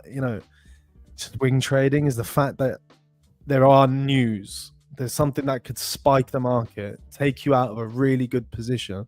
But then again, it happens to me as well on the lower time frame, so it doesn't really matter. I guess it happens. It can spike you into profit sometimes as well, depending on where you are in that position. Like if it's hovering around my stop loss, then I'll probably close it. But if it's in 2% profit, I'll probably just leave it, because maybe I'll get slipped a little bit, but there's also the potential for it to go and make like 5% profit. Would you ever shave off any of the position before news comes on? I know some people that do that, but I don't, because I have the belief that over the larger sample size, it all balances out anyway. Whether because there's going to be times where they shave off the position and I make more because I hold it and it goes into a winner, and there's going to be times where they shave off the position and I make a loss. So overall, it's all going to balance out in the wins and the losses. Yeah. How you doing over there, Michael? I'm good. I'm good. That gold was taken out, unfortunately. Oh, I'm sorry. So yeah, but alas, that is the way it goes. I am You win some, you lose some. literally So, funny. The only asset that I am totally red on is gold. hmm. You know, and I keep there's times where I've been keep hitting it, but over all of my trading, it's the only asset that I just haven't been able to make actual profits on. Like I'd make good profits, but I'd give them back and some. So I've just Mhm. stayed away from it. when Even when though I'm trading it, why do we love trading gold so much? Like it because it kills moves everyone. because it Most moves. volatile one. Yeah, it But moves. everything moves. Everything moves. Look at Yeah, but look gold- what's going gold on now. moves Look at quicker. USD CAD. Look at But why gold do we moves love so much quicker. Gold moves much quicker than any other asset. There's just more liquidity. There's more volatility. It's when gold runs, it really runs. And if you, I mean, okay, granted, necessarily with the 5ers, you don't get huge leverage on gold because everyone wants to trade it. blow their if you- account? Yeah, but if you Everybody blows it. but if you get gold on a broker account and you get 100 to 1 leverage or whatever, I mean, you can make a lot of money, right? That's why people trade gold, because they do genuinely see it as the vehicle out of the trenches, so to speak. I can imagine a good investment looking back would have been when Trump was voted in like, when was that, like September, October time? Obviously, people know, based on the fact that he's been in office before, that he makes a lot of crazy decisions, and trusting in him to make crazy decisions would be the same as trusting for people to put their money in safe assets like gold. And if you would have done that like around that time, I think you literally would have done, like, you would have doubled your money just buying gold. Let's have a look. But like, imagine you did a trade with a stop loss, you could have he made was- so much. He As was a swing elected. Going parabolic. Like it's Yeah, going parabolic. 36% you would have made. That's crazy. That's how much gold went up since he was elected. See, let's have a look at how much crypto went down since he was elected. When was he elected? Up around November. there. Wow, this just reminds me of this period right here. We made a high. It was on Bitcoin that we made this period. I remember this move up, and everybody was just like, "That's it. It's 100K." Just trapped so many people up in that area. What a savage move! You can see the little ascending channel there, like breaking higher, retracing, like It's obviously showing weakness, not like the way gold is breaking its highs, Yeah. Exactly. Wow, Bitcoin looks like it's breaking out as well. Oh damn! Oh damn, son! And look where, right on that 50 fib, guys. I think we've cracked the new algorithm of the market. Just 50 fib. Here we go. Alex has Yeah. cracked it, he reckons. Well, I did get kidnapped yesterday, and they said the only way that I was going to be allowed out if I would give them the fib. And I said, okay. Forget ICT, guys. It's time for ACT. ACT. Alex's inner circle. AI. Yeah. Yeah, whatever. AIC. Alex's circle trading. Circle trading. Oh, God. I remember at this time as well, my grandma, I think, was saying, Alex, have you got any of those Bitcoin things? That should have been an instant sell. Oh yeah. I should have been like, Grandma, yeah, I'll sell you my Bitcoin. Take them. Take all of them. Keep them. It's all right, Gran. Bless her. What a savage asset. That it is.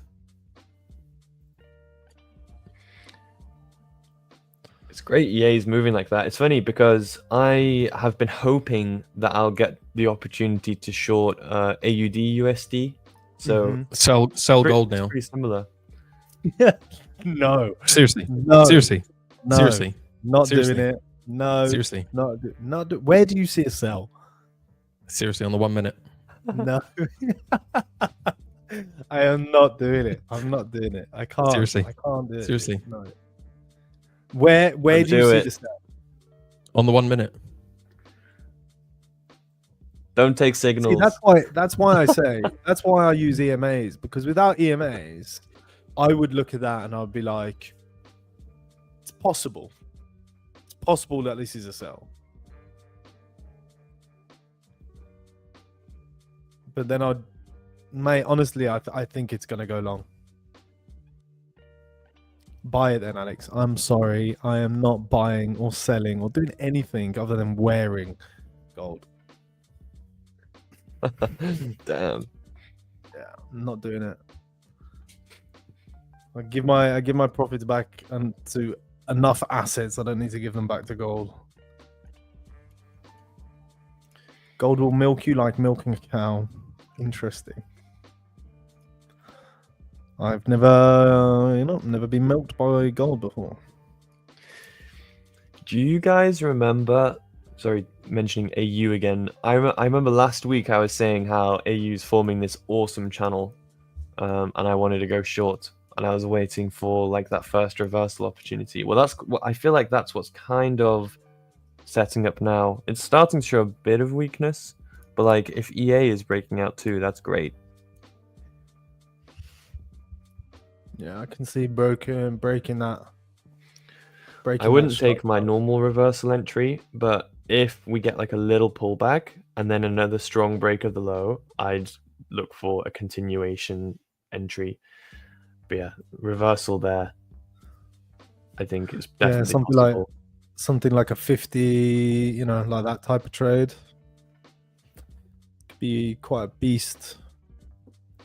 And that would still be, to be honest, that would still be in line probably with the overall trend, yeah.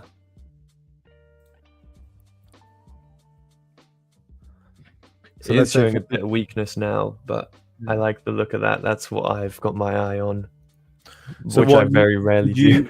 So you would wait for something just to trickle up like that, then you would get short once it broke. Once you'd get short on that type of area. Not quite. I can draw it out if you'd like. Yeah, let's show us what would be your play. Show us the play.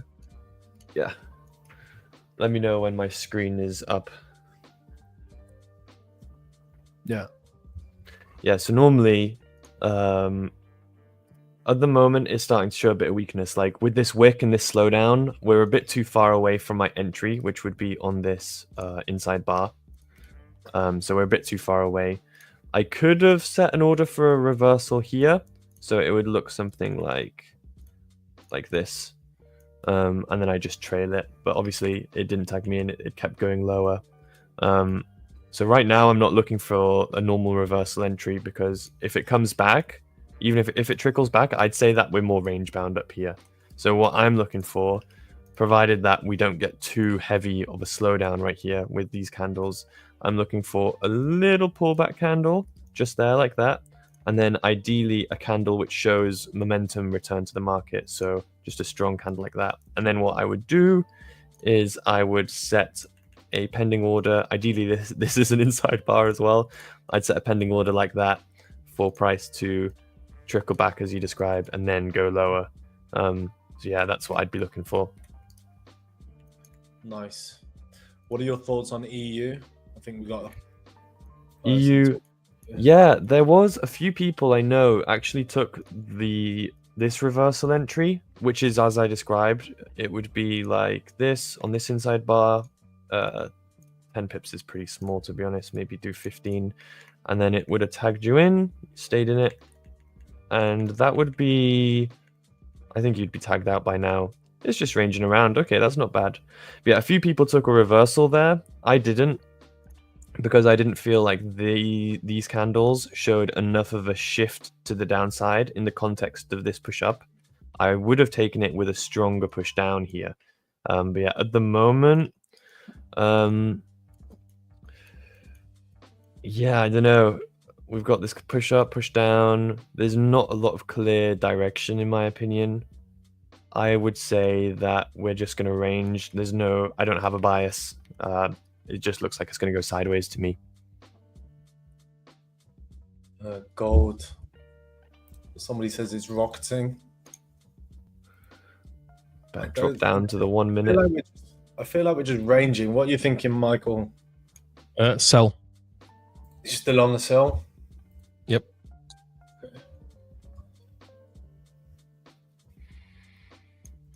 Interesting. I think higher time frame, a sell looks good. Because to me, it's like I described again. This is kind of like an ascending, and then we've got this clear push down.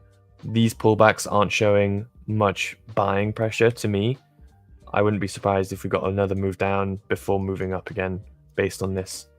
We're in the last 5 minutes of the hourly candle, and this very often forms a unexpected wick where gold can just suddenly drop without any rhyme or reason, and then all of a sudden the entire chart structure just changes.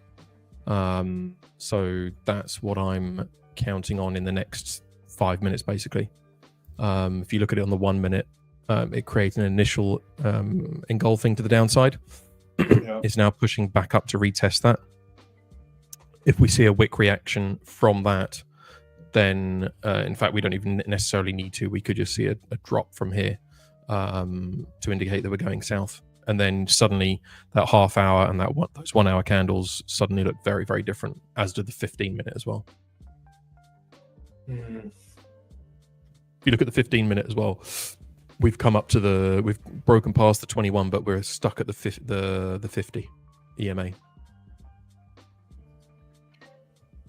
It's so cool, all the different opinions we've got.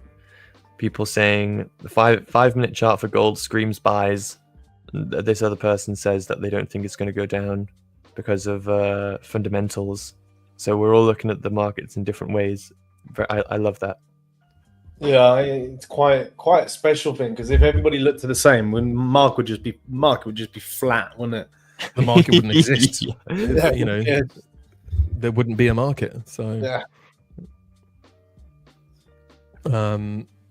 But yeah, gold is notorious for the last 5 minutes of the half hour and 1 hour candles, and the last 15 minutes of the 4 hour candle to just whipsaw you totally unexpectedly. So Just imagine what my grandfather used to be, used to go to the market, and he used to have loads of just like antiques and stuff, and used to shout in the market, like in a proper Brummy accent.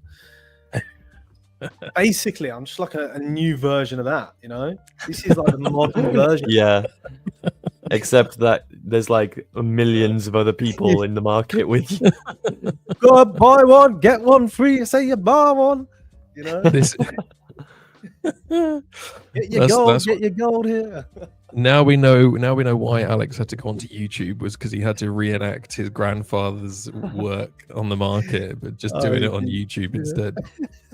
Oh my god! Oh mate, he'd be so proud to see how much I buy you without giving up. He really would. He really, really would. No, it's funny the way last 2 minutes of that 1 hour candle. Let's just see what it does. It might do nothing. It might do absolutely nothing on gold, or we might see a reaction. Yeah, my Euro AUD isn't given the best follow through for its impulsive push. Had like a nice impulsive push off the top of the trend line, but it's now retracing half of its impulsive move. Gold going. Oh, sorry, back to gold. Gold is going.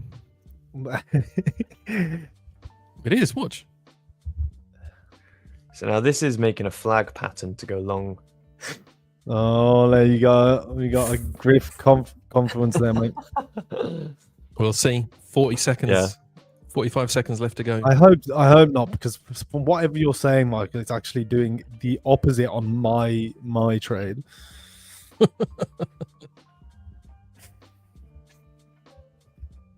What are your thoughts on Euro AUD, Griff? Euro AUD. I'd still say I'll look at your time frame. I'd still say that this looks good to go long, in my opinion. This is super clean channel. We've clearly broken out, in my opinion, with this. I mean, it's not showing a lot of momentum. This candle does, but I would not be surprised if we got a rejection candle here and continued moving up like this. So I'm bullish on Euro AUD, and I'm hoping There that she goes. on AU we get that continuation I described. It looks promising.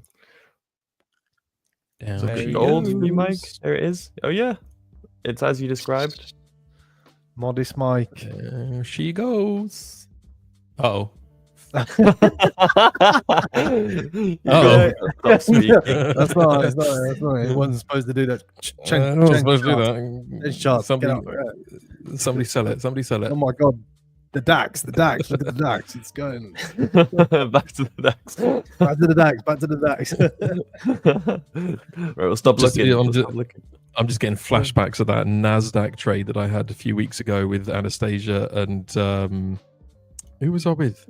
Was I with you, Griff? No, who was I with? You were was- with LJ. Pedro? Oh, LJ, that was LJ. it, yeah. With LJ Where and is Anastasia. He had some personal matters to attend to, but he will be back Hang with on. us. No, I'm afraid not. I'm afraid Oh, not. But all is good. All is good. And he will be back with us tomorrow. We on missed stream. LJ. Oh guys, I've just seen the time. I got to shoot. Yeah. See you later, mate. No worries, Griff. Always a pleasure to see you, mate. All the best. we with your look forward gold to- trade and your We look Euro forward to hearing AUD about trade. all of your 50 trades next week, all right? Yeah, I'm All right. super excited for next week, so we can hear, so I can hear what's going on with your trades. Yeah, I better have a trade next week, otherwise I won't have had a trade all month. You will, Gotta mate. give We it- believe in you. Yeah, we believe in we you. believe in you, mate. Guys. Honestly, the more you go onto the 60-second chart, the better. All right, nice talking to you guys. See you soon. See you later, mate. Cheers, mate. Thank you. Michael. Alex. I'll take it off. I'll take my grandfather's cap off, and I give it now to you. Head Thank you, my Alpha. friend. Thank Head you. AlphaBeta. Did you hear that, guys? Did you hear that? He is. He is. And if you don't he's- know what AlphaBeta is, well, He's teasing you guys. He's teasing you with information. You can't just tease them with that and then say nothing, Alex.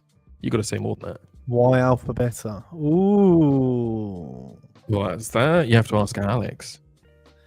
AlphaBeta is the one place on the internet where you can see Michael and I trade live every single day. Well, that's not true. Like idiots. Trade live like idiots. No, we no. AlphaBeta is a place to meet, and Michael, you're the head alpha now. You got to do this. You got to do the intro. You can't. Okay, all right. AlphaBeta Lab is the education community by traders for traders and entirely for free. That is all you need to know. If you aren't part of AlphaBeta Lab, where have you been living? We have got all of the OGs from the 5ers in there, and many more besides. So yeah, you're missing you out. gotta- if you you're gotta not be part of AlphaBeta Lab, basically. It has got big plans. It is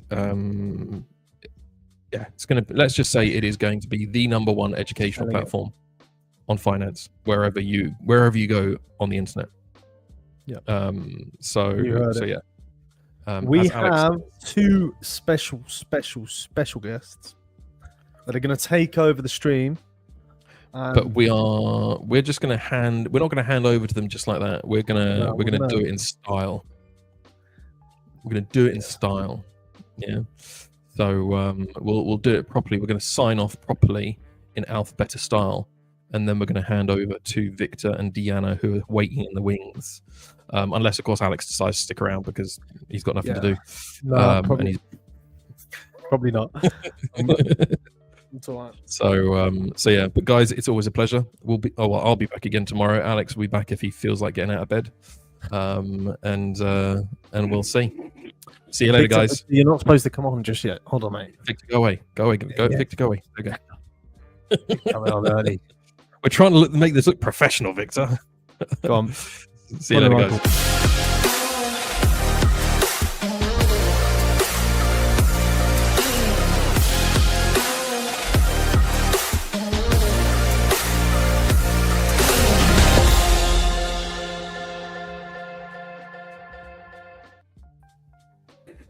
Awesome. we're getting professional. How are you doing, Deanna? I'm doing well. How are you, Victor? I'm doing well as well. It's the first not trading day. It's the second trading day because, of course, yesterday was bank holiday. But were you trading yesterday? I asked this Pedro. You were, right?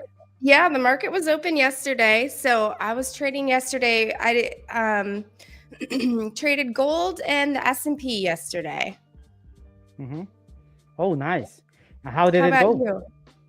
It went well. Yesterday was a pretty good day for me. Trading real small and working on just, it was a slow grind yesterday, but if you traded small, you had enough room to breathe and it worked out great. So hello in the chat, everyone. William, Lewis, Harish, good to see everybody this morning. Victor, so you did not trade yesterday? I said it's the first day of the week because yesterday was a bank holiday, but I gotta admit, I traded anyways. I did trade yesterday. I did catch a couple of scalps. So yes, a slow day. And on those days, I typically, to me, the market did quite some nice movements. I traded EU.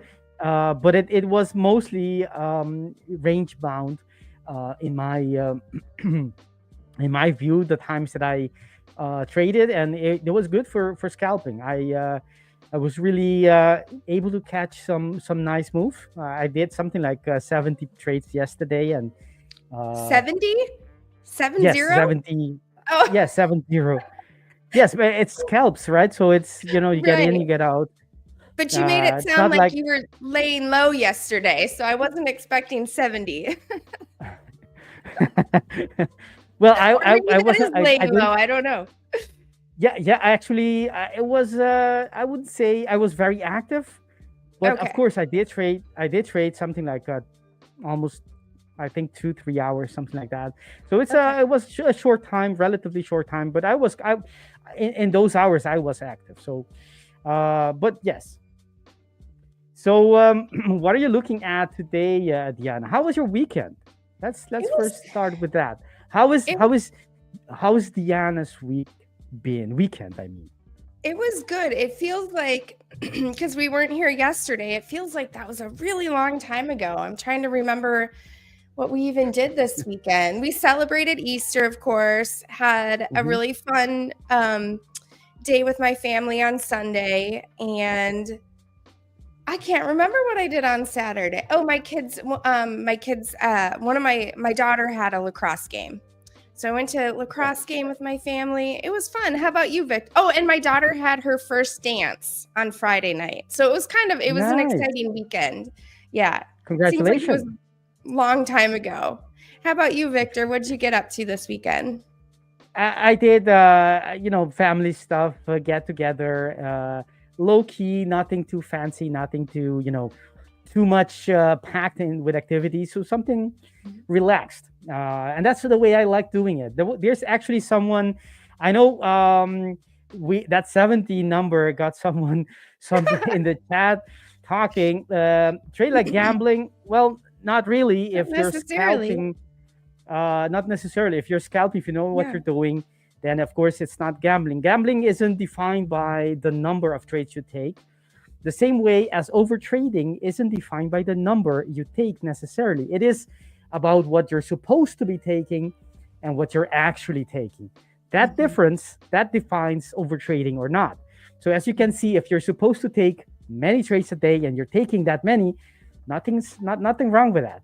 Yeah. Someone else saying, out of 70, how many were right? If I'm not mistaken, my win rate was around 80. Is Wow. 78 or 81, something like that. They're scalps, so right, so they're Yeah. negative risk reward. I take TPs very quickly, and so on. Let's see. Someone else said something. Sudeep says, I've been trading 3 or 4 times a week, and here our mentor trading 70 per day. Victor, should I also do the same? That's a great question. I think it is. I think it's a very, very good question. First of all, the frequency of your trading should be defined by, everything else you did, right? So I cannot say without knowing you, without knowing your experience level, without knowing your strategy, without knowing your stats, there's no way I can tell you if 70 per day or 4 times, 3 times a week, or even a month, which of the two is optimal. What I can say is, though, that 70 to begin with, 70 is not typical for me, right? Because I'm not a scalper per se. I'm someone who waits very selectively, very patiently for my signals, right? Those are with the order blocks and the quasis. And if you've seen, some of what I talk about, Sudeep, you would see that I typically don't have, a lot of times the market moves and I'm not part of it because I wait for my moment. So those 70 per day is not trading that selective, systematic, objective way. These 70s trades that I did yesterday were scalps to begin with, very tight TP. Normally on my main strategy, my stop loss are very tight and my take profit is, so it's a very high, it's at the other end of the spectrum in terms of risk reward ratios, right? My main strategy is a high risk reward ratio, low win rate, right? And when I do scalping, it's the other way around. It's a high win rate ratio, a low risk reward ratio, but a high win rate. So I get close to 80, sometimes a little higher, but roughly 80. But I take very slices because that's scalping, right? You get just one little move and that's it. But I still use the same ideas, right? So order blocks and quasi as well, but just on a tiny time frame, right? So I'm only interested in a couple of moves, right? Not a couple of moves, but I mean a couple of small moves, right? A very miniature move. So should you do that? I think not. To be honestly, I have no idea to know where you are in your trading journey, but it took me a long time to be able to do this. I don't say it's gonna take you as long as well. Maybe I took longer than I should, but the safest way to start is on the higher time frame with low frequency, where you can think about your edge, where you can spot your blind spots, where you can intervene, you can stop yourself of doing things you should not be doing. Try doing that when you're, machine gunning, not exactly machine gunning, but you're rapid firing towards the market. That's going to be very, very difficult. So I think it's not something to begin with. It's something that maybe you can try out later on when you're further down your trading journey. I would say 70 is not, you don't need to do that many to that's not necessary. Actually, it's not very efficient as well in terms of time, right? I can normally, on my main strategy, I need to be close to my screens, but I don't have to be constantly watching every little movement, right? It just, I check it, and I can walk away or do something else for 20 minutes, 30 minutes, and I can use my time efficiently. While scalping, you're actually much more glued to your screen, which is okay for an hour or two, but you can't really be doing many other things at the same time. At least that's for me. So the short answer is no, you shouldn't do that. You should do what is adequate for you, which should be based on your stats, your strategy, and your edge, right? Once you define your edge using those metrics, your stats, and your data you have, back testing, forward testing, that should give you the answer. What is adequate for you, and you should follow only that, and no matter what I say or whoever else says anything different. Just follow your data, and you should be just fine. And that's not a typical day for you, Victor. You said at the beginning that's not your usual day. So even for you, that's a lot of trades. Sounds like. No, it is. It is. Well, the scalps, it's. I can with scalping, I can take many trades very quickly because of the TP is very tight. But it's not typical at all. I don't define myself as a scalper because that's usually not where I spend most of my time. So my typical days range between 0 trades per day up to sometimes 5, 6, and on occasion up to 10 trades. And but that's a lot. Usually the average is around 3, 4 per day, meaning I sit there, I wait and I wait and I wait. I may have like 3 within an hour, and either I get stopped out on all of the 3, or maybe the last one is something, I catch the reversal and I hold it for many hours. Sometimes the day after, and that's it. So I'm really waiting for my moment. It's like baseball, right? Deanna, you know baseball. You're from the other side of the pond. Baseball is not about swinging like crazy, right? It's about waiting. It's about even when the ball is nearing, you're not supposed to be swinging at every pitch, right? You're supposed to be waiting, eye on the ball, and waiting, timing, doing that move, and then swing. And that's the same thing in trading. It's not about swinging like a piñata, right and left. It's about waiting for your moment, and then you take a swing at it. I like to think about it as like surfing, right? Riding a wave. There's another one always coming, but not every wave is as good. Not every wave is the best option. Some are better than others. And you can take a lower quality wave, but you might miss the really, really good one that's coming, that's forming. So being selective in the waves that you choose. What was it, Victor, about yesterday that was the switch for you? What made it a scalping day for you? Actually, before we do that, we transition into that question. I think that analogy is a very good one.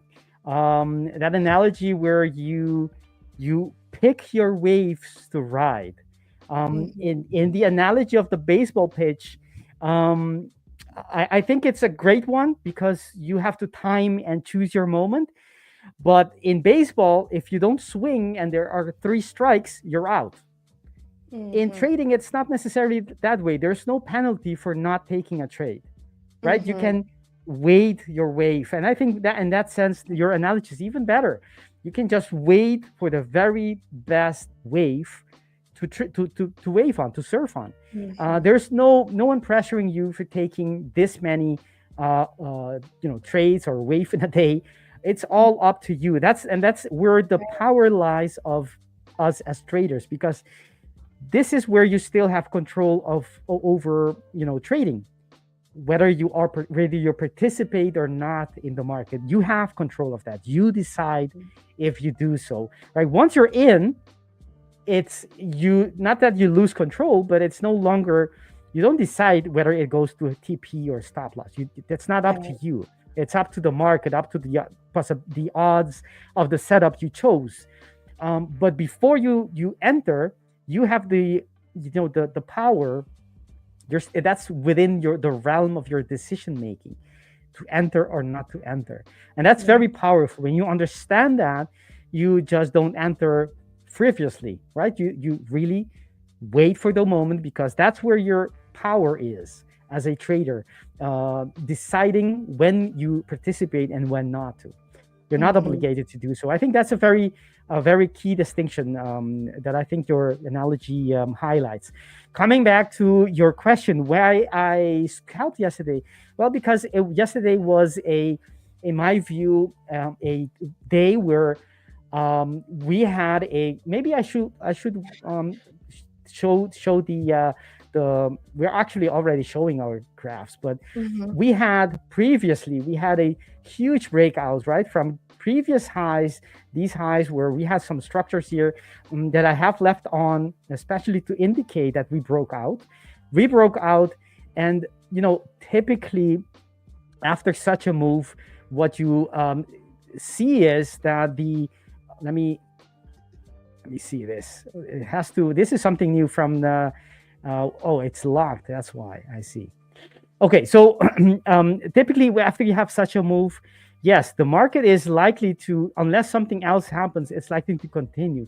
But in between the first impulse and the second one, the market needs to get a breather, and typically it either it goes retracing back to some level of support, and that may still be happening just now, or it just stays range bound until it gets new information and then shoots up, right? And that's the perfect place to be scalping, because the market is just going roughly sideways, and that's what it's been doing. Was doing yesterday, right, within a larger range, but it was maintaining what it did in the early Asian session, and then later the early session of London.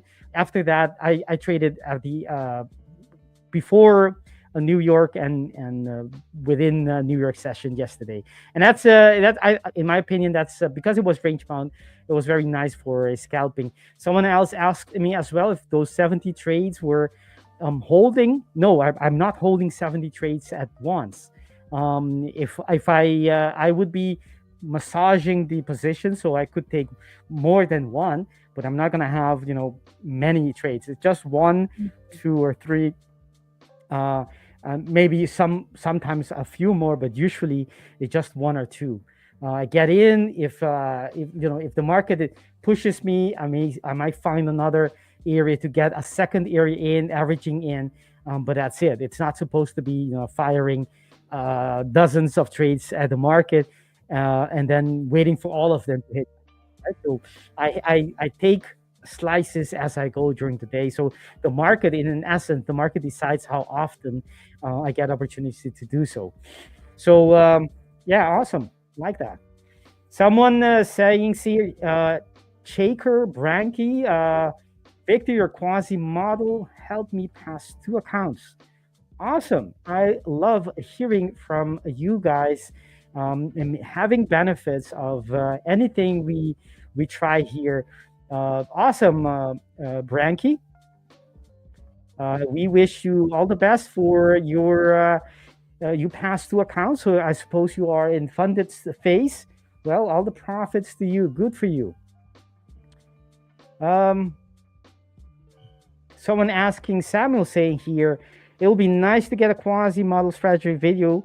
Yes, the video actually, I'm yet working on a course on order blocks first, and then I'll do one on the quasi, and they're all going to be within the ABL community. If you don't know what I'm talking about, I'm sure our moderator on the chat will put a link of the ABL, or maybe Mike when he comes back, of our community. All right, perfect. Let's see what else do we have here. All right, so maybe we can do some. Are you looking at any specific here, Deanna? Yeah, I'm looking at gold. Gold right now. Someone's asking your opinion about Euro USD. So I don't know if you want to start with that and then do gold, or if you want to jump into gold. All right, yeah, let's do that. Euro dollar. Of course, I'm gonna do it very, very quickly. On the very high time frame, meaning market structure on the monthly, right? Look at those years below here on the x-axis. We are in a downtrend. Let's not forget, we are now, if you look at EU, it's all bullish. And yes, there's reason to be bullish euro, because the monthly time frame is now in an impulsive move to the upside. However, don't forget that we are in a big, huge downtrend longer term, right? Which we have not broken out of yet. Okay, so there is, let's just make that a first observation. And there is, within that order block, within that downtrend, we do have a reversal pattern, more than one actually, where we're now coming into one of the three order blocks of where if it is going to continue the trend, right? If conditional, I don't know that.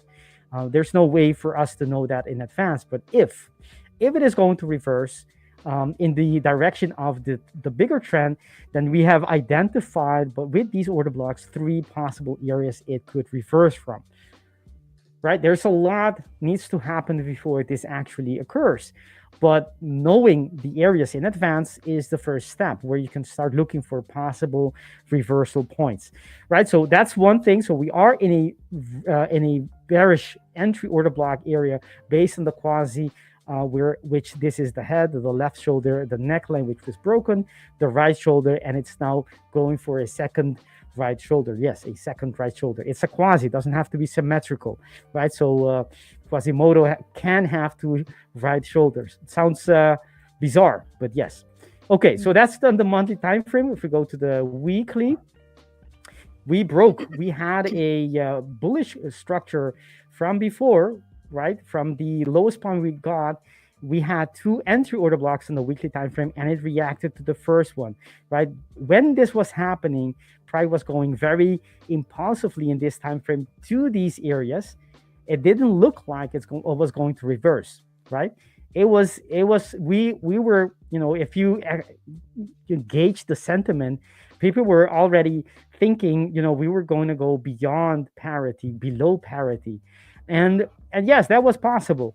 But the fact was that we did have a structure from which price could, and it did, reverse from. And that's exactly what happened. It started creating bullish order blocks. It didn't respect the first one, but the second one, which was this one, was the one to be hadn't, and it created another one, and off it went. Right? That whole structure, that whole setup and reversal pattern concluded when last 2 weeks ago we ended up reaching this high, which was at 112.75.7. So that happened. So in the weekly time frame, there isn't anything else right now. On the weekly time frame, there isn't a quasi here, since it's too big of a structure for the quasi. So there isn't anything other than the monthly time frame we have. Let's go to the lower time frames where we can have a much more, perhaps relevant, actionable for the traders. Most of us are not on the weekly and the monthly time frame, and I understand that. So we broke, right, this dotted yellow line. That's the completion of the quasi. We broke that, and you can see very nicely, very technical, right? We broke it and came back to retest it. What did we do next? We created a bullish order block. Immediate retest, moved away, and off we went, right? So it's very, very bullish. The order flow, the structures being created, and the ones being respected are bullish. And the market is telling us that the buyers are in control. It's the daily time frame. Doesn't mean it's going to go, straight to that target necessarily yet. But it's likely to be, unless it starts giving us other information. Right now, it just looks like it's retracing on its way, continuing up, right? So the only structure we have to trade from is that daily demand zone below us. We're very far away, so it may take a couple of days to reach that. And in between, there isn't really much to be said on this time frame, other than either it comes to this order block and moves and reacts favorably from it or not. or it starts creating other structures before that. So structures information we don't have yet, but perhaps tomorrow this bearish candle may close bearish, and then tomorrow we have another bullish order block created that we can then use maybe on Thursday or Friday to take that continuation trade to the upside. That's on a daily time frame. And if we go to the lower time frames, I left all these structures in. This is of course a broken structure already invalidated, but we can understand that this was a strong supply area. That's why market reacted like it did, right? Before it eventually broke it. And we can expect, and that's the reason I left it in, we can expect that will serve as a bullish structure or a demand zone perhaps on its way to that daily. No, this is just a scenario. It doesn't have to happen necessarily this way. It can, do anything it wants, but that makes sense to me, right? Price coming in, getting into that flipped order block, have some kind of a pop, but later on get to that daily order block where I suspect eventually we will have some more information whether the market wants to have that follow through, which I expect it will, but we'll have to see that. So that's my take on EU. I think given this impulsive move, where did it start, right? It started all the way lower here, right? We did have a little, this is the end, actually it was the end of the week. That's why we have a small candle, low volume. I would consider this to be the structure that where we started from, right? And this is for something for later. Before that, we have that flipped structure. We had that impulsive move, right? But there isn't anything, it didn't leave anything behind other than the structures I just mentioned for us to look for that long. So I don't see much here. I don't see much opportunity. We did have an H4 order block, but when we looked at it earlier today, we saw that it was likely to continue lower, right? We didn't have that alignment between the H4 and the H1. We only had, what we had was increasingly, I think it was on the H2, or was it? No, it was on the H1. We were creating bearish order block one after another, meaning the sellers are in control, and it was likely to continue to some level lower, at least for today, perhaps for this session. But other than that, that's what I see. I don't see a lot of opportunities on EU, at least not the way I trade. We were gonna look at gold. Let's see the chat, so I didn't miss anything.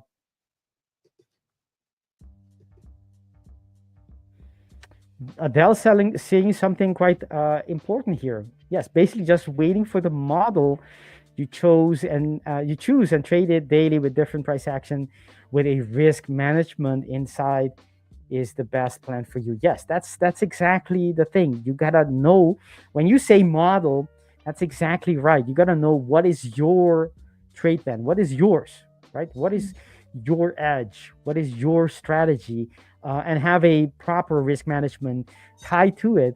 And that's it. That's the only drop you have. Trading that which you identified as your model, as you said. But that's about, so it's not about what I did or what you did. I gotta do I gotta extract my edge, right? Which might be completely different than what Deanna does, for example. And although I like seeing what Deanna does, I know that it's not mine. So I shouldn't feel any FOMO if Deanna gets, whatever profits she gets. It's not mine. And when you think about it, it also helps you with FOMO in general. When you see some moves and you think I should be long, I should be in this trade. Well, should you? The question is not because it's moving, but did your strategy trigger you in? Did your strategy signal to get in? If it didn't, then no, you shouldn't be in the trade. Even though it makes gazillion profit, it's not yours. Right. And that comment also makes me think of your saying that you did 70 trades because you didn't set out deciding yesterday morning, probably, I'm going to do 70 trades today. That's what your model dictated. When you followed your system, that's what ended up being the number of trades, but that wasn't the beginning goal. Do you know what I mean? And Yes. so I think that's important to remember, that you truly are following a model, a system, not trying to, meet some arbitrary number of trades or something like that. You can design your system to have more or less trades, but the goal is to follow the system, follow the model. Yes. Actually, we don't decide how many trades we take in a day. Of course, you can put some limits. You can say, I'm only going to take this many trades because I see in the data that on those days that I lose a lot, that I could have stopped, at 5, because after 5, I usually don't win anymore, because, you can see certain patterns in your stats. But other than that, we don't get to decide how many signals we get. We don't get to decide how many valid setups present themselves, right? You could make them more selective and less selective, and doing so, you do have some saying in, what future frequency will be. But on any given day, you have no control, right? You have no control whether this today is going to be a day you have a trade or not, given your systematic system.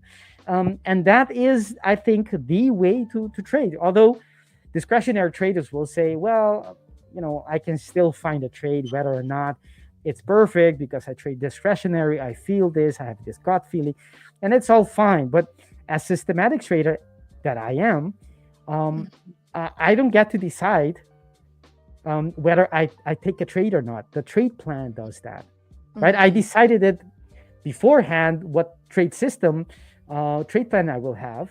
But once it's decided, my job as the trader is only to follow the plan, right? In doing so, I'm not deciding, which trade I take. It's the plan. I should have it in my plan. That's why it's called systematic. There's a system that tells me which I take, which I don't. It's not me deciding. It's my boss. My trade plan is my boss. I'm only executing what my boss tells me to do, right? When you think about that, it takes off the pressure off your shoulder, because it doesn't depend on you. It's your system. So if you take the trade well and it didn't go to profit, it's still a successful trade because you executed the plan successfully. And that's all you have to do as a systematic trader. Just execute the plan. That's it. When you think about it, it makes it much more easier to withstand drawdowns as well. Yeah, because you have an expectation of what your system might do, or maybe not in that individual trade, but in a string of trades, right? In a series of 30 trades, that generally speaking, any given day, any given trade could be a winner or a loser, but over 30 to 100 trades, you have an idea of what your system can produce and what is normal for your system. Yes, actually, as many things in nature, there's always a mean, right? If something happens more often than not, you can measure the mean, the average, and that mean doesn't change once you have a large amount of number. That mean doesn't really change that much. It can shift, of course, if circumstances change, but you typically within a period it stays around the mean with some margin for error and standard deviation, Deanna, which I know you know a lot about as psychologists. But those are you can quantify this average and this standard deviation. You can work around it and use it to your advantage. And as long as my trading, and that's the benefit of having a systematic system, a trade plan, is that as long as I am within the reasonable range around my average, I don't have to worry. right? The same goes for my drawdown. Knowing the numbers, the average length of the drawdown, the average depth of the drawdown. If you know these numbers, you know the averages, the max, and standard deviation, you can understand. It's like a dashboard when you're driving. You can understand that the gauge, the temperature of your car, it goes up and down, but as long as it doesn't go through a threshold, nothing is happening. It's just business as usual, and that's something that helps you a lot, because you actually have feedback from your data, right? The drawdown is normal or not, but as long as you see it within the range, you can, okay, it is normal. It is something, nothing to worry about. I'm 5R in drawdown, I'm 10R in drawdown, and this is normal for my trades plan, and that allows you to be calm even when things are, if you didn't have the data, you would be perhaps alarmed. You'd be stressed out, thinking, this is the breakdown of my system. I'm going to lose all my money and all of that. Well, it might not be the case. It might not be necessary at all.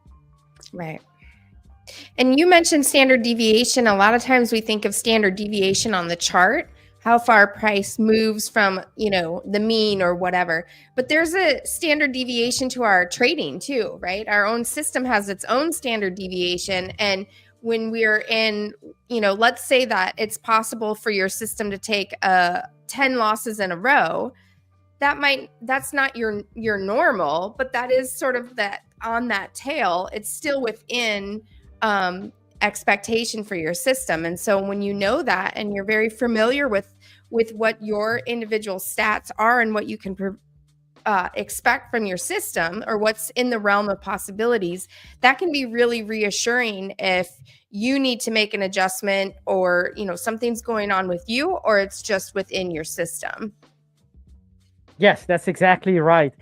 Everything that moves, right? Typically, whether if it's going sideways or has a trend, you can find a mean, right? Like moving averages, which is exactly what it is, right? It's a moving mean or moving average. And by knowing your equity, right? Your account's equity is no different. You can see charts and even patterns in your equity chart. And as long as if you have a consistent trade plan, which creates this chart, your equity chart, and that trade plan is something you constantly you trade constantly the same way, it is reasonable to expect that you will have similar results going forward, unless you change your system. It's reasonable to expect, it's probable to expect that the probable results you get going forward are going to be similar to what you already have. So if that is the case, then you can build, as you said, the ranges of what is normal. You can know in advance, okay, maybe some days I get, some months, let's say you get a return of 3% in a month. But there are stats that you can build on once you have enough data. What are the absolute maximum in, I don't know, 20 months that I've been trading, or 30 months that you have been trading? What is the lowest, right? Having those stats, very simple, not talking about anything super difficult, and not even touching upon standard deviation yet, but you can with online calculators, if you input all the numbers, the series, they can automatically calculate the standard deviation and giving you a sense of what is normal, right? One standard deviation is 35%, right, within one on each side, and 95% on two standard deviation, right? If you have enough numbers, these stats become valuable to you. So it can give you an idea how of an outlier or not any given month, for example, is, or any, you can apply it to a day, to a week. And this will help you, I think, keeping cool, that knowing that, a drawdown or a period where things are not working as well, the only thing you have to check is, are you following the trade plan as you should, right? Because if you're not, then of course those stats don't apply going forward, because you have changed basically the way you trade. The stats don't apply anymore. At least they're not as applicable as before. Absolutely. All right, All let's right. look at let's look at the someone saying here, selling gold. Why do people are fixated on selling gold? That's a good question. There has been a lot of chat the last couple weeks about we've talked a lot about here. If you want to switch over to my screens, we can go through gold. And generally I've been bullish on gold for quite a while here. So this is let's start on the monthly. This is what gold has done the last couple months. It's been absolutely just a rocket ship. Somebody put a rocket ship in the chat earlier, and I think that pretty much sums it up really nicely. So gold has been extremely bullish for a really long time, and I think a lot of traders are recognizing that at some point this is going to end, right? And so all along, traders have been wanting to short this move, because surely it has to end at some point. And there is truth to that, right? It will not rocket ship higher forever. The issue is, if you are always guessing the top, you have been in a world of hurt the last couple weeks. I mean, the last 3 weeks, it's been just, today's only Tuesday. Look at that move so far. And so I think that's where that is coming from, that traders are recognizing, look, this has to end at some point. This is an outsized move. I mean, we don't see bars like this. This is the ATR on the bottom here, and you can see that the ATR has just increased steadily. So I think that's why you're seeing a lot of traders talking about looking to short it and thinking, okay, here comes the big dive. And the truth is, we have no idea when that's going to happen. Looking back, we had this really, really nice classic pattern here where we had a really big dump. I don't have a moving average on here right now, but a really big move in 3 days. Was around the tariff news. So price just absolutely pummeled and then recovered beautifully, created this little consolidation. If I remember correctly, yeah, this was an inside day and then another inside day, and then price absolutely exploded out of it, took a rest, another explosive day higher, and now it looks like we have a move higher and starting to reverse a little bit. So it is important that we're not jumping the gun and just shorting because it has to end at some point.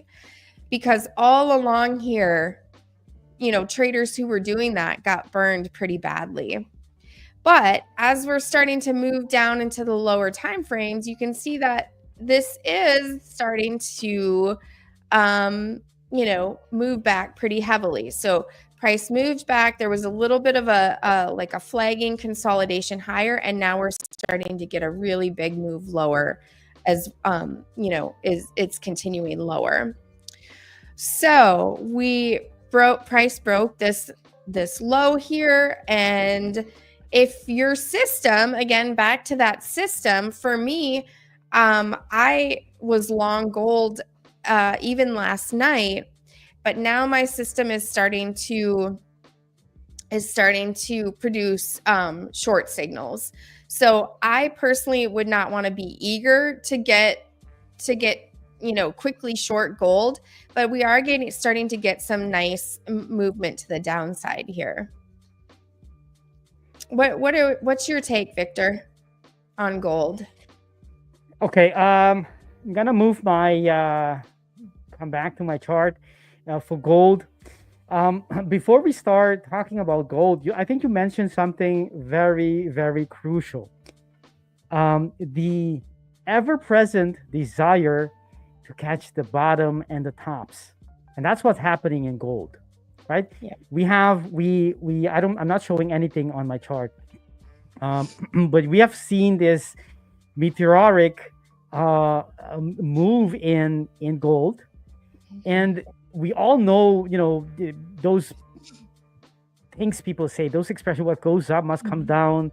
And yes, in general, nothing goes on forever, and that's all true. Gold will come down, but the problem is timing it is so difficult, and it's one of the most difficult things to do. Yet retail traders who come in, beginners especially, try to catch that. In this case, it's not a falling knife, it's a shooting knife.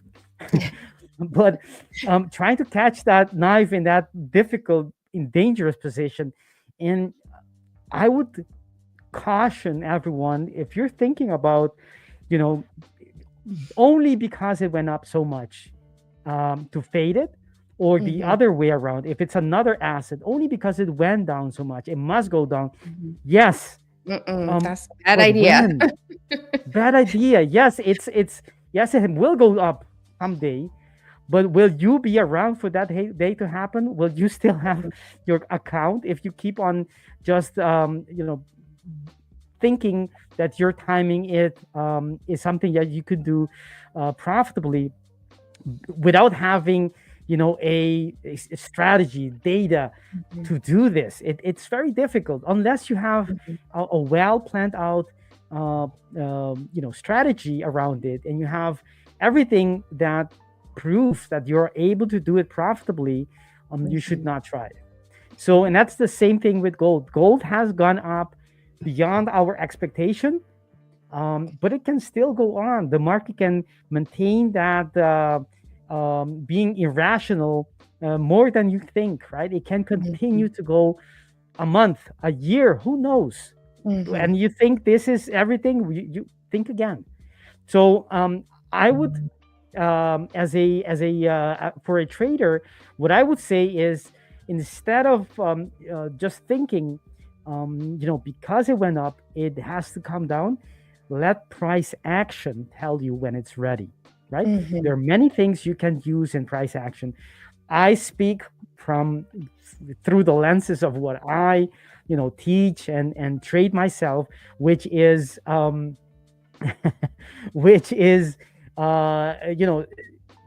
blocks and quasis, right? But there are many ways to approach the market. That's not the only way. There are many ways you can see that the top might be coming in, right? The deceleration of price action, the volatility, right? When it gets to the top, there can different ways it can form the top, but one of them is you see that there's like an equilibrium point, right? Where you have those spinning tops, if that were to happen, where you have in equilibrium, it's the volatility, the ranges start compressing because you are in equilibrium between the sellers and the buyers. Not always that's the case you can have a blow up top as well.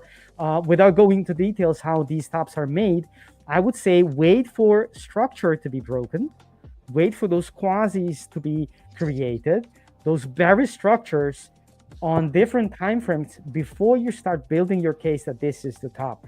This could be the top, but unless the market tells you it is, you should be very, very cautious and only trade what price action is telling you.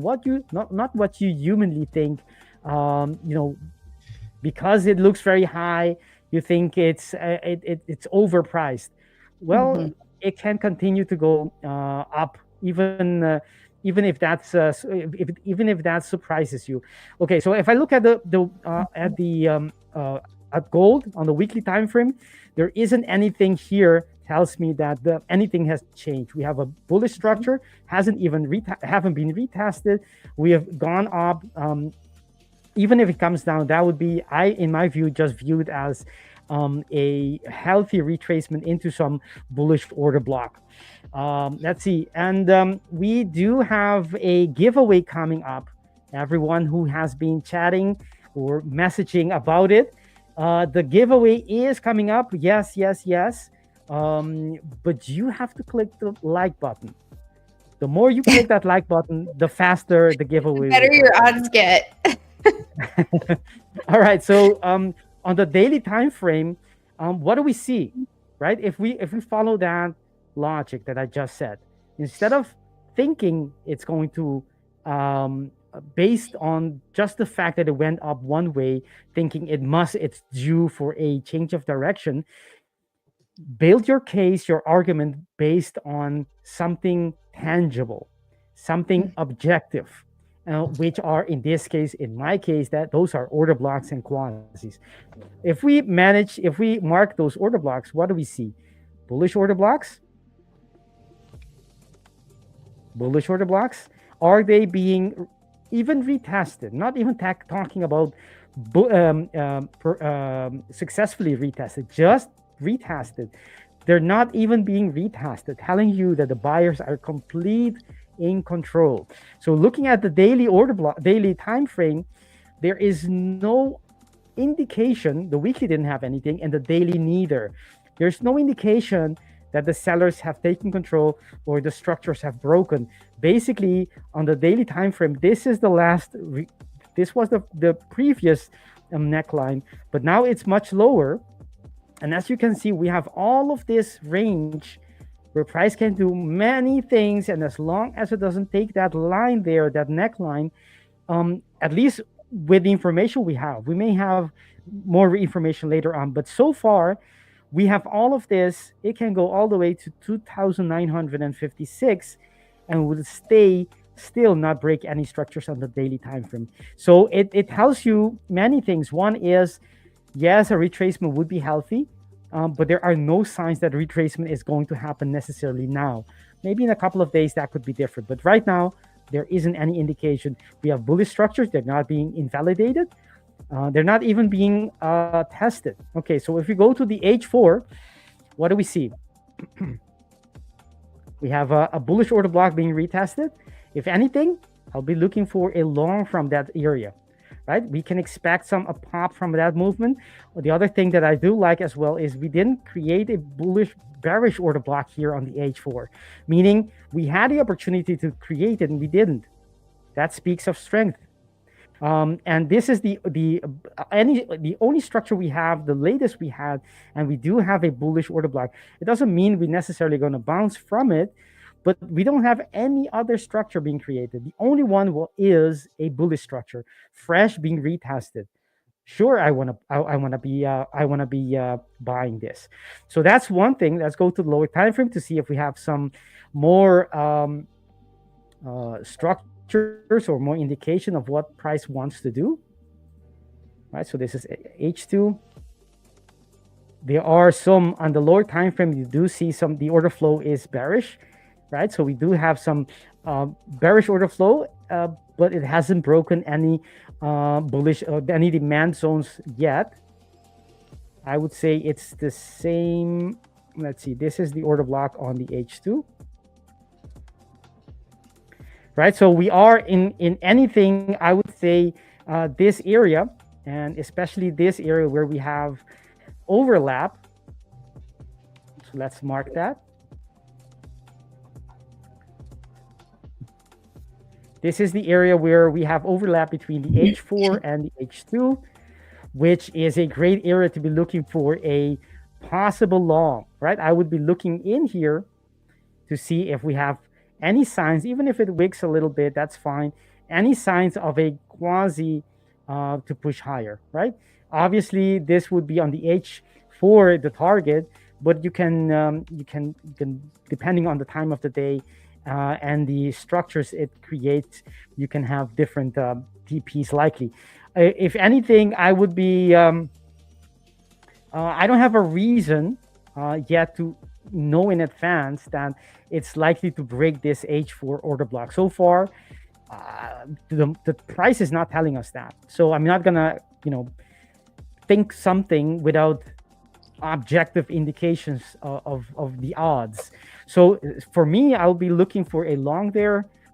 Let's see if we have anything. This is an H2, but it's not fresh anymore. And if we look for other structures, there isn't really anything I could use There is a 15-minute order block.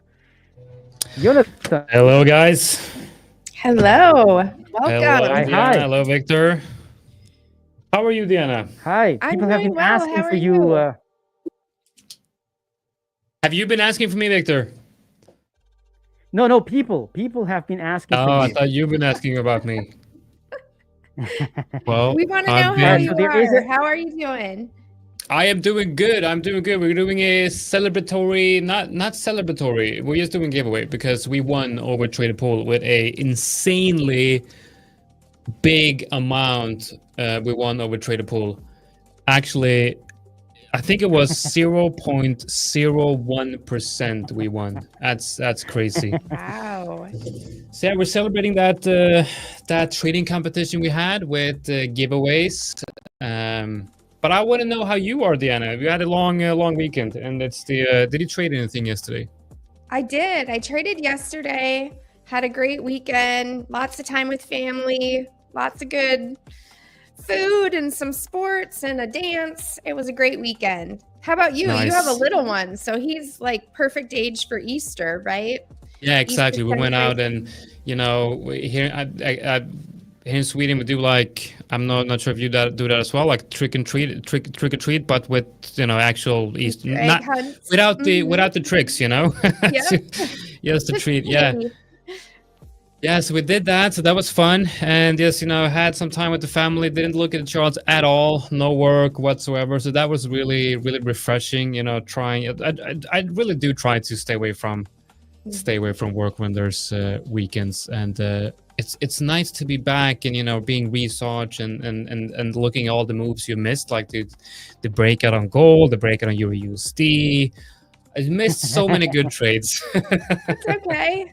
That's okay. Yeah, of The course. trades will be here. Your family, Exactly. I don't know how old he is, but boy, it's like the days are long, but what are the moments are short or something? What's that expression? The days are long, but I don't know. Well, I understand what you're saying, and definitely, yeah, he's my youngest is 7, and then I got a bonus kid. He's 14, so they're like two ends of the spectrum. The 7-year-old loves going out, celebrating Easter, and the 14-year-old not so much. He likes candy, but My kids are all teenagers and preteens, and they were like, "Can we do an Easter egg hunt?" Oh, that's fun. Yeah. The 14-year-old, he loves that. Like everyone loves running around looking for those eggs. They said somebody might end up with a black eye though now that they're teenagers, so we opted not to do that. Yeah, no, but yeah, it There was we fun. go. The It was days fun. are long, the moments are short. Thank you, Maya Trader. Yeah, that's a great saying. It reminds us of what's important here in life. Trading and work is not everything. Although money is a good vehicle to do the things you want to do. That's right. Well, I'm So we gonna gotta- sign off and tell everybody, great to see you all. Thank you so much. Have a great rest of your week, and I will look forward to seeing you all next week. Yes, thank you for joining here, Deanna, and we will all see you next week. Okay, take care, everyone. Thank you. Take care, Deanna. See you And soon we also again. have not that dude. Let's not bring up his face. We have Mick.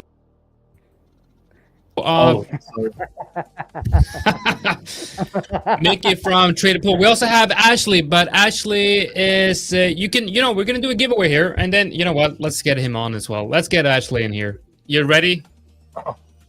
I guess I'm gonna be adding Ashley and Michael. Gonna create some chaos in the studio here. We got 4 people. I can't count. That's actually 5. What up, 5 people in here. How's it going, everybody? All good, man. Welcome, Ashley. Yeah, keep the haven't, trader pool over that side. It's been. Well, I wouldn't be the judge. Let's move Ashley to the left. All right, Ashley, it's been forever since I had a live stream with you. How's it going? Good. It's been good, Victor. It's the last week or so. No, I'm not Victor, traveling. man. Victor is on the side. Little guy. So it's been good. I've been traveling a bit and a bit of a rest period, but all ready to go now. All right, let's do it. Right, so what we're gonna do here is we're gonna do a giveaway, a live giveaway. This is we're setting records here, guys. I know everyone's just waiting for it. We are doing the most drawn out raffle in the history of prop firms. That's what we're doing here, guys. So all the messages to support, asking what's going on, where's the raffle, where's the giveaway? Well, it's right here. No, And guys, I'm we not were gonna- just joking. There is no raffle. Surprise. yeah. Very funny. Let's not. Yeah, that's actually quite a sensitive subject because we do have a lot of people saying, "Oh, there's no giveaway and all that." But we are actually giving away a lot of accounts here. 20 Are accounts. we- are we- 10 for- Are we having that giveaway, Jonatan? Yes, this is what we're doing. This is what we do now. I like Victor. I like how you're. Going on with the Yeah. joke. Yeah. That was awkward. We're doing the giveaway now. Michael, Yeah. how does it that's me. feel?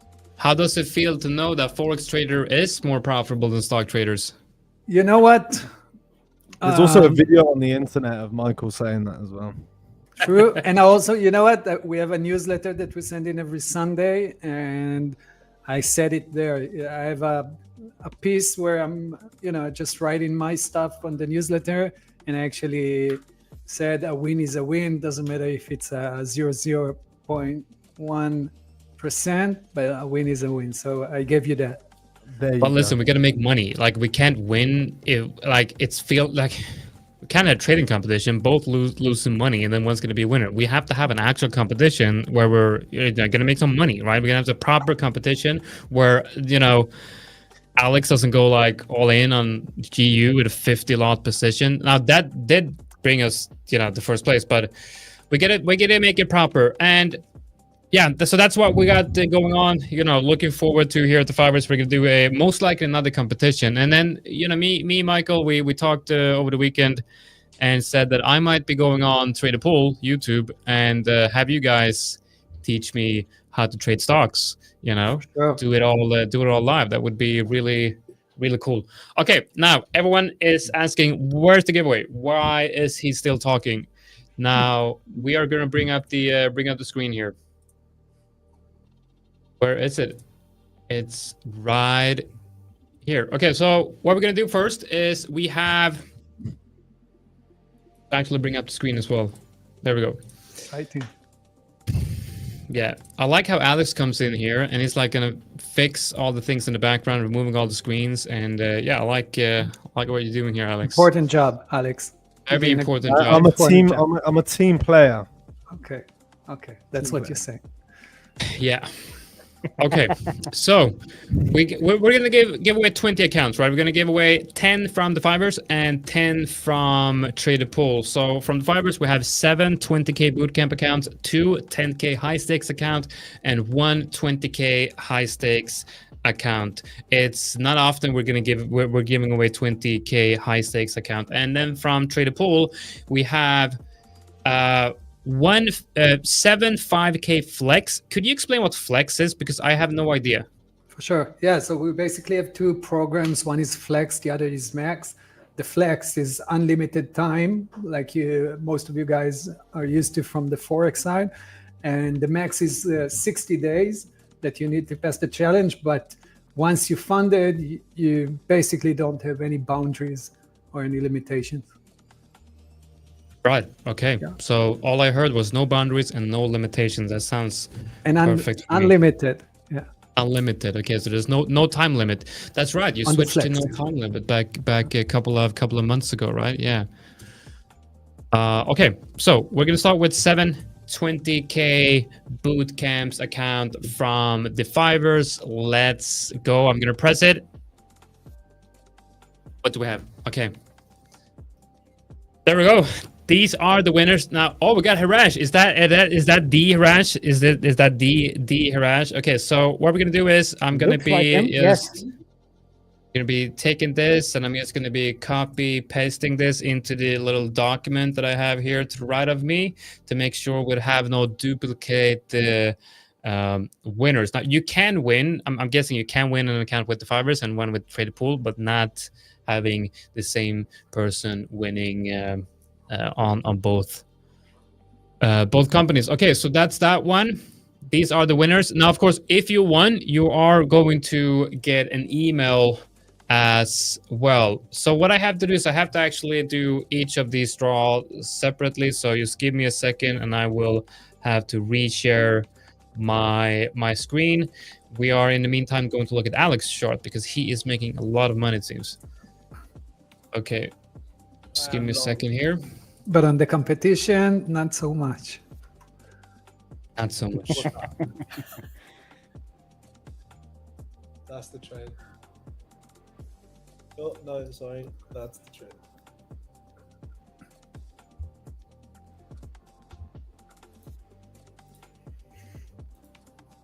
Okay, so that is the 7K20. We are in the future hopefully going to be seeing some better setups with the giveaways here because this is a little bit slow. All right, so we just gave away 7 20K bootcamp account. Now we're gonna do 7, not 17. We're gonna do 7 Let's start with 5K. 7. Yeah, let's do 7. 7 5K flex account from Trade the Pool. All right, let's see. Is anyone I recognize here? What's up, Alex? I said we got another Harish. Really? No, I'm joking. Hold on. Oh, you're trying to be fun. You're trying to be funny. That's hilarious. It's hilarious. Nice. All right. So that's the 5. That's the 7 5K. Now I'm gonna switch up my screen and we're gonna do the same thing again for the other ones.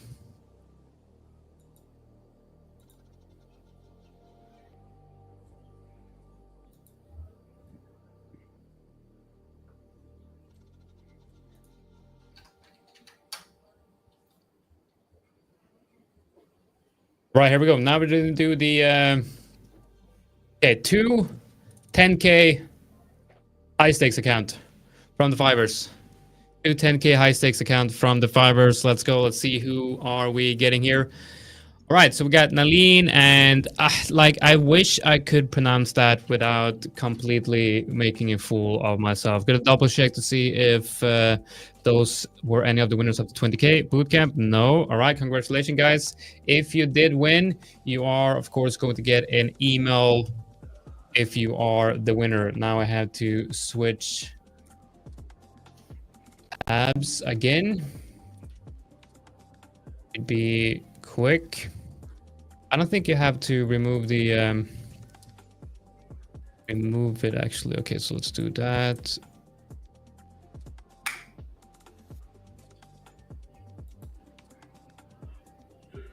I wish there were a bit faster way of changing the screens here. Right, so we got two 25K flex from Trader Pool. Let's go. All right. Where are the Let's see, winners? These are the winners. We got 2 25K flex account from Trader Pool. Congratulations, guys. No one from X is well. So what? Congrats to all. Yeah, congratulations. And Tech Porn Sex, no one from X. If you sign up to the giveaway with the link, it doesn't matter where if you're from Twitter or YouTube, but you need to make sure that you're actually sign up to YouTube. It's not about picking. I'm not the one picking. Just to make sure we understand, I'm not the one picking. I'm just pressing the buttons, and then it's a random draw. Is doing it's a random draw. Yeah, random draw based on if you followed all the instructions. If you followed all the instructions, then you have a bigger chance of winning. All right, let's do this. What do we have now? We have, to copy that one. Okay, we got 2 accounts left. Got a 20K bootcamp No, what am I saying? We have a 20K high stakes and a 50K flex. Now let's do the 20K high stakes from the 5ers. Well, how many accounts are there again? 300. I lost 300 count. accounts, you 20. lucky. We're only doing 20. All right, there we go. This guy has not won any other accounts. Congratulations. You are the winner of a 20K high stakes account from the 5ers. The next giveaway is going to be for the bigger account from Trader Pool, which is a 50, if I'm not mistaken. Yes, it's a 50K flex.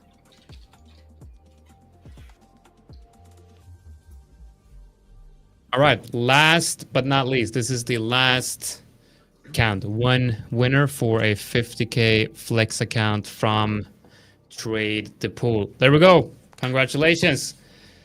You are the winner. Very nice.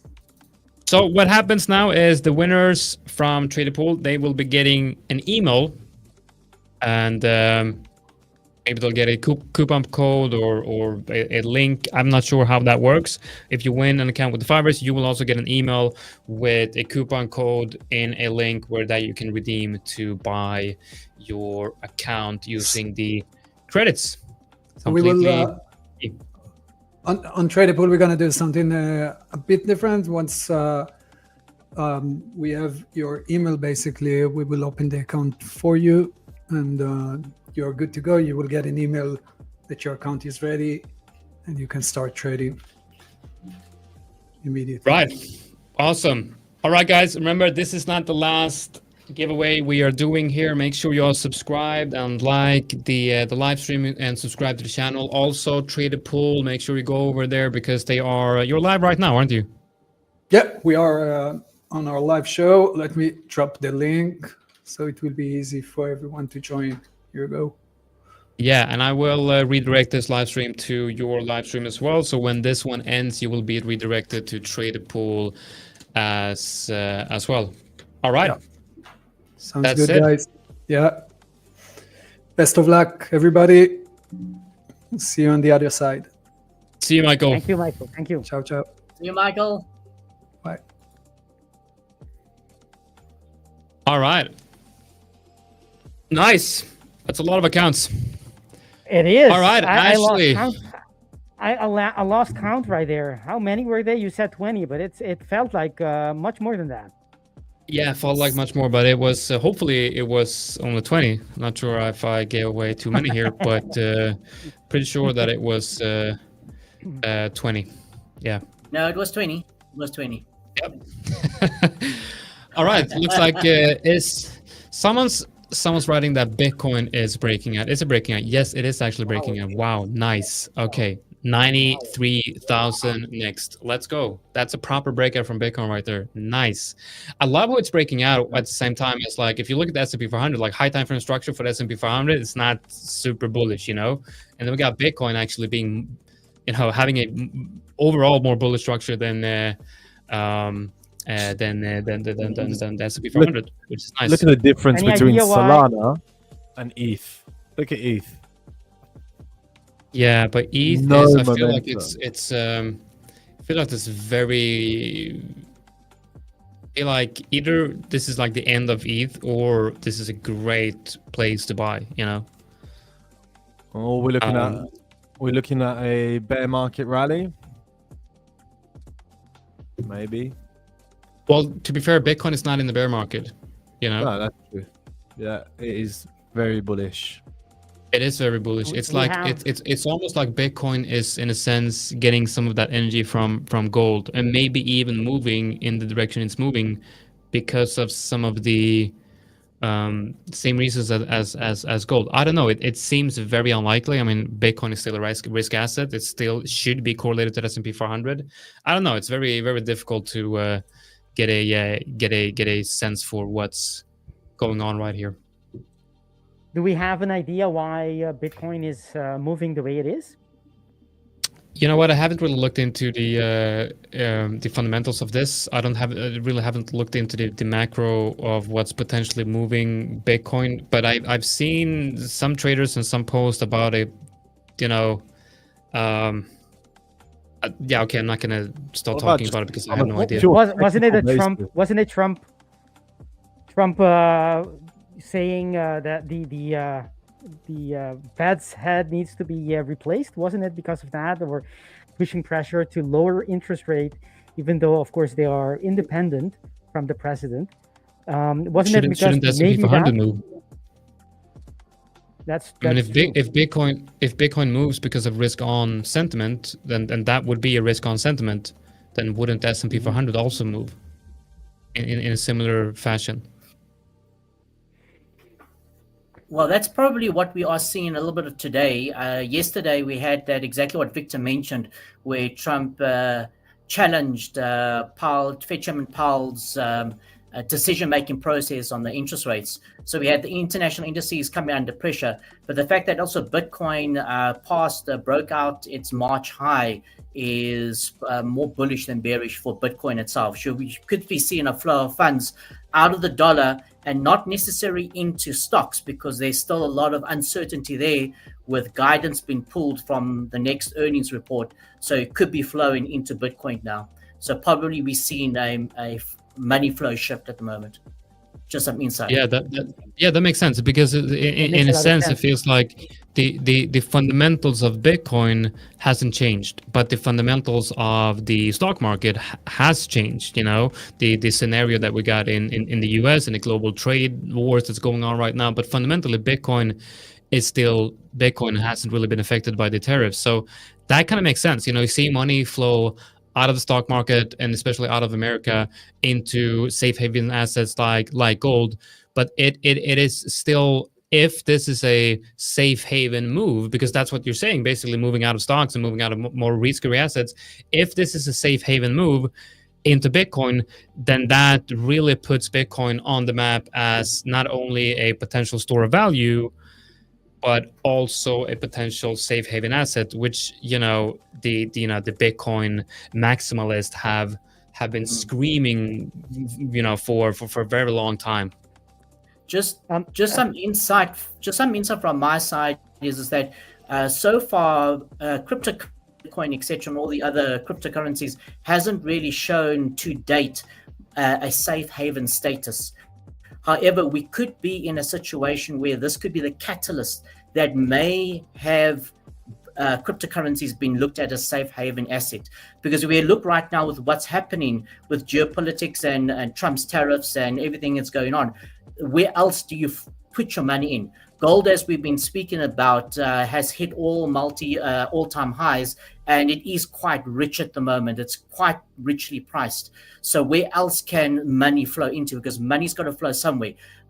US government bonds, there's still going to be a question mark with interest rates now. Stocks, as I said, the guidance has been pulled with the earnings coming out. So the markets can't discount what's going to happen with earnings. And obviously, we've got the dollar under pressure. So besides going into other currencies, where else can it go to? So it's probably we're seeing a bit of that effect. We could see that theme playing out in the next couple of days into weeks. Yeah, that would be massive. I mean, that would be sort of like as a Bitcoin, long time investor, I kind of feel like that would be the dream come true in a sense when it comes to the, one of my reasons to fundamentally believe in Bitcoin, as the safe haven asset that it might be.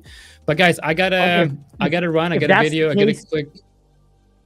If that's I got a quick video to record just and I gotta jump off. But I will leave you with Victor, Ashley, and the good-looking Alex. You're all very good-looking. Okay, you're all very good-looking. But Alex, you're saying we're not good-looking. Jonatan, we're not good-looking. Not only Alex is good-looking here. Thank you, Jonatan. Yeah, and on that, I will leave you all and have you all discuss this awkward situation that we just created. All right, take care, guys. See you, Jonatan. Bye.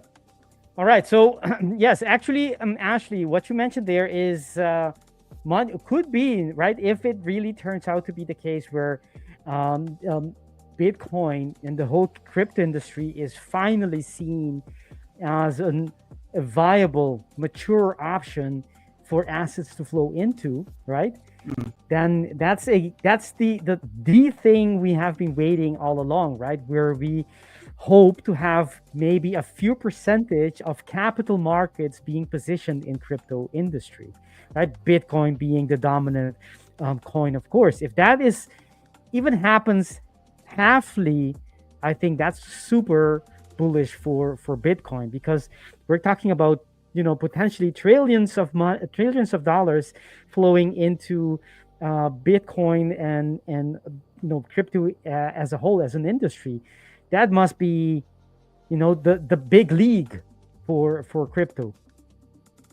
Correct. I quite agree, Victor. And then if we go back to the charts, if you just look at the daily chart between Bitcoin and the international indices, you can see the international indices on some of them hit new 52-week lows, where Bitcoin hasn't hit a new 52-week low or near its 52-week low. So you could see there that there's been some demand for Bitcoin coming in. And the fact that it did get above March's high and above the 50 and the 200 EMAs on the daily is evidence that we've seen that flow of money moving into Bitcoin. So positive sign all in all in terms of the cryptocurrencies. Yep, you can definitely see that the equities comparing S&P doesn't look to be, you know, of course we had that push up from this demand zone, but it's kind of, it doesn't look like that is being supported as well as with Bitcoin. Bitcoin, we actually seeing some break of structure today on the daily time frame, and compared to that, to the, you know, where's the neckline? And to me, the neckline is all the way up here, meaning yes, we did increase, we did gain a lot from that low, but it's not breaking any structure, which is what you want to be waiting for price to do if you think it's going to change direction, right? Break that structure, perhaps come back, create some kind of a quasi or some other reversal pattern, which we already see happening in Bitcoin. So that's major for anyone who has any interest or is interested in Bitcoin for future positioning. Agreed.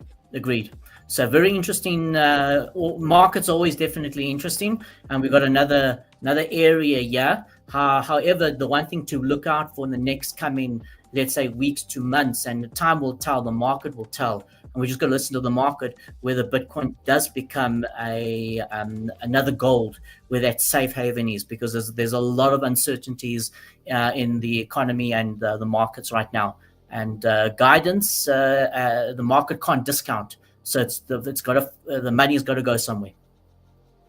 Yeah, I in terms of order block, I see a lot of, we did break on the bearish side. We did break some structure as well even on the weekly time frame. So it's not all lights are green right now necessarily, that we're gonna go straight up, because on the flip side, the sell scenario is still very valid. We broke the structure, and we broke the structure, this neckline here, that would be the left shoulder, the head, and we are coming up into the weekly order block, which is still fresh. This can push off right lower, and after that we did have some twofold areas on the weekly time frame where sellers have come to the market before and have some good chance of coming back. So we don't know, of course, this doesn't tell us exactly what's going to happen in the future, but if we are going to have some kind of sideways movement, probably these structures will be the ones that might, you know, push price lower perhaps, but just the differential between the equities, the leader, if you compare a Bitcoin with the S&P, you'll see clearly which one investors are favoring, right? If you compare, this is Bitcoin, of course, and the S&P, you can comparison makes it clear who is in favor in terms of buying pressure. So, but it's not over yet. So we should continue to watch that as we have more data. Correct, Jonathan, and correct, Victor. And depending on one's strategy, you could see now right at the moment Bitcoin between current levels where it is now at about 85 and change, all the way to about just under 100,000. So that's the next high. If that's the next high, it could probably challenge. And on the low side, just above 75, 76,000. So if Bitcoin kind of fluctuates between those two levels, that'll still be seen as a probably positive sign, as a potential base building. But keep an eye, viewers, on those two levels. So anything above that 100,000, it could challenge the 52-week high recently of about 106. And then if it challenges or breaks through the recent low, then we can see that obviously it's coming under pressure again. So actually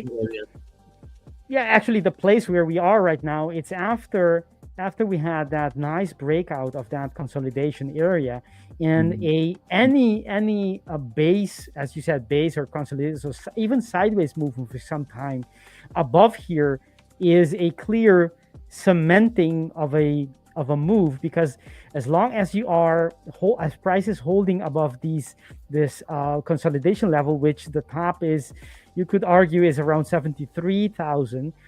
As long as we are holding above that, that is telling us that the market is assimilating that breakout. It's accepting the breakout and telling you that it's just a matter of time that we're going to continue going higher, because it's holding on to its gain. It's not giving it back. So even when we say this is bullish for Bitcoin, doesn't mean necessarily there's going to be a breakout, right away in the next couple of weeks. It could be something that takes more time. But this is the moment. Well, I don't want to sound like this is the moment to buy, but it is in these kind of moments where the market is telling you it's leaving behind the equities. It's showing you that it's favoring the flow of capital. And that's the moment to realize, okay, maybe I should start looking for a buy opportunity and holding that somewhat longer term. In terms of the order blocks on the recent price action, it's not there, but we have started creating bullish order blocks. See that order block? So personally, I would wait for price to get into that order block again. If it does, to be accumulating as we are presumably continue to going up. All right. So there were some questions. You have a look at the S&P Open? Yes. Yep. Check that out. Flushed on the obviously lower time frame, Victor. You want to be on the 1 minute, really. Flushed a load of opened up, flushed all those lows, and then looks like it's rebounded straight away. That Euro AUD doesn't look as good now, to be fair. Looks like it's struggling to push up higher. You're long at this or short? No, I'm just saying, like, you're talking about Bitcoin as well. So obviously the S&P and seeing what the S&P does, pretty important thing. Especially this is, in the open, I thought there was going to be a little bit more volatility, but it flushed a lot lower, and now it is pushing up. So if we're still below yesterday's high though on the S&P, NASDAQ, and the Dow 30. So if we stay below yesterday's high, then there's still more downward general pressure. If we start breaking yesterday's high, then we could be seeing again a what we call a counter phase of that falling trend that's in place. Yeah, it's we have been creating some nice bearish order block, indicating the order flow on the daily into that demand zone. So it's going to be interesting to see how it reacts. It didn't touch it exactly, but it was very close to it. Maybe the reaction is already as if it had touched on the lower time frames.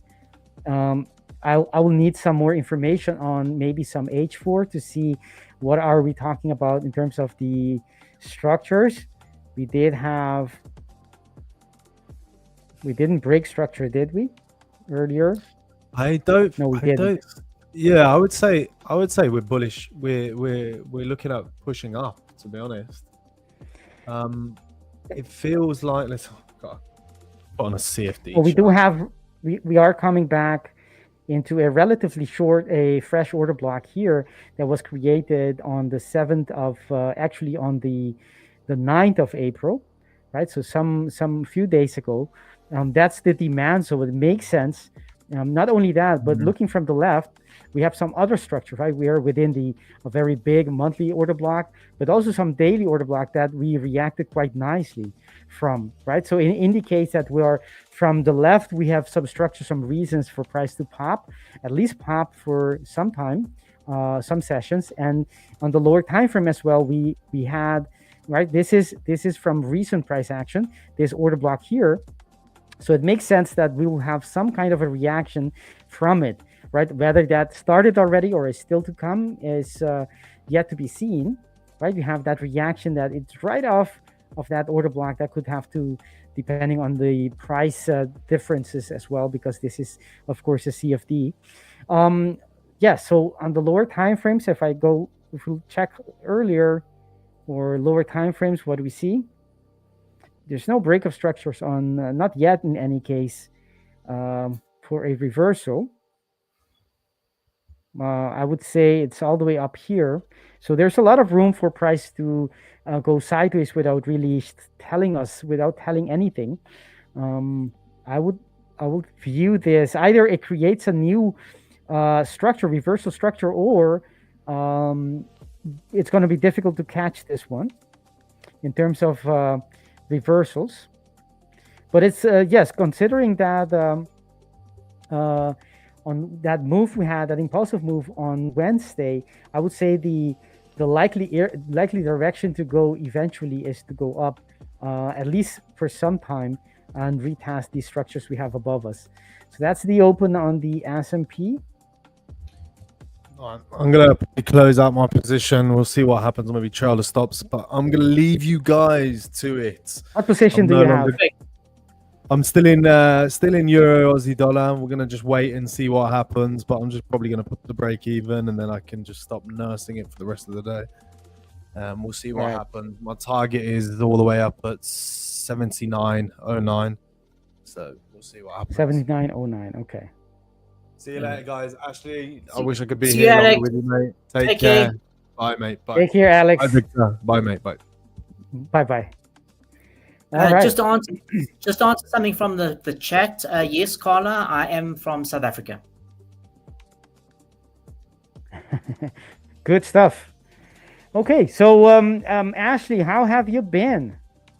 It's been good, Victor. I've been traveling last week, so I've been away. I wasn't on last week Tuesday, but it's been good, nice and relaxing. And then obviously with the markets plenty happening all the time, and that's the great thing with trading. It's never a dull moment, and always opportunities. Exactly. Have you been trading yesterday? Do you typically trade? Do your automatic systems, do they trade on bank holidays as well?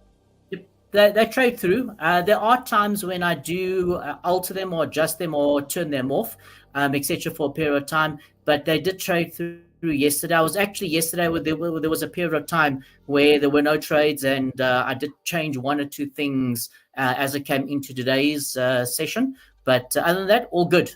All good. Interesting. So you left them trading, and that's because you've noticed that there isn't any difference, right? Whether it's a very volatile or a slow day as a bank holiday, it still makes sense for you to. They're still profitable, right? Yes. So my base strategy, in terms of the base strategy, allow that to always trade, and irrespective if it is a very high impact economic news day or even a low impact. Markets are still moving. They obviously may not move as much as a high impact news day, but they're still moving. So there's still opportunity. So you just keep them, allowing them to actually trade, especially the core strategy. And then the other strategies, depending on the purpose, sometimes I'll only activate them when the conditions are correct for the specific strategy and its parameters. Awesome. So you mentioned you did change something because there weren't any. Did I hear well? There weren't any trades yesterday. That's why. Yeah, you very changed little the parameter.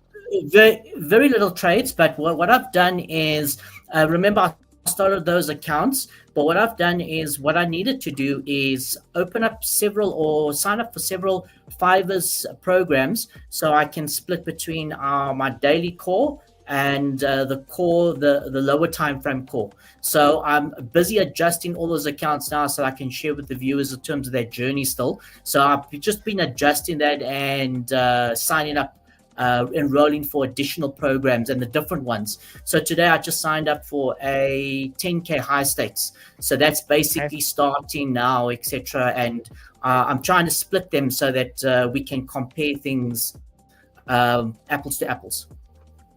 So it takes a bit of time to prepare and let them run through, and then we can see what happens.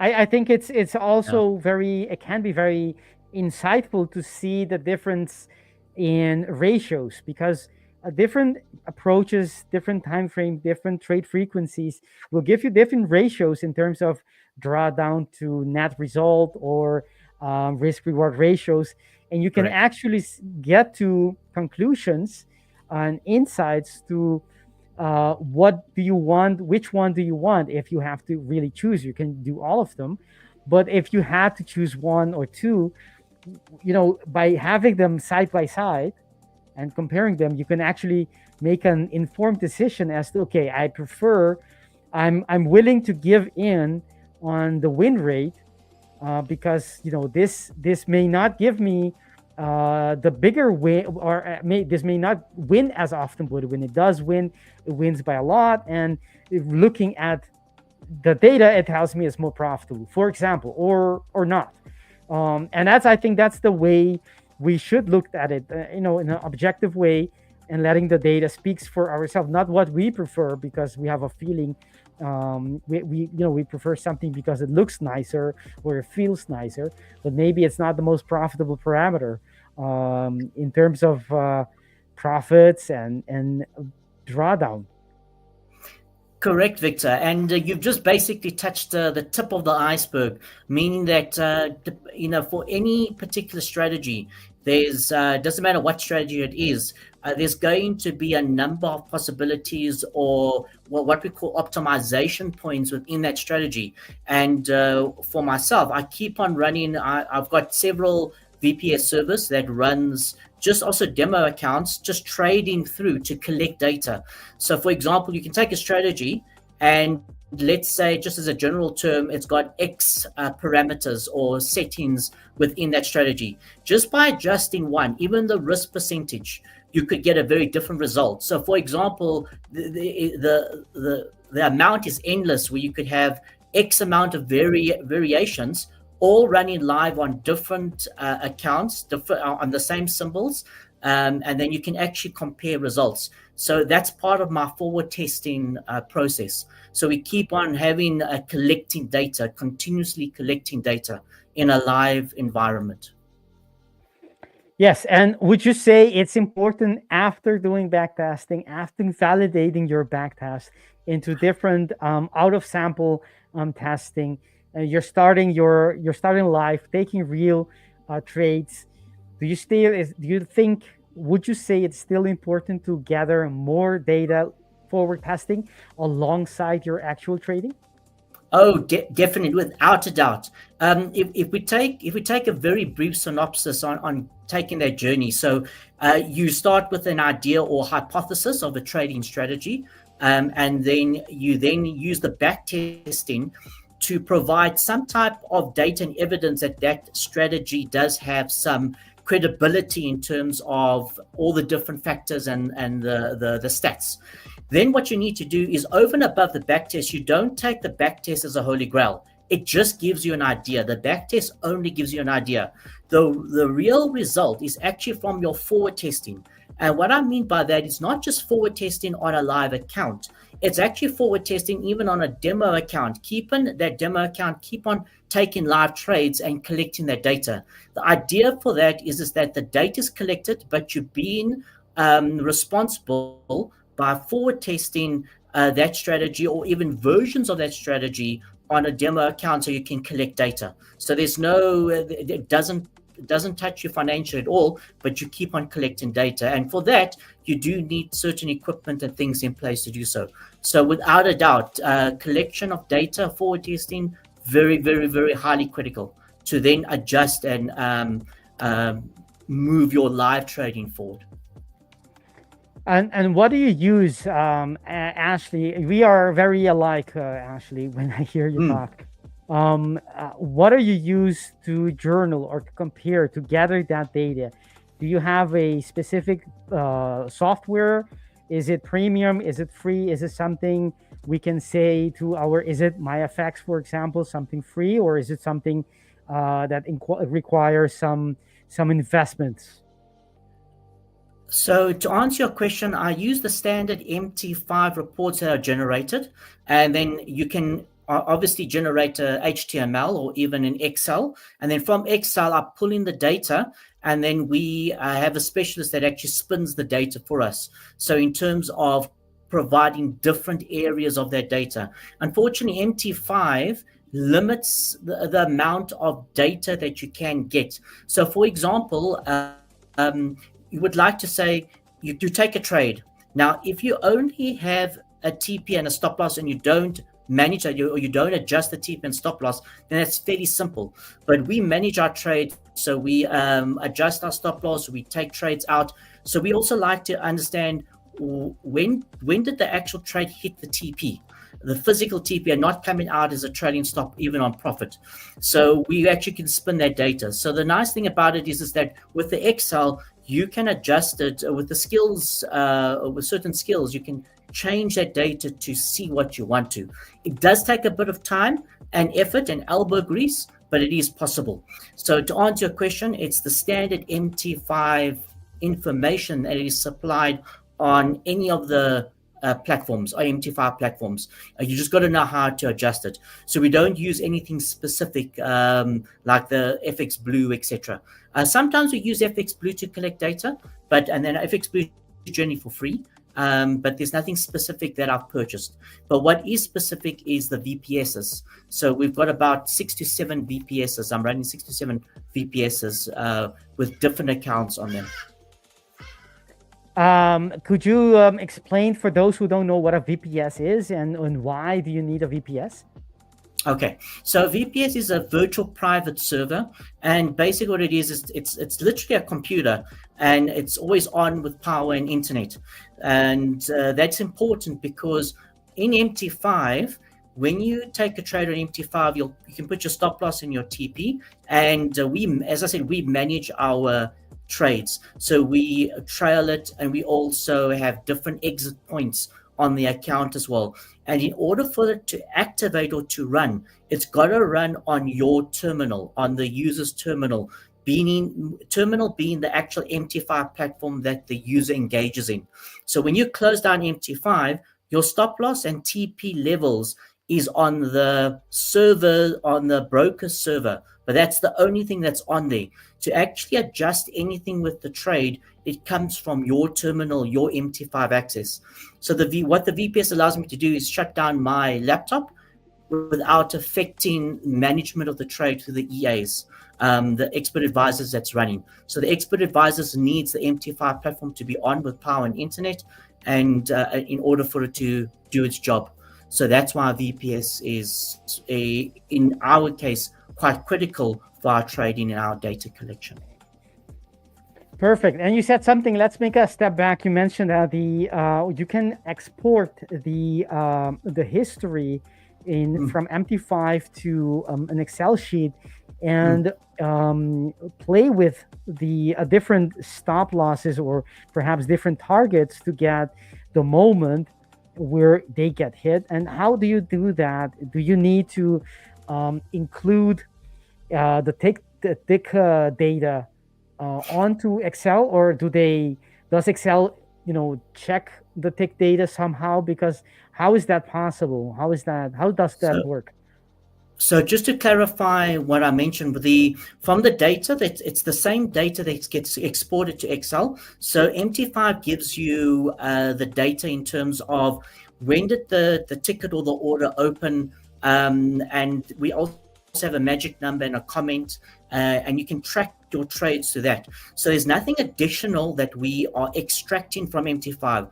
All what we're doing is, by understanding our strategy, we're going into the raw data and saying, okay, from this data, understanding how we've trailed, we can say that this is where the trades came out. And what happens with MT5 is, on the actual platform, it will give you on the history, it'll give you a highlight green if it's hit TP, or highlight red if it's stop loss, if you hit the physical stop loss or TP. So green for TPs, red for stop loss. Now that's how you can see. If there's no highlighting on the platform, then it's most likely a trade has been manually closed out for a general scenario. Now, when you export the data, what happens in the comments is that it says there, if a trade comes out, it says there in brackets TP or SL. And then if it doesn't say TP or SL, then you know the trade was manually closed or there was some type of intervention.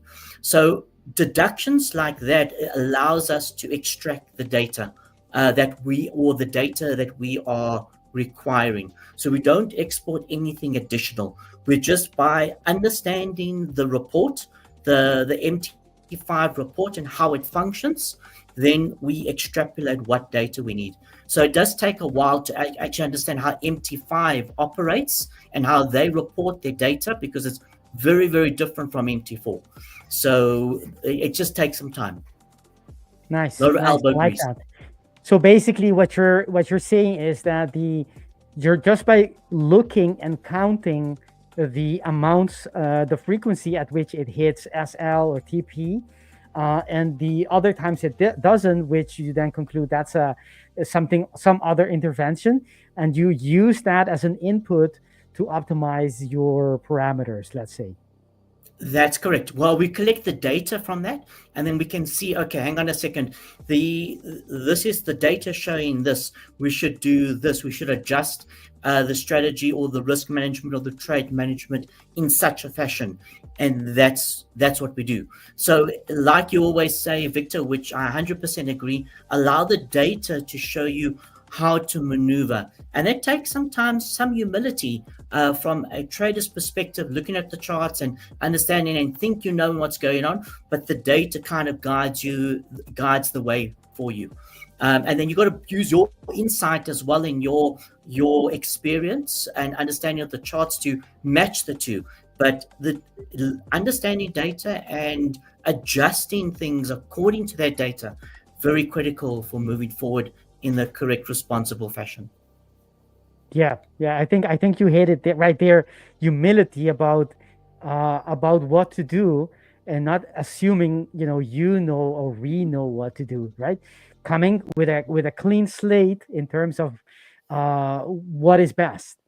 Just sit back and let the data talk to you, and be humble enough to actually listen. It's the same thing as with price action, right? If you come to market with a very strong opinion, and you're only looking for verification or confirmation on your opinion, I'm pretty sure you're going to be humbled very soon, because that's not how it works. You have to be humble in a way, and not think or assume that whatever preconceived idea you have is going to be what happens in the market, and that's not how it works. Awesome. Yes, quite correct. Can't agree more. And the nice thing about it's easier said than done. When I mentioned before a few times, I trade with the market. So we were talking about Bitcoin. We trade if it starts moving and it's within my strategy, moving that direction, I'll go long. If it changes, I'll move short. So for example, the S&P, NASDAQ, and the Dow Jones, the US 30, I'm currently long at the moment. And that's a counter trend trade. I understand it's a counter trend trade, but in terms of my strategy, it's moving that way. So I'll move that direction. And then when it switches, the strategy switches again. So trading, as the market develops, it's easier said than done, but it's extremely powerful when the trader understands and really applies humility to understanding that concept. Many things can start opening for the trader. Many things. Yes, being flexible, right? That's it. That's the word. Being flexible, being humble to be enough to be flexible with your ideas and accepting, you could be completely convinced that this is going down and all the way to zero, but that doesn't matter. If the data, if the price action, if whatever you're using, your system tells you otherwise, I mean, who are we to argue against data? We're nobody, basically. Correct. An opinion has very little weight against data. Actually, no weight against the data. You're saying you started a 10K high stake account to show specific different strategies in order, to be able to compare them. They are different account balances, right? The ones you already have and this one. Yes. So sorry, continue, Victor. No, I was going to say, so in order to do the comparison, we will have to do it in R terms or in percentage terms. Correct. Or alternatively, basically the stats like the profit factor, recovery factor, because they're ratios, that kind of equalizes the different risks or the different account sizes, what we call trade account values, etc. So just by looking at those ratios, highly important. So I'm starting all of those areas so that I can show the audience and compare, but it takes some time to obviously set up, and then obviously for data and trading to start in collection of data. And that's the one thing that sometimes is a bit not necessarily frustrating, but understanding that with data you got to wait, especially the forward testing, you got to wait for the data to eventually accumulate. So you can't be too eager to see what's happening with the data. You got to allow it to trade, allow the data and enough trades to accurately show you what is happening. Perfect. How many trades does that strategy take in a week? So we get an idea how many weeks we're talking about before we can get some data to compare. So from the last weeks that I've been showing data, the daily one on average about 50 trades a week. The lower time frame ones can be really hectic. They can be easily 300-400 in a week, easy, etc. So hopefully by next week there's some data that I can show the audience like I was doing before. But what I'm also doing is trying to work out between the different programs and the different parameters what would suit the best for different, because I've got I don't just have the lower time frame and the daily. I've got various settings for each of them as well. So I'm figuring out what's the best way to tackle this, and then also you can combine the two together. So there's a lot of flexibility once you understand what's happening in your trading, and there's the scalability is off the charts, literally off the charts. So it does also take some control and humility to go, okay, we should just do it this way and not overwhelm everyone. But there's a lot of different areas. Just by adjusting one section of my strategy, it can be a whole different strategy altogether. Wow. Guys, I mean, if you weren't already convinced that this is the place to be learning and honing your trading skill, your backtesting skill and data mining and analysis, then you got it. Ashley has a lot in store for us for the coming weeks and probably months, because if while you're doing that, I'm sure we will be have a lot more seeing, right? There's a lot more visible. It's not the only initial comparison, but through time, how they manage drawdown, how they manage their risk profiles or risk reward ratios, or all those good ratios that we can spot in the data. I think it's an awesome reason for our viewers to stay tuned to our stream. And while they're doing that, and while they're thinking about the reasons why they should be still, keep on having our stream in your Google Calendar with some notification to tune in. Hit the like button, subscribe to our channel, And on that note, we are at the end of our stream.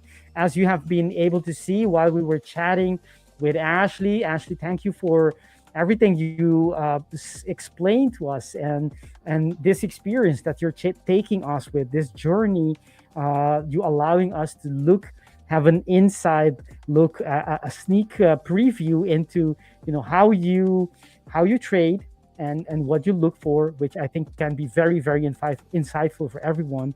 While we're taking us on that journey, and talking about that, I was trying my best to do some technical analysis on the background for those who wanted on the chart, and we can see on GU, actually on EU as well, we have some on the lower time frames. We do have like a very influx of buying pressure coming in, but it is not breaking, at least not in my mind, not breaking any structures yet. So that looks like it still needs some more bullish pressure coming in, more bullishness before I can switch ideas. Although on GU that seems to be the case already. If you look, we did not break below that H4 order block. It is an H4 from here, as you can see. We have kept nicely in it. Doesn't mean it's going to go all the way up, but this looks great. It has H4 support, also H1. Look at that overlap. And if we go to the lower time frames, you can see as the market comes in, it creates that order block. It comes back to it. Yes, it does have some squeezing to do, right? It's the same thing. It's not perfect. Chart patterns are not necessarily perfect. Sometimes they do have some kind of deviation. You have to learn to accept, to know what is a deviation and what is an invalidation. But this is just, to me, a deviation. Doesn't invalidate that area at all. And what we are seeing is that it did create a reversal pattern. It's still too young. It's only on the lower time frames and doesn't have any follow through yet, but you can see it's already visible on the 50-minute as well. Look at that order block being reacted. That wasn't what I was wanting to move, but look at that. Creates that order block in the 50-minute, comes back, and it creates another one. That's the follow through you want to be seeing. As long as this continues to do this on increasingly higher time frame, that's your confirmation that you are in a trade that you can hold for longer, and your TP can be a bit more than would otherwise be the case. All right, that's it for me. And you see that outside bar on the 30 minutes as well. Look at that. I don't know if you guys are familiar with outside bars, but there you go. That's what you want to be seeing, and eventually price doing that, and you can catch your trade right there. Easy peasy. At least it looks easy peasy. In reality, it's a little bit more difficult than that. But on that note, thank you, Ashley. Thank you on behalf of everyone. Thank you for all those good stuff you bring to the table. For our viewers, everyone else at home, hit the like button. Show your appreciation, support our channel. We have some great stuff coming up for you. So see you soon again tomorrow. Thank you, Victor. Bye-bye, audience. Bye-bye, everyone. Bye. Hi guys, so thank you very much for watching the video. Now make sure you like and subscribe, and most of all, go into the YouTube and check our other content that we provide here at The 5ers. We'll see you in the next one.